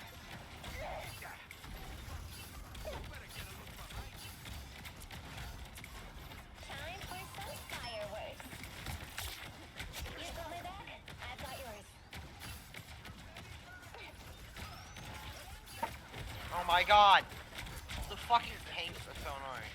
Mine's in place.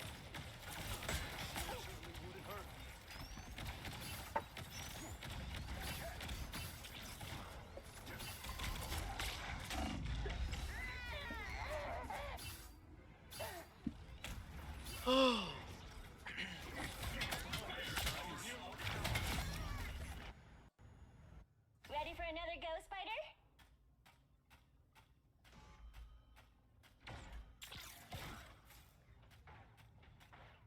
Time for some fireworks. Looks like it's pulled out of the ocean. That's soaring. Us against the world. Nope.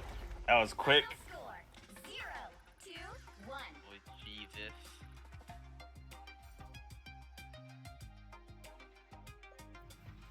Well, you can't expect to win them all.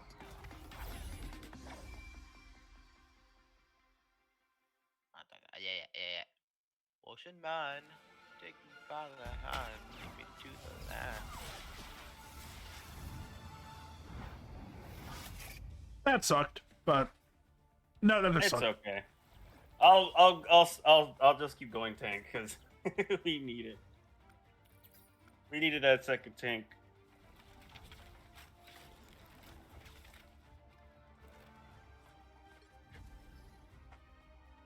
Plus, the guy who was playing Daredevil did not know what he was doing.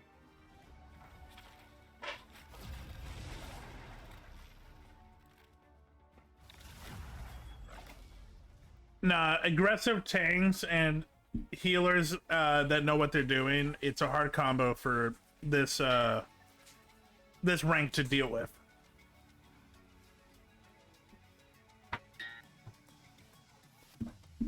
You'll need a top-notch team to win this one.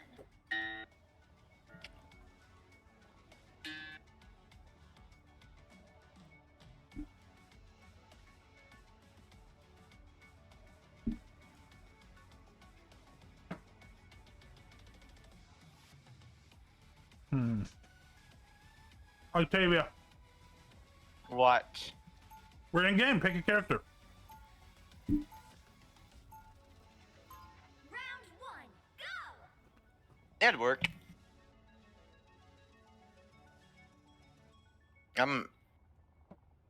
Every time I can, I can't talk. And wrong is wrong. I've just been practicing guitar. That's to, like, good. the queue up. Anything that increases I like just got into guitar lessons and I got like a new guitar because our Nice. old one was busted up. So I've been practicing a lot. Good. It's a good skill to learn. Yeah. Some of my friends are in a band. They need a guitarist, so I'm hoping to join in in like pretty soon. Like at least by summer. To like 3 months. So. I believe if you keep up the work, you should be able to get something. I mean, yeah. I'm really just learning. I'm just like learning. Like chords right now. Or just like finger placement, most like really, just like getting like. I don't know how to explain it. It's hard. I don't know. I'm bad at words, and my headset's really loud. It's hard to think. Why did it keep getting fucking louder? I'm not pressing anything on the fucking volume. It's so loud. Holy fuck! I can't hear myself think.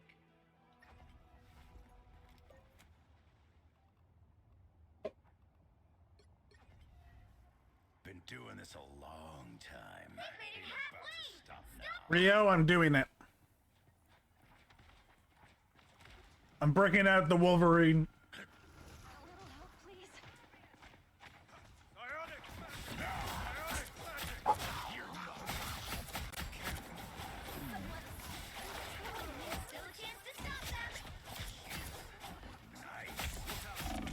Oh fuck, dude. What happened to my pick? Oh, there it is. Oh no, dropped it. I got you covered. Think you're tough. I want to practice. ZZZZ. Good time to stop them. I'm probably gonna get off after this game.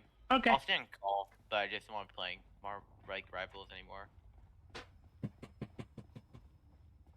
By the eye of Agamotto!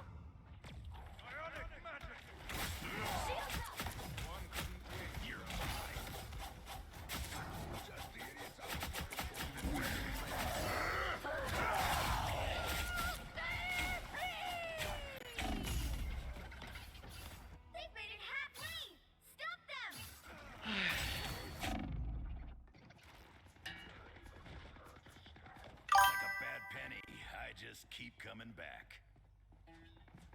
Our literal cloak watched me just die. Yeah, yeah.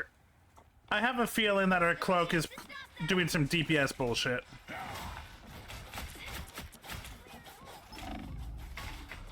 Incoming ad break. No, okay. I guess no one wanted to, you know, try to stop that. Like. That yeah, we just gave them a free point. And half of them died right away. Oh, I am not doing good. Alright. Yeah, our cloak is just not doing healing right. I'm just not gonna trust my fucking fate to her anymore, so I'm just gonna go Gambit.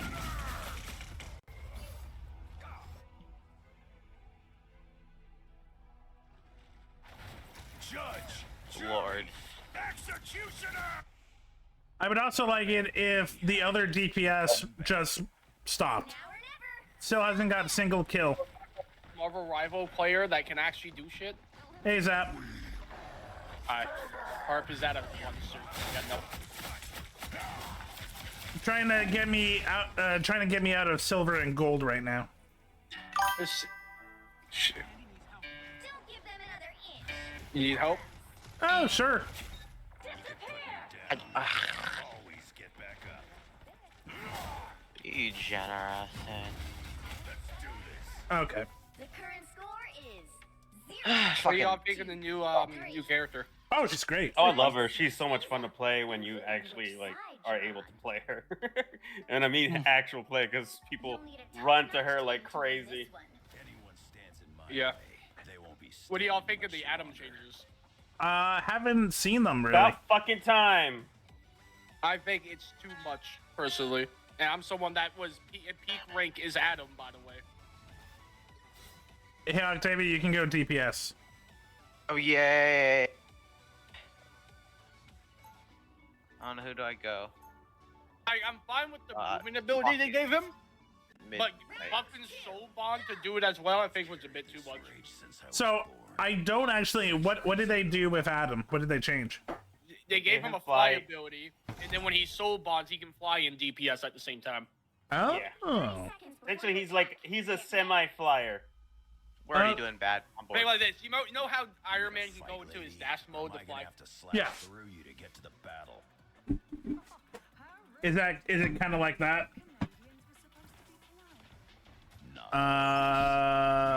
Fair share of monsters in the Great White North. The battle starts in 5, 4, 3, 2. Okay, so the game crashed on me. But yeah, so that's what happened with Adam. He's busted. They removed his only weakness, movement.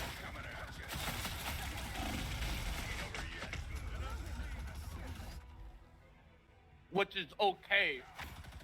Characters can have weaknesses. Yep.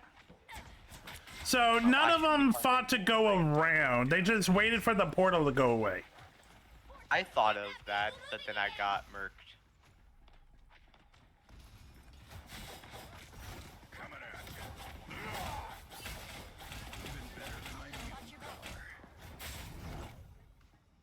A health boost, fine by me. Oh my lord.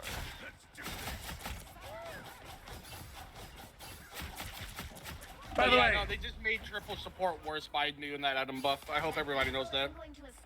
no, triple And worse support isn't, like, a is. worse problem. Not like as in like it's bad. No, Oh. it's good. It's stronger. Yeah, it's always been strong. Yeah, but now it's even stronger. Okay. One of the best supports. I hate to tell you this, dude, but I don't think the only people that complain about triple support is people that don't run it. Oh, I run that shit too. The thing is, I don't mind it being a comp. The only issue I had with it is the fact that now it was already one of the best comps in the game, or the best comp. Now One second. Hey, Rio, does Venom block Wolverine's grab? No. Because I grabbed him and he jumped out of it. But they happen. Like, I mean, like literally, I hit him with the grab and he just bounced out of it for.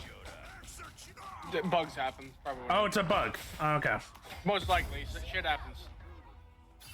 Also, Iron Lung was a phenomenal movie. That's what I've heard. I fucking loved it. It was amazing. I really need to rewatch it though. I feel like I missed, like, I just need to rewatch it. It was very abstract, but that was the point. really a lot of the appeal, for at least for me. Had the actually paid. And you don't have to know the game to understand it either. Yeah, I played like half of the game, and really, there wasn't like.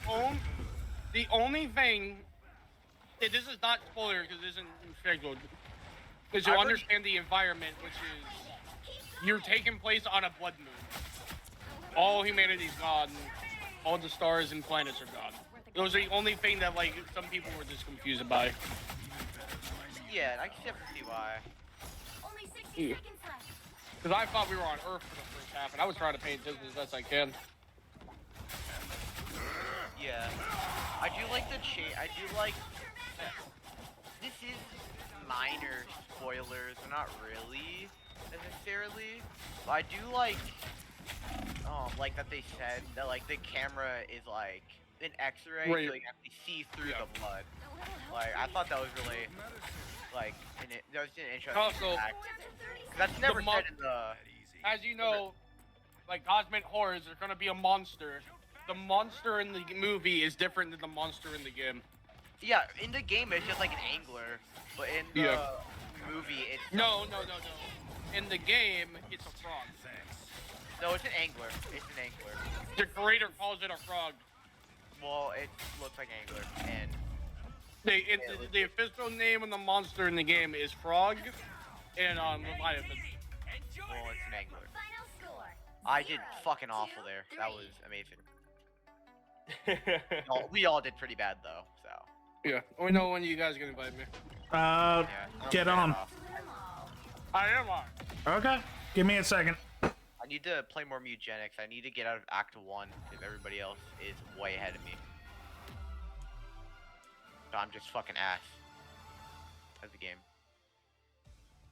Don't start a game yet. Yeah. No, so my only issue with triple support being like a meta at all is the fact that unlike Overwatch, where it was triple support, the ultimates are just the same. No die button. Dude, you gotta go on your alternate. Damn. I was open. I was worried. Give me a minute. I was in flat. Yeah, I was hoping flat was low enough. I was in gold and I just got dipped back into silver. Damn. Went back to default settings.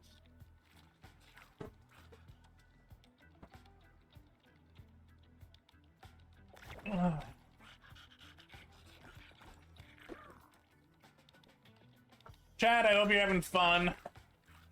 I hope you're enjoying the show. The pain.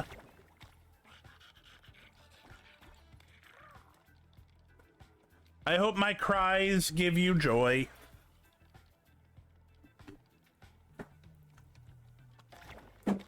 That's funny. Thank you, I try. No, I'm not talking to you. Well, fuck you. Damn. I was laughing at the couch. Have you played with my Deadpool yet, by the way, Silver? What? Have you played with my Deadpool? Have I played with your Deadpool? Yeah, have you teamed with me on Deadpool? No. Oh shit, I'm about to be a menace to society then. We haven't teamed up since like season 6, dude. It's been a while. I thought we played not too long ago.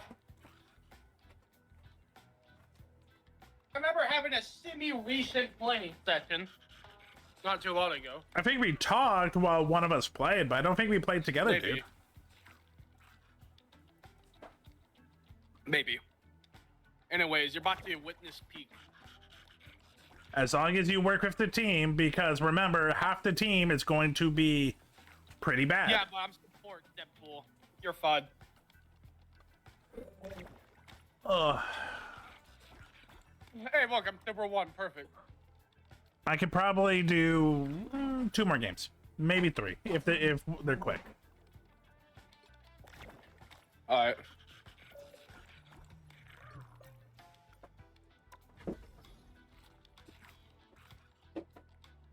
All right, it's time to get the W's. I hope. I mean, dude, as Deadpool, I'm getting most healing in the lobby, most damage on my team, most kills. Like, I'm doing God work. So I will say right now, a big thing we've seen, and well, it's common, but aggressive tanks. Good. So, well, I'm just telling you as because you're going to go healer. Yeah, I'm gonna be with them. That's what's great about Deadpool. No. I'm about to W key this shit. No, opponent's aggressive tank. I deal with that bitch too. I killed her ass. Yeah, I'm Deadpool. I'll be right back, guys. Bye. I'm about to brawl on this shit.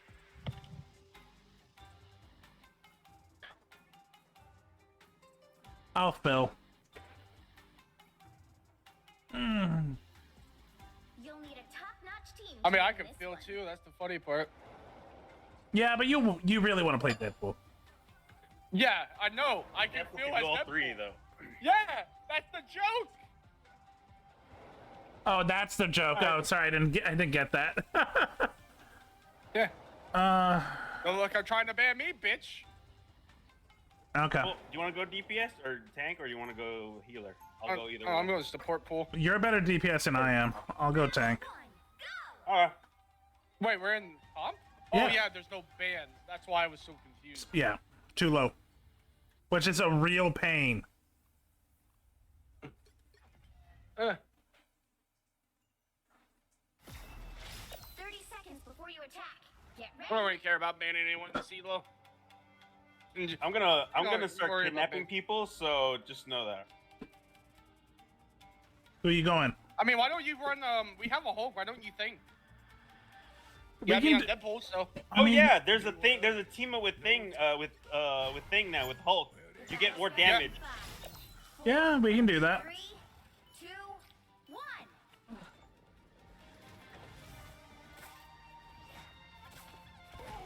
Yeah, rush comp. Help get that vehicle to its destination. Hold on, don't rush it too early. There you go. I took off the.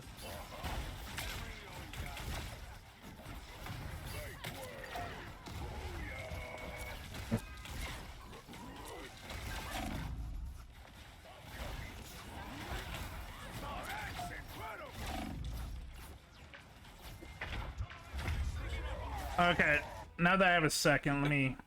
Yes, I'm getting used to my mouse. It was a little off. Hulk charges Black Panther and the Thing with gamma radiation. I got the best cooldown in the game, so there we go. We win. Okay.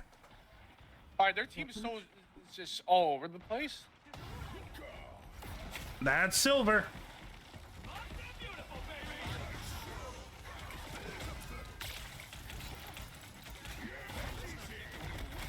I got 2. What do you got? There you go. Honestly, it being Silver is making it a little bit more tough for me to build shit just because they're so split. Mm-hmm. Because what? Also, my ultimate popping when it the My second kill. part of my Don't ultimate. try to take my kill, Silver. What the fuck was that? My kill. My kill.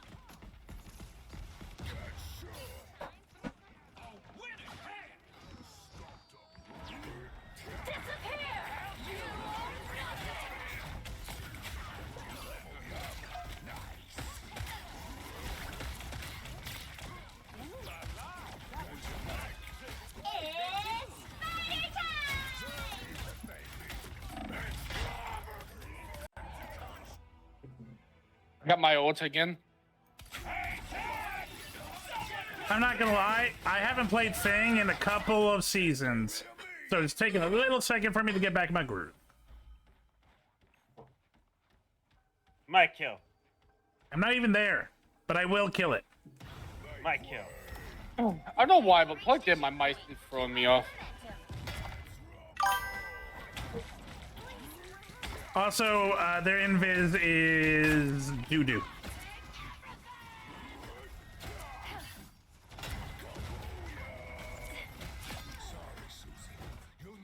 Their invis try to go one-on-one against me, Thing. I'm back, and I have apples. Ooh. What kind of apples? The apple kind. Those are good kind. Damn.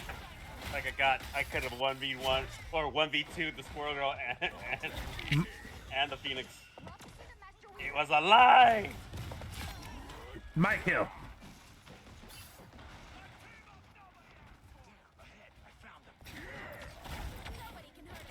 To me, bitch. Come to me.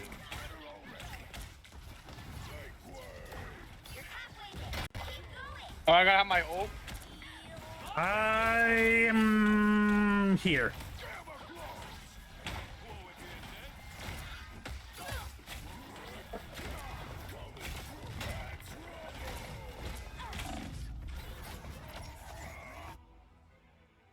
I pushed them back. Oh, I just 1v1 in their tank. Can't get rid of me.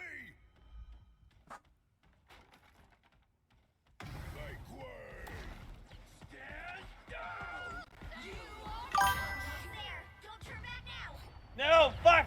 I almost killed it and could have got my ult again, bitch! I hate you. Alright, I'll trade my katana. I'm about to have higher kill potential. I hate the fact that I had to kill. I had to kill. I would have fucking cleaned them all up.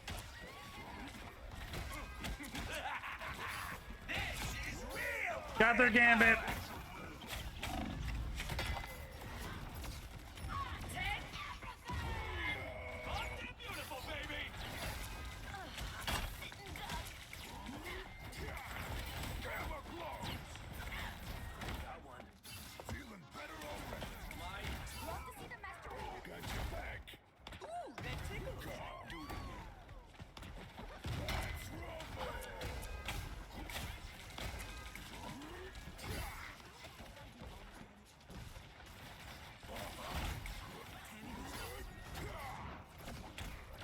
Just keep being aggressive. Dumb.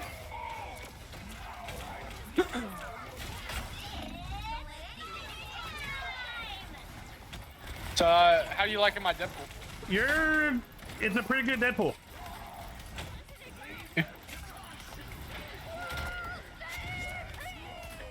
You haven't seen shit either, too, huh? No, I like Healer Deadpool. I've been running him as well. After you told me about his setup, it is pretty broken. I am impressed with how much damage you're getting, though. Oh, hardly shit.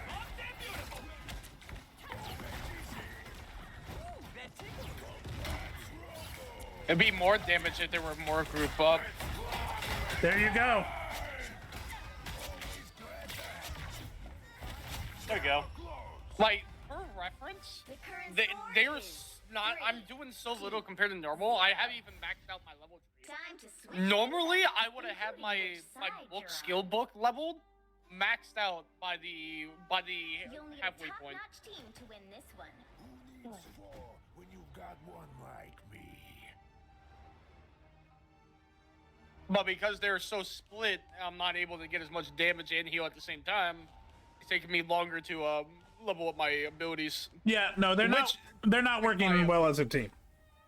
Yeah, like if they fix that, ironically them not fixing that is kind of helping them. But if they fix that, I would be more effective because I have max abilities.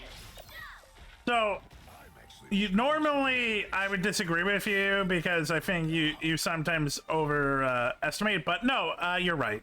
With how Deadpool is set up, it actually works better when they are clumped up. Yes.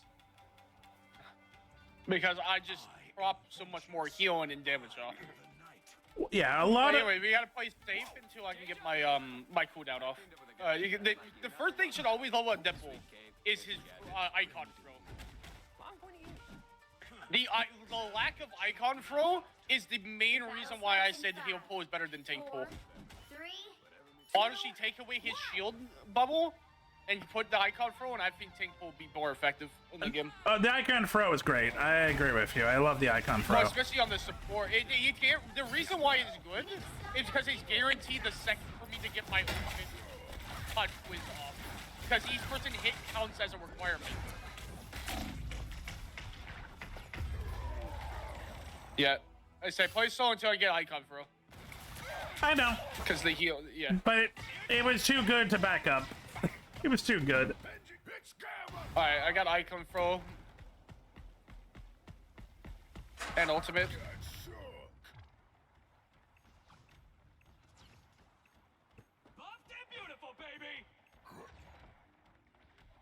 Fuck up, bitch.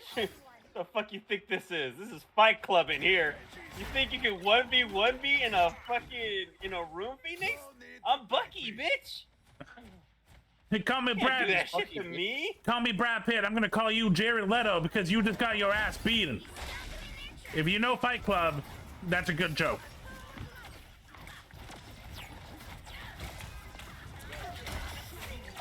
Yep. So their score is low-key helping them far more than we are. Wait, their actual team is low-key counter Deadpool. The Penny messes me up some, Rogue messes me up some, Phoenix being able to do what Phoenix does messes me up some. Like, they ironically have a pretty good team versus me.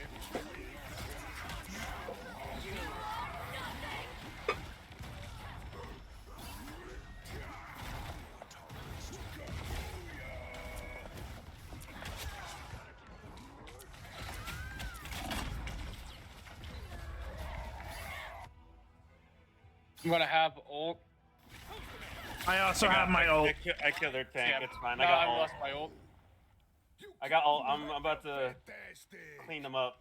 Let me ult first so I can We was alive give you a little bit more advantage. I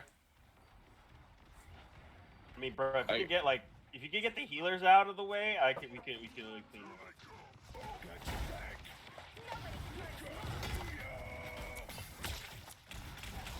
You here? I got. Oh, that I run ultimate. Oh, they fucking Gambit They ult double is healed. like counter my shit. Yeah, and I accidentally used the wrong ultimate from my end. I did the anti-DPS ult.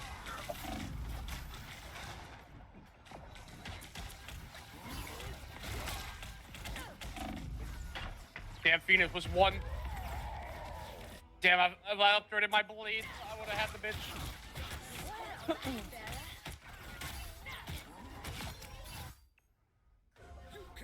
They hit a checkpoint. Now might be a good time to stop them. At least Celestial Rake is so funny as a voice line. They got a lot of like spam damage. Yeah.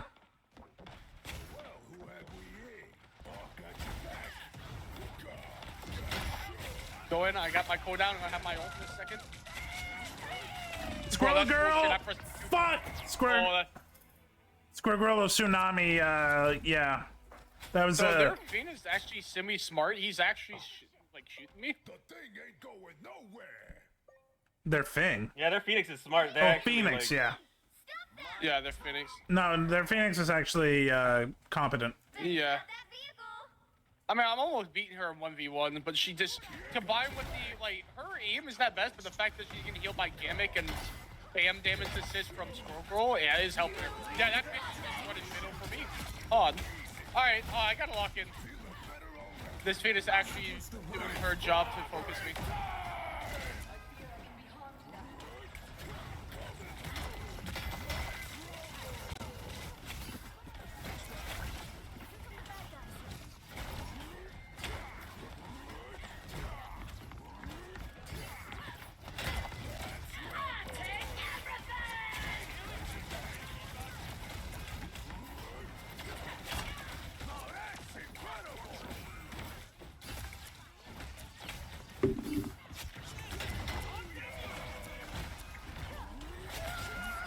Phoenix down.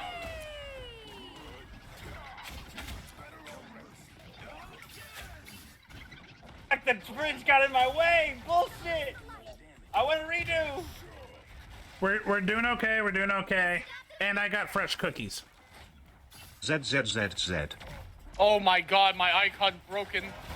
I got my ult prop so fast that it broke my ult button screen. Wait, I can't feel the, my god, my thing is broken. My prince is still showing on my end.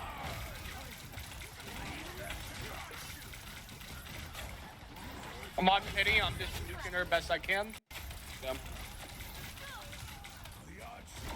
I think my ult icon might be fixed now.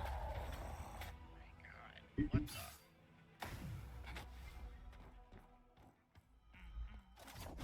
There's still a chance to stop them. Ready to keep on rocking. Better stop that vehicle.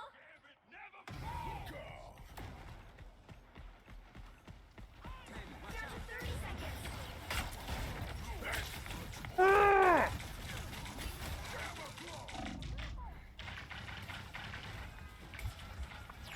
Incoming ad break.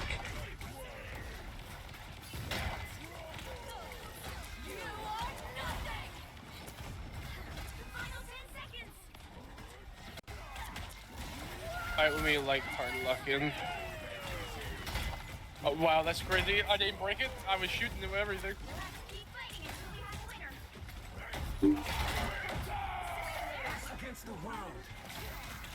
I almost killed her.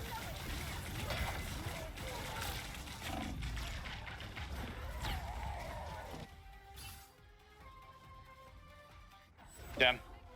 They hit a checkpoint. Now, Alright. good time to Talking a stop little too them. much here. That's my bad.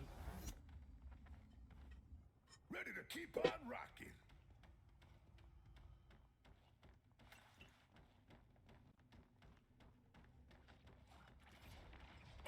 Better stop that vehicle.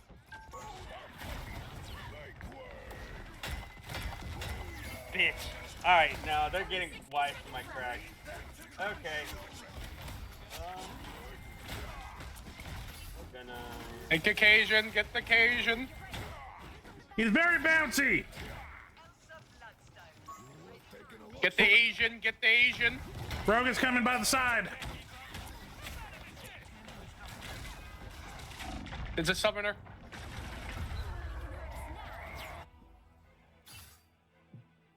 That was personal.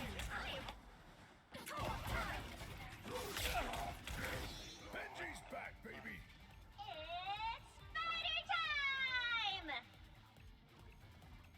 My ultimate's still up.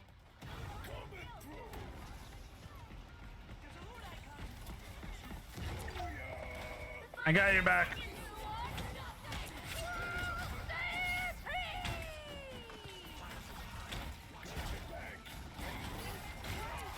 Damn it. Passive. Fuck! Oh, we got a lot of O's coming. I got mine coming on. Go down. I keep getting swarmed and find out that our healers run away, so I have no one to jump to, so I'm just literally just dead What do rock. you mean out here run away? I'm up there with you. You're usually dead. When I die, I mean, you're already yeah. dead.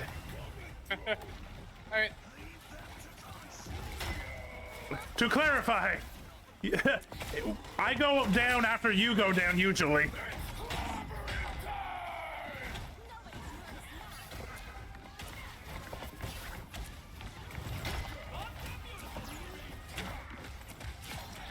Phoenix down. Yeah, we won. We got my oil.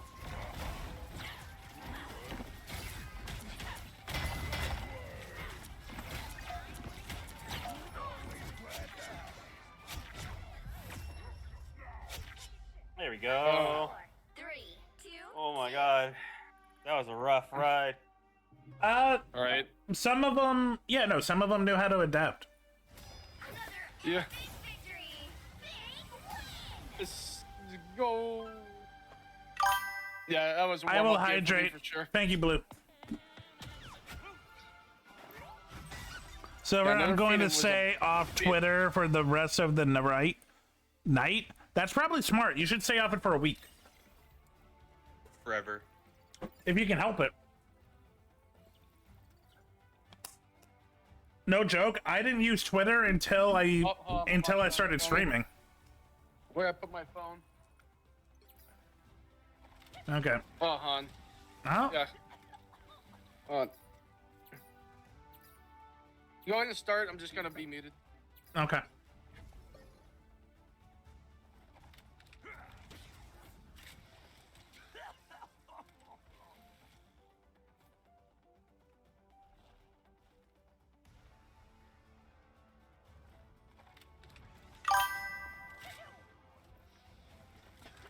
Hey, Kai.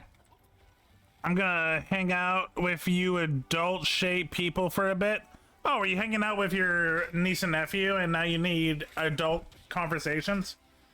I mean, to be fair, Octavia's here, so I don't know how much adult conversation you're gonna get.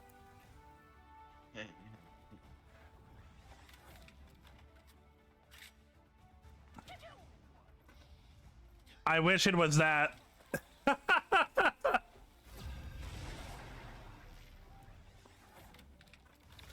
I've been on since 2017. Oh, poor Blue. Poor Blue. What the fuck?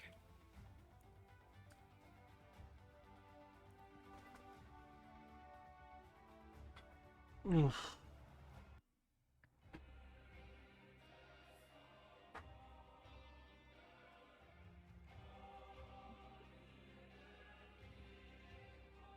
You'll need a top-notch team to win this one.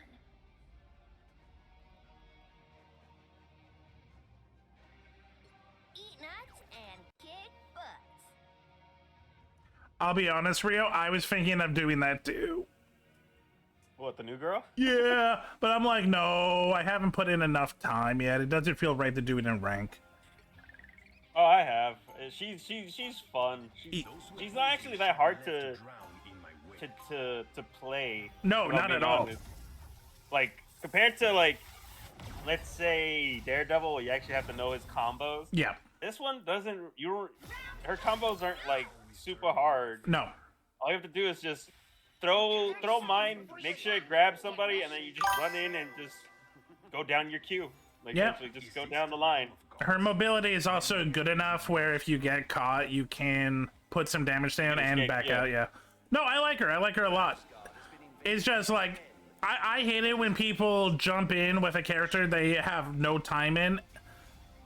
So I'm not going to be a hypocrite and do it. Starts in 5, 4, 3, 2, 1.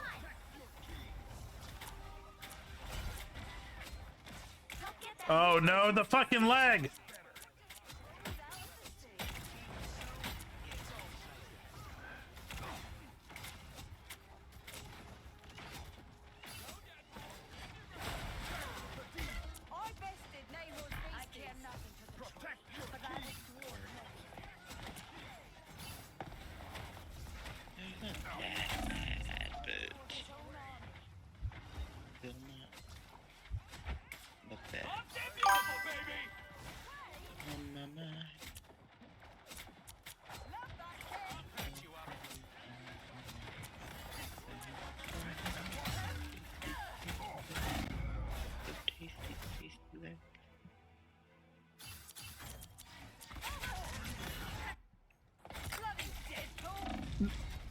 No one yet. It's just a drunk person stepping away from this. Oh, damn. Get that vehicle moving again.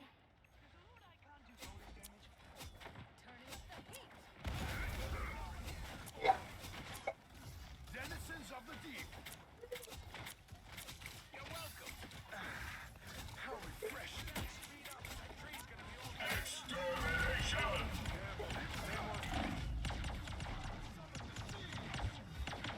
Denizens of the deep.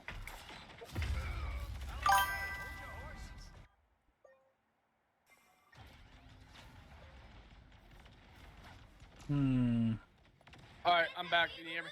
Yeah, we can hear you. Yeah, we're going on this shit here.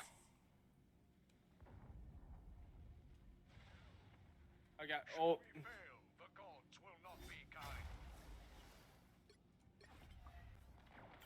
Unlike some X-Men, I don't care who hates and fears me. Get that vehicle moving again.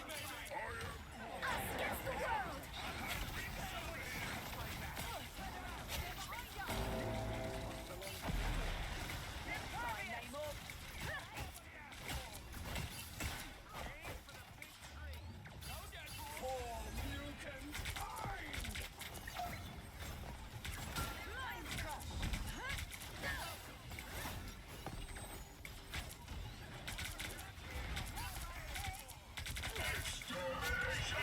God damn. That Ultron's getting their ults really quick. You're halfway there. Keep going. They're sneaking in from behind. Where's our cap? Only 60 seconds left. Oh, we got a mag. Almost there. Don't turn back now. And the game glitched on me again. I will have my revenge for that. I am Phoenix. I got my ult. I got 2. 3. Vehicle reached a checkpoint. Keep up the momentum.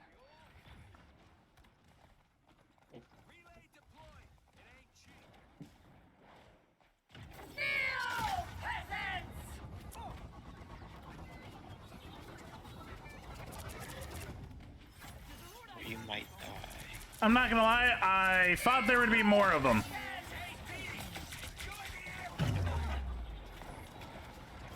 I got so that bitch was so low to me. It's so funny.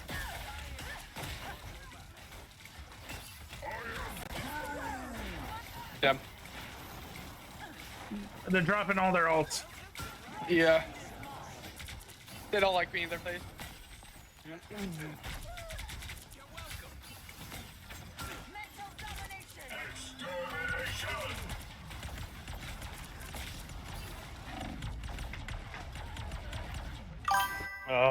Okay. That's it. I'm going buck E for the Flyers because they're annoying the fuck out of me right now. Make me angrier.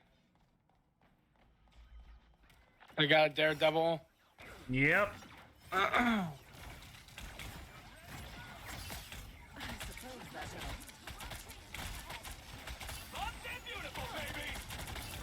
What the fuck? What? Fuck off. The hell's a hide?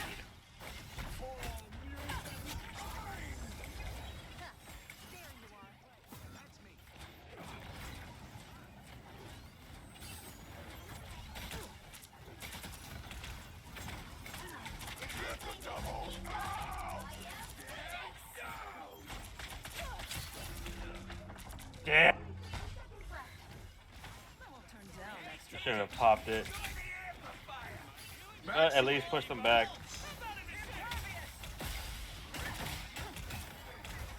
Fuck off, Bucky. I mean, Daredevil.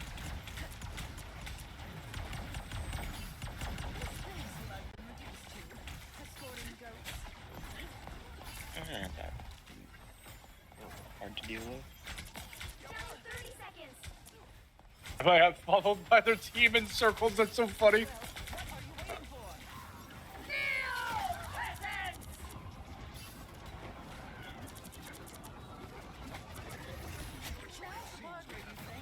So I hope they make more icon do 1 bonus damage.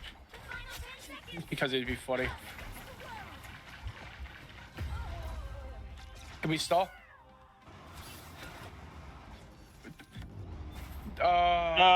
We'll hate it. Fuck. There, do me a favor. We're go support. I'm gonna go tank. I'm gonna go tank pull. Time to switch things up. I think we just need to be on the front line. You'll need a top-notch team to win this one. The higher the pressure. I mean, I'm doing my damage, bro. I'm doing my damage. Trust me. I'm gonna annihilate them because I'm already almost annihilating them all on support pool. So with me just having the damage, I'm just gonna annihilate them harder. No, you're fine. I'm just thinking who I want to go to. Yeah. It's also just better survivability for me. Round 2, go! Cosmic rays didn't make me who I am today. My family did. Yeah, the only thing that sucks with tank pool is that useless ass shield cooldown needs to just be they just need to keep it the icon. 30 seconds before you attack. Get ready. Trust me, out of all 3 dead pools, tank pool's the weakest of them all. No, DPS pool is the weakest. Even my Really? I thought DPS Yes. has that fucking annoying, like, ability that just lets him fucking essentially do a Bucky thing and just keeps it going and going forever. But that doesn't maher when he just dies so much easier. Tank pool does almost the same amount of damage, but he just survives for a better. Deadpool's kid is more around just being tanky in general. The reason why support pool is better at it is he can proc his ultimate much easier and better.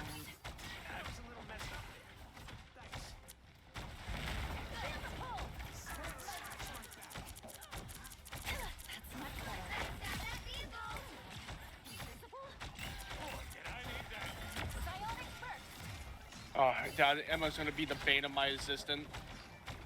She was the bane of my when I was tank 2.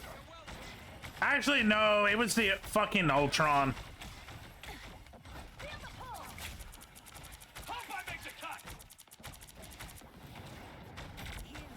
Fuck!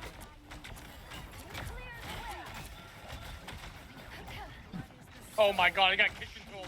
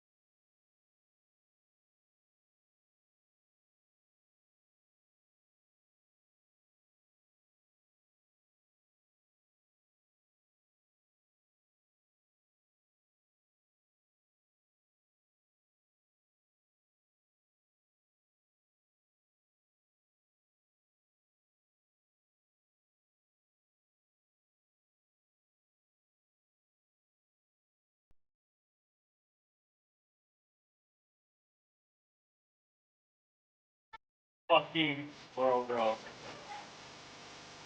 Oh.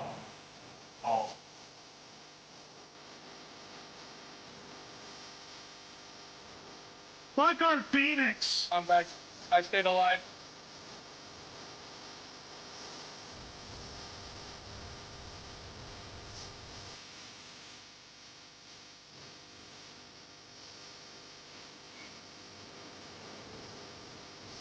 Iron Man's behind us!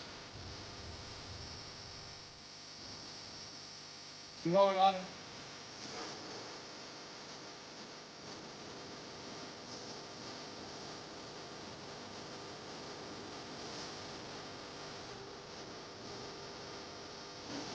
Fuck you, Iron Man!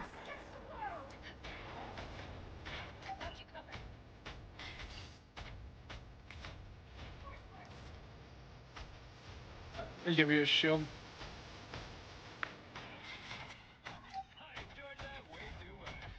Mr. Fantastic got in my way. I got my ult again.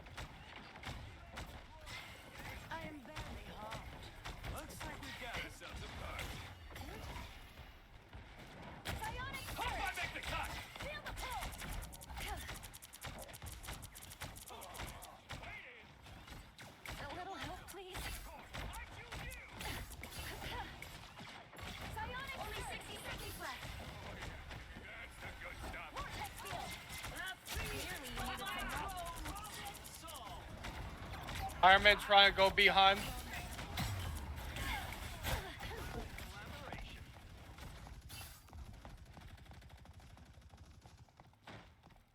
Emma. Emma down. Got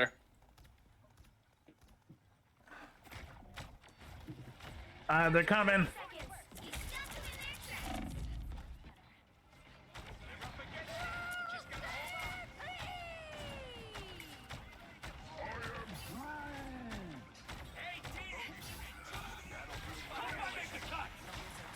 Straight portal.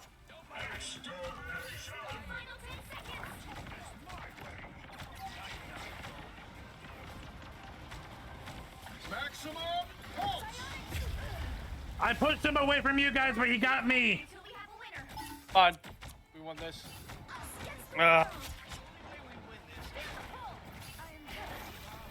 I'm fog camping.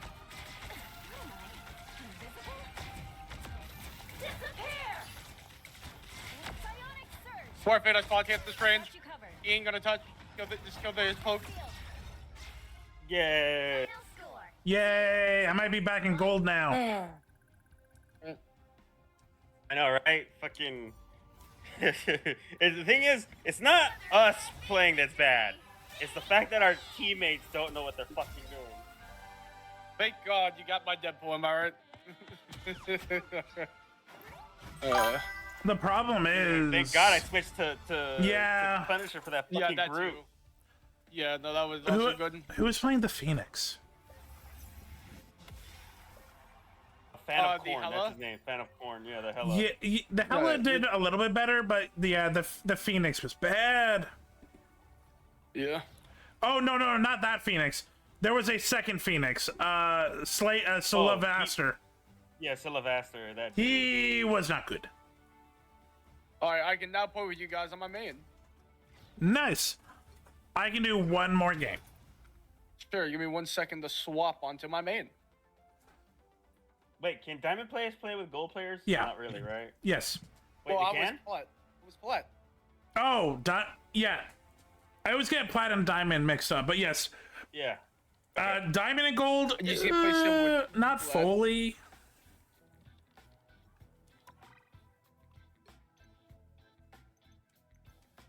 Okay, tell me when you're ready. I'm booting it up right now. Oh, 1 second. I gotta spin the Wheel of Pain. Thanks, Grr. Thanks a lot. No, actually, I like the Wheel of Pain. What's up? Top or bottom? Depends on. I'm a top. Depends on that. No. I'm a top. Okay, I'll go top then. Yeah, fuck your you top. gave me bottom. shit. I'm never the bottom. Are you playing Deadlock? No, I'm playing Mugenics. Oh, okay. I just heard. Pack. I don't know. I just hear top and bottom, and I'm like, okay, he's picking lanes. You can't pick lanes there. Oh. Well, I mean, I guess you can, but you have to request to switch. Okay, doing 10 push-ups. Oh. Alright, I'm booted on. Logging in. Okay.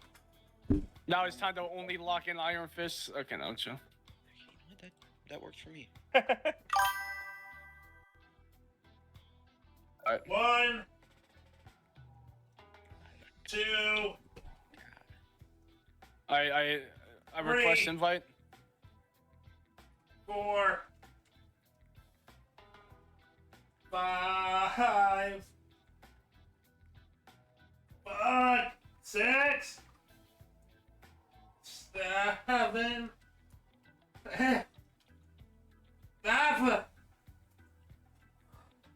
10.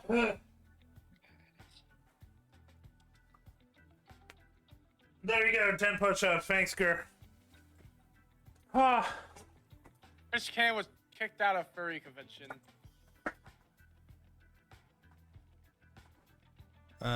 Yeah, it's Holy my third shit, today.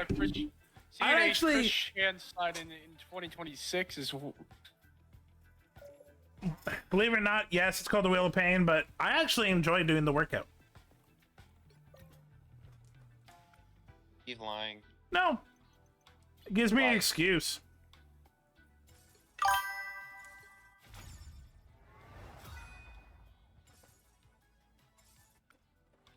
I tell you, I go on 2-hour walks every day, and I also do a full-on gym session on Mondays. Working out's not a problem for me. Holy fuck. This is not good. Goody.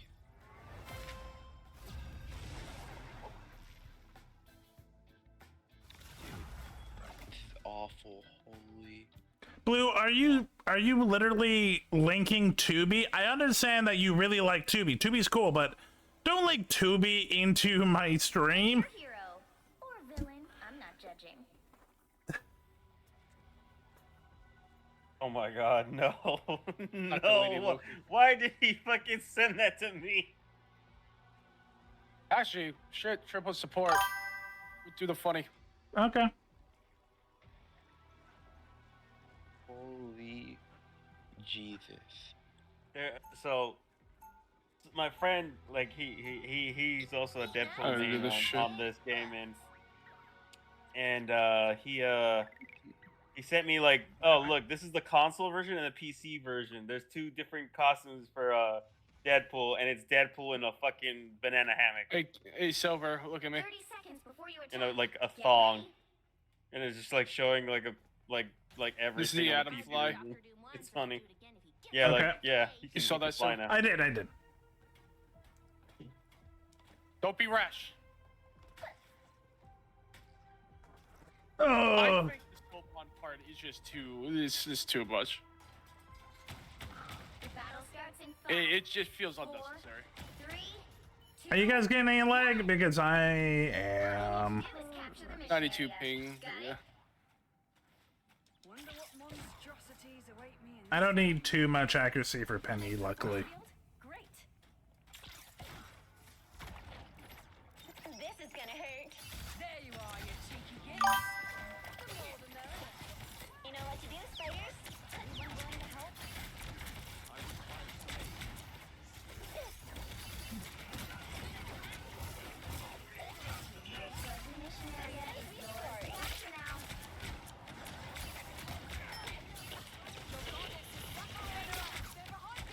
Bye, Deadpool. Come here, Ultron. Come here, Ultron. Oh my god. Oh my god, I just did Ultron so dirty. So I think they're Did also. you see that? No, I didn't. But I think they're running triple healer as well. I so fun, and I flew to goddamn Ultron and just nuked him and then nuked Iron Man next. Damn. I said, you're my bitch now.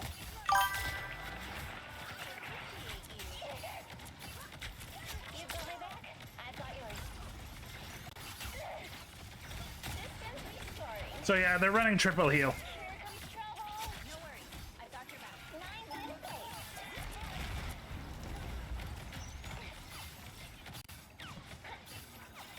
I'm bullying. No, you just are a bully. No, I'm kidding. I'm kidding. Yeah, I'm saying I'm bullying. I'm showing why Adam shouldn't have movement.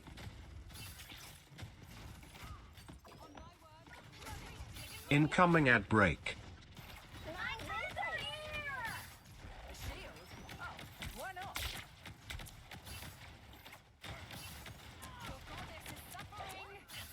Yo, Adam is unironically anti-fly. Oh.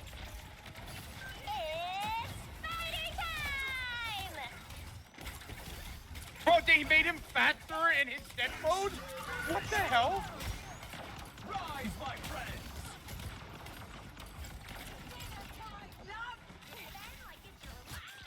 Oh, that's bullshit.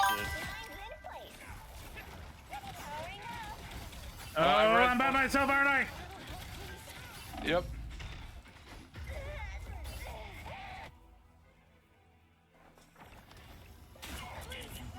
So I get back to the place. Dude, they swap off the Iron Man. That's how bad I did him. Good. I did him so bad, he says screw this shit. Good. Now make the 4 wish he wasn't 4. Okay, I do that again. I first gotta assert dominance on Ultron. I feel like Ultron would find that kinky.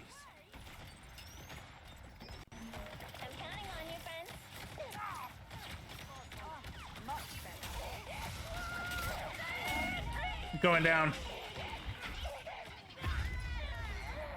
Oh, I hate that fucking... Squirnami? Yeah, I didn't know you guys were going down or... Oh. The Squirrel-Nami, Well, no, I don't know why yeah. we went low. We should have stayed high. That's not why we died to it. I was never high. Yeah, we should have never went low. Shut up. This is gonna hurt. Shut up, Silver. What? That's such a dad joke. No, so I actually meant what I said. I was actually always low. But now that I think about it, yeah, that could be taken. Oh, I thought you meant like No. I was never high, like, you know, never did drugs or something. And, like, We go in. I'm so bummed. No, I meant it literally, but that is funny.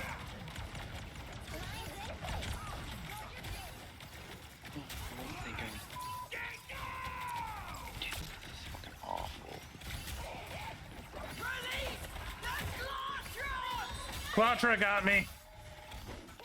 This is gonna hurt.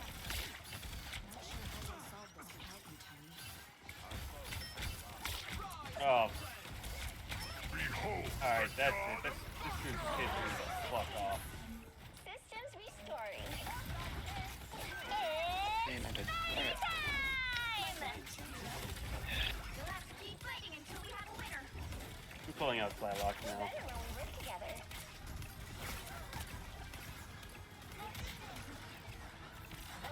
Us against the world.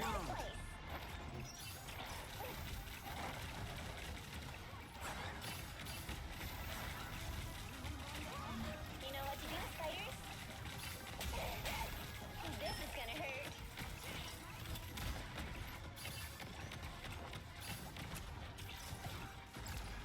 4 behind.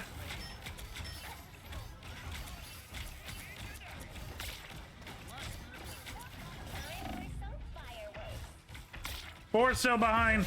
4 dead. Yeah. We gotta be on. Okay, so who's 4BI and on? Because me and Loki was next to each other. Oh. And there was no 4. What back line? The 4 wasn't on the back line, so who? Yes, he Yeah, was. Who was 4 behind on? He was in the literally top floor. he was literally behind us. But Yeah, but say where though? Like on who?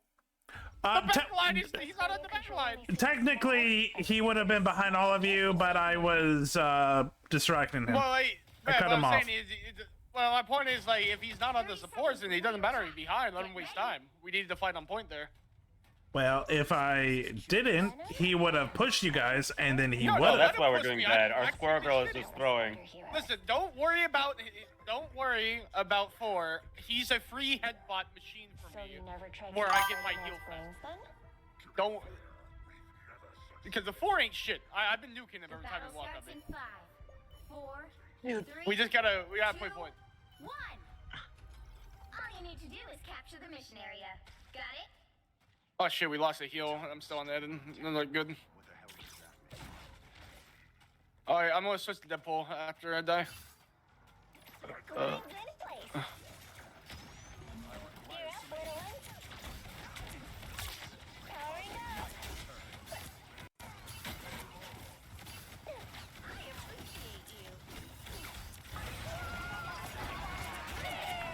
Wow. That was a quick fucking death.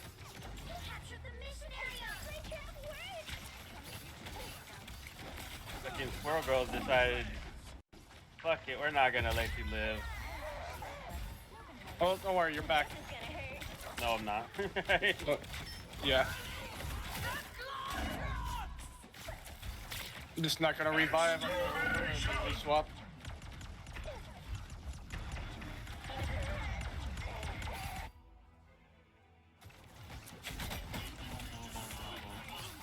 God. I don't know if he just got it, but Squirrel Girl has been holding on to an ult. Behold the god of thunder!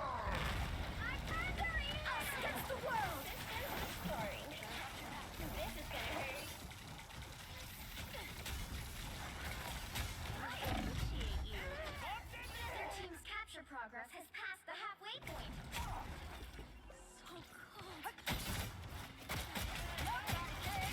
Double KO. Ready for another go, Spider?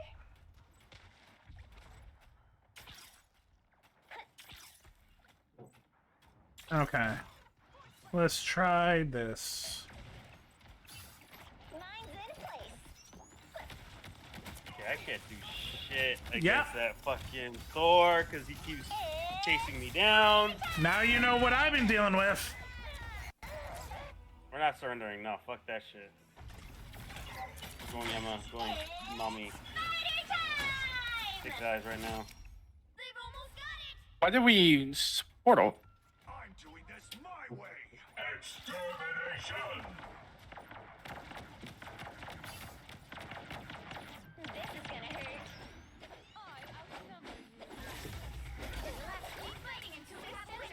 Why are they back on Loki now? They already like.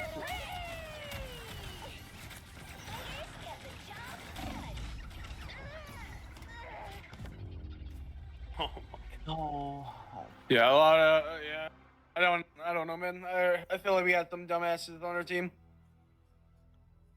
I mean, we literally have a somebody who went 2-9, bro. We literally had a 2-9. They were Loki for the most. No, they were Squirrel Girl for a lot of it. No, from the beginning of the game, they were Loki. They've been going back and forth. The problem with this game is the fact that we have to rely on our teammates. It's really hard to solo That's carry. just the game in general. Yeah. Like this is being part of the team, James. Welcome. Yep. And that's why solo queue has been really annoying. But this was fun. Yep. Yeah. But I will have to call it. Okay. Yeah. You know what? You guys did get me to gold. Twice. Yeah. I am. Now don't lose it. Dude, I'm very close to losing it. Yeah. I'm -1. I mean, we can run it back one more time. No, because then I'll just be silver. No. I'm gonna win it. Fair. Nice to meet you. I'm Doc. Yeah, no, we had some dumb people. Now, also, it is like it's getting a little late, and I also still stream tomorrow. Oh my god, man. Okay, chat. Let's see who's on so I can raid. While I do that, tomorrow we are going to be playing a bunch of demos of games coming out. It's not next gen. It's not next fest yet, but we're starting early. I got a couple of cool demo keys sent to me, so we're gonna try them out.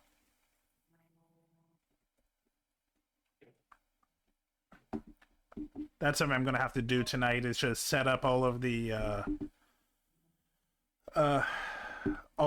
special stuff because these keys were given to me, and I have to like, you know, do certain advertisement for them. But whatever, that's not too bad. Okay. So chat, we're gonna go raid Sunny because Sunny's playing Monster Prom, and I like Monster Prom.